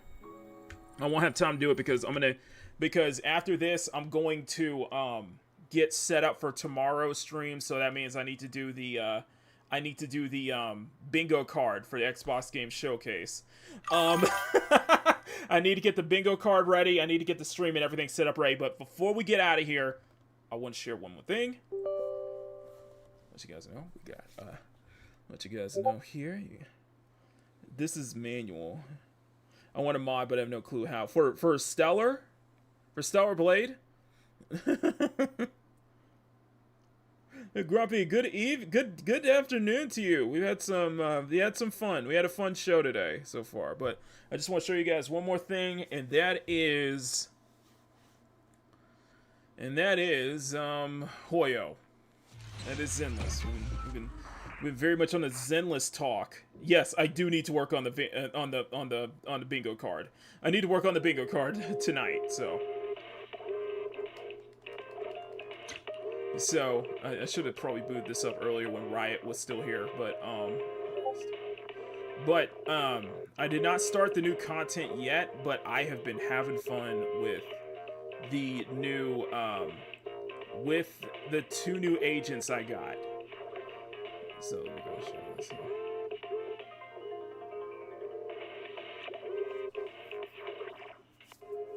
So, I know, we still have plenty to do.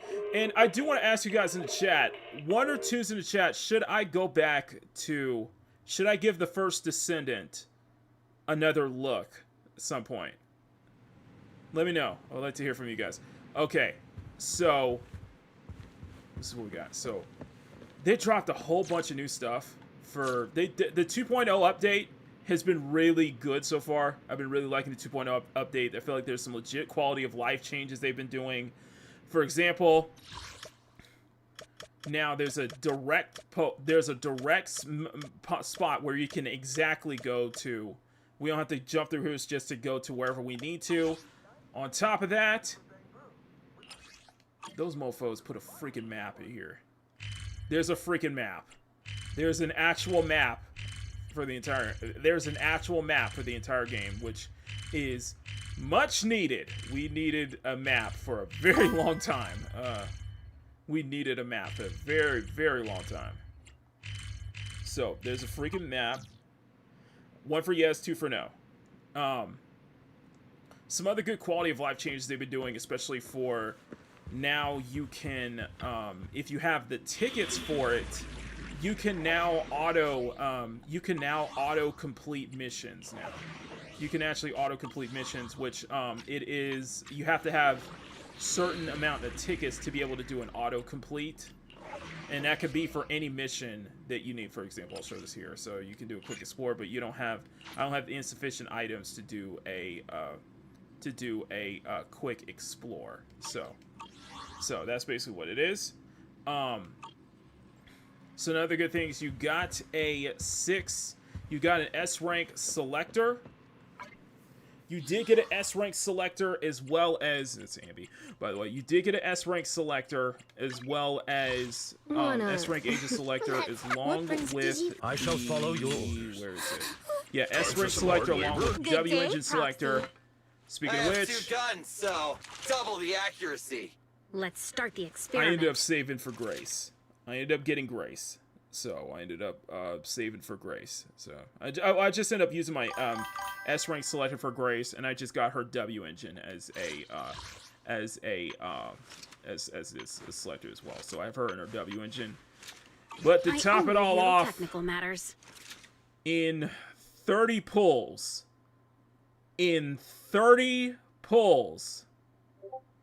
I ended up getting. What brings you here this time? He's one. And within about 90 pulls, I got 2 of her, I got 2 copies of her W engine. By the way, this is a mod. Yeezwan is a mod. Yeah, this is a mod. I immediately had to install this one. The mod is just it adjusts her proportions slightly. It makes adjustments to her proportions. It gives her makeup too, so which I actually like the makeup. So I actually like the makeup, but everything is pretty much on the same. But she's fun. Here this time? She is fun. She is absolutely fun. So we'll do a. How about this? We'll do a. How about this? Head back out. Head back out. We'll do a walk. Head back out. We'll do a walk animation so that way you guys get a good idea of how she like walks and shit like that. So. Get an auto loop. What does that mean? Grand max are helpful. Yes, maps are helpful. So this is her, and I'm gonna turn this off. Yeah. So. Yeah, I got her. And it was surprising that I got her. I was like, huh. All right then. Well, all right then. I got 2 copies of her W engine already. So, but yeah, she is going to be a super chat clip later on. Maybe later on in the future, she will be a super chat. So, yeah. I wouldn't be surprised if somebody tries to mod this outfit in the Stellar Blade. They modded Ambi's. Ambi's outfit is already modded in Stellar Blade, so I wouldn't be surprised. I could see Eve wearing this. I could totally see Eve wearing this. So, but I feel like the proportions are very, very tasteful. It is very tastefully done. Yes. I have not done the story yet. No, I have not done the story yet, but I will. So, I guarantee I will. But before we do that, I still got one more thing I want to share with you. And that is the... Which alias should I use this time? Okay. What did you come? I can help you ward off misfortune and disaster. Okay. Let's do this. We're just gonna do a demo. I want to do a quick demo. Just so you guys can see how she plays. Just so you can see how she plays, too. So I'm going to give you guys a quick demo. Okay. Need something? My one. What brings you ready for? I can help you. Standing by. Awaiting for. Let's start the. I only handle technical matters. Ready and wait. Ready for combat. Awaiting further instructions. Standing by. Has made nothing to fear. Do you want me? Need something? My services are asset confirmed. Nothing for the last one. Hey, don't look. Needs. Come on. I have. Let's start. Wait. Ready for one. Nothing. Wait. I got a good combination. Wait a minute. I'll protect I was testing it this morning. with Yeezwan, Jane, and Ellen. So. Which alias should I use this time? Yeah, Yeezwan, Jane, and Ellen. This is a good combination, although there's like very more agile focus too. Fast frenetic. They're not heavies. They're not heavy on attack, but they're really damn good though. So I need a jug of water, says Neo Shay. You sweating. Neo Shay's sweating right now. Okay. All right. I'm just gonna show you a little demo so you guys get a good idea of how she plays. So. Full HUD turned off. My favorite mod in the game is no HUD.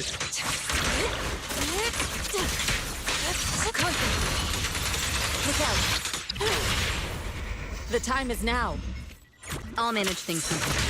I'll watch over you. So she has two really good attacks. And you could argue that she's probably broken, especially with her W engine, too. Which, I got 2 copies of her W engine.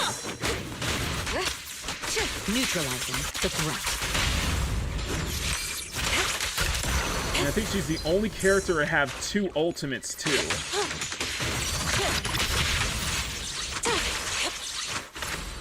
Yeah, it's a good way to traversal.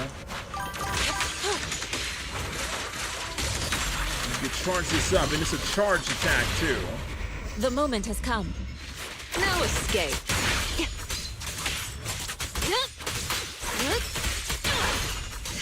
Don't get hit. I'll take over now.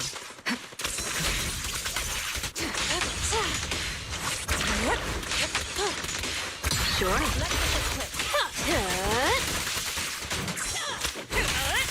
Step back. Let me concentrate. Obliterate form and spirit. So this is her first ult. Scatter. And then this is her second.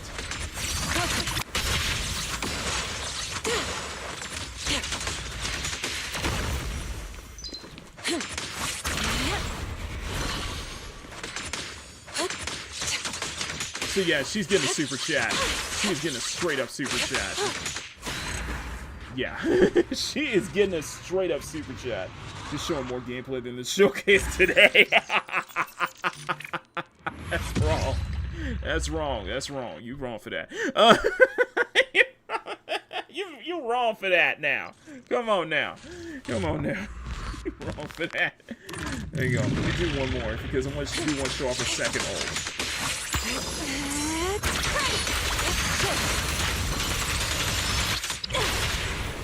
The time is now.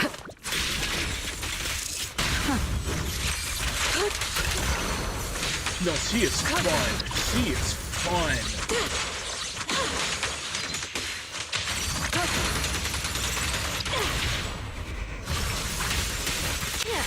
I'll manage things from here.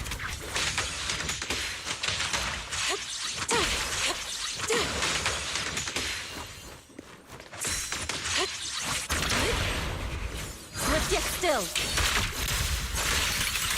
As decreed.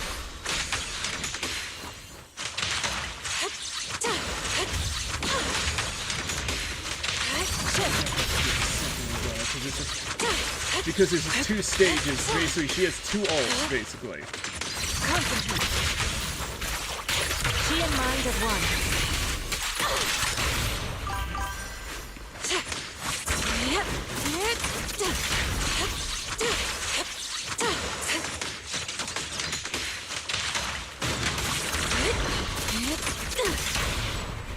It's almost time.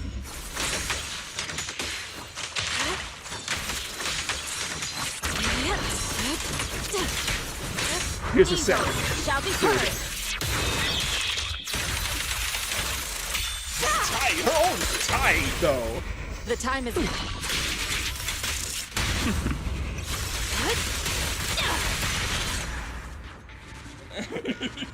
It's tight. Nah, her ult is freaking tight. Like. I love that setup. Setup like that. Oh my god. That's no. Like her, like she's got. I think she's the only one with 2 ults too. Like I said, it's freaking tight. It's fun. She is fun as hell. So let's see if we can get. Oh, not even close. Okay, not even close. Okay. I can help you ward off misfortune so and disaster. If you guys want me to mess with the story, though, if you guys do want me to mess with the story at some point, I will totally do that. But other than that, nah, we about done. We are about done here. Listen, thank you guys for tuning in to Peak Gaming Episode 3. The Future Games Show was really meh. The Future Games Show was meh, to say the least. But we did make it fun, very interesting, and I got a chance to kind of go over some of the games that I look forward to. And yes, I will say it's Peak Cinema. I noticed that Peak Cinema meme is like going all over the place right now. So thank you guys so much. If you can, please smack that like button, make it jiggle, just like what you see here. Smack that subscribe button, make it jiggle. We are working our way towards 6,000 subscribers before the end of this year. Come back tomorrow. There will not be a Makini Live. It will be Peak Gaming for the Xbox Game Showcase with the PC Game Showcase right after. I think the Xbox Game Showcase starts at 10. So we'll do a pre-show before we get everything set up before the show begins. We're going to have I will make the bingo card this year, so expect that. It will be an open panel. It will be an open panel, so if you would like to hop on and take part in the bingo card with us, let me know. I would love to have you guys on. It will be a lot of fun. I guarantee you, I'm keeping my expectations low to the ground for the Xbox Game Showcase, but we can make it interesting. Anyway, massive thank you to everybody in the CSF Nation. Join the channel for as little as $1 month if you want to get access to exclusive art drops that I do every 2 months for my channel members. I might have to add her to the summer swimsuit selection. Let me know. Would you guys like something like that? Oh, there's a jiggle. There's a jiggle. I see a jiggle. I see a jiggle. I see it. Anyway, it's peak the cinema right there, ladies and gentlemen. Anyway, thank you guys so much, and I will thank you. And I thank you all for watching. I'm Makini 90, our German illustrator, and thank you for tuning in to Peak Gaming. Until tomorrow, stay cute, stay sexy, have fun, take care, much love. Never, ever, ever, under any circumstance, apologize for wanting attractive women in your media, especially in video games. Support modders, and above all else, never stop drawing. Have a great rest of your Saturday, guys. I will see you all tomorrow. But until then, if I can get my ass out of the way. There we go. Until then, I love y'all. There we go. I love y'all. Peace! You have reached the end of this journey. Fear not. We hope to see each other once again. Thank you for playing in our world. And now it's time to return you back to your world. Thank you for tuning in to Peak Gaming. And until next time, game over.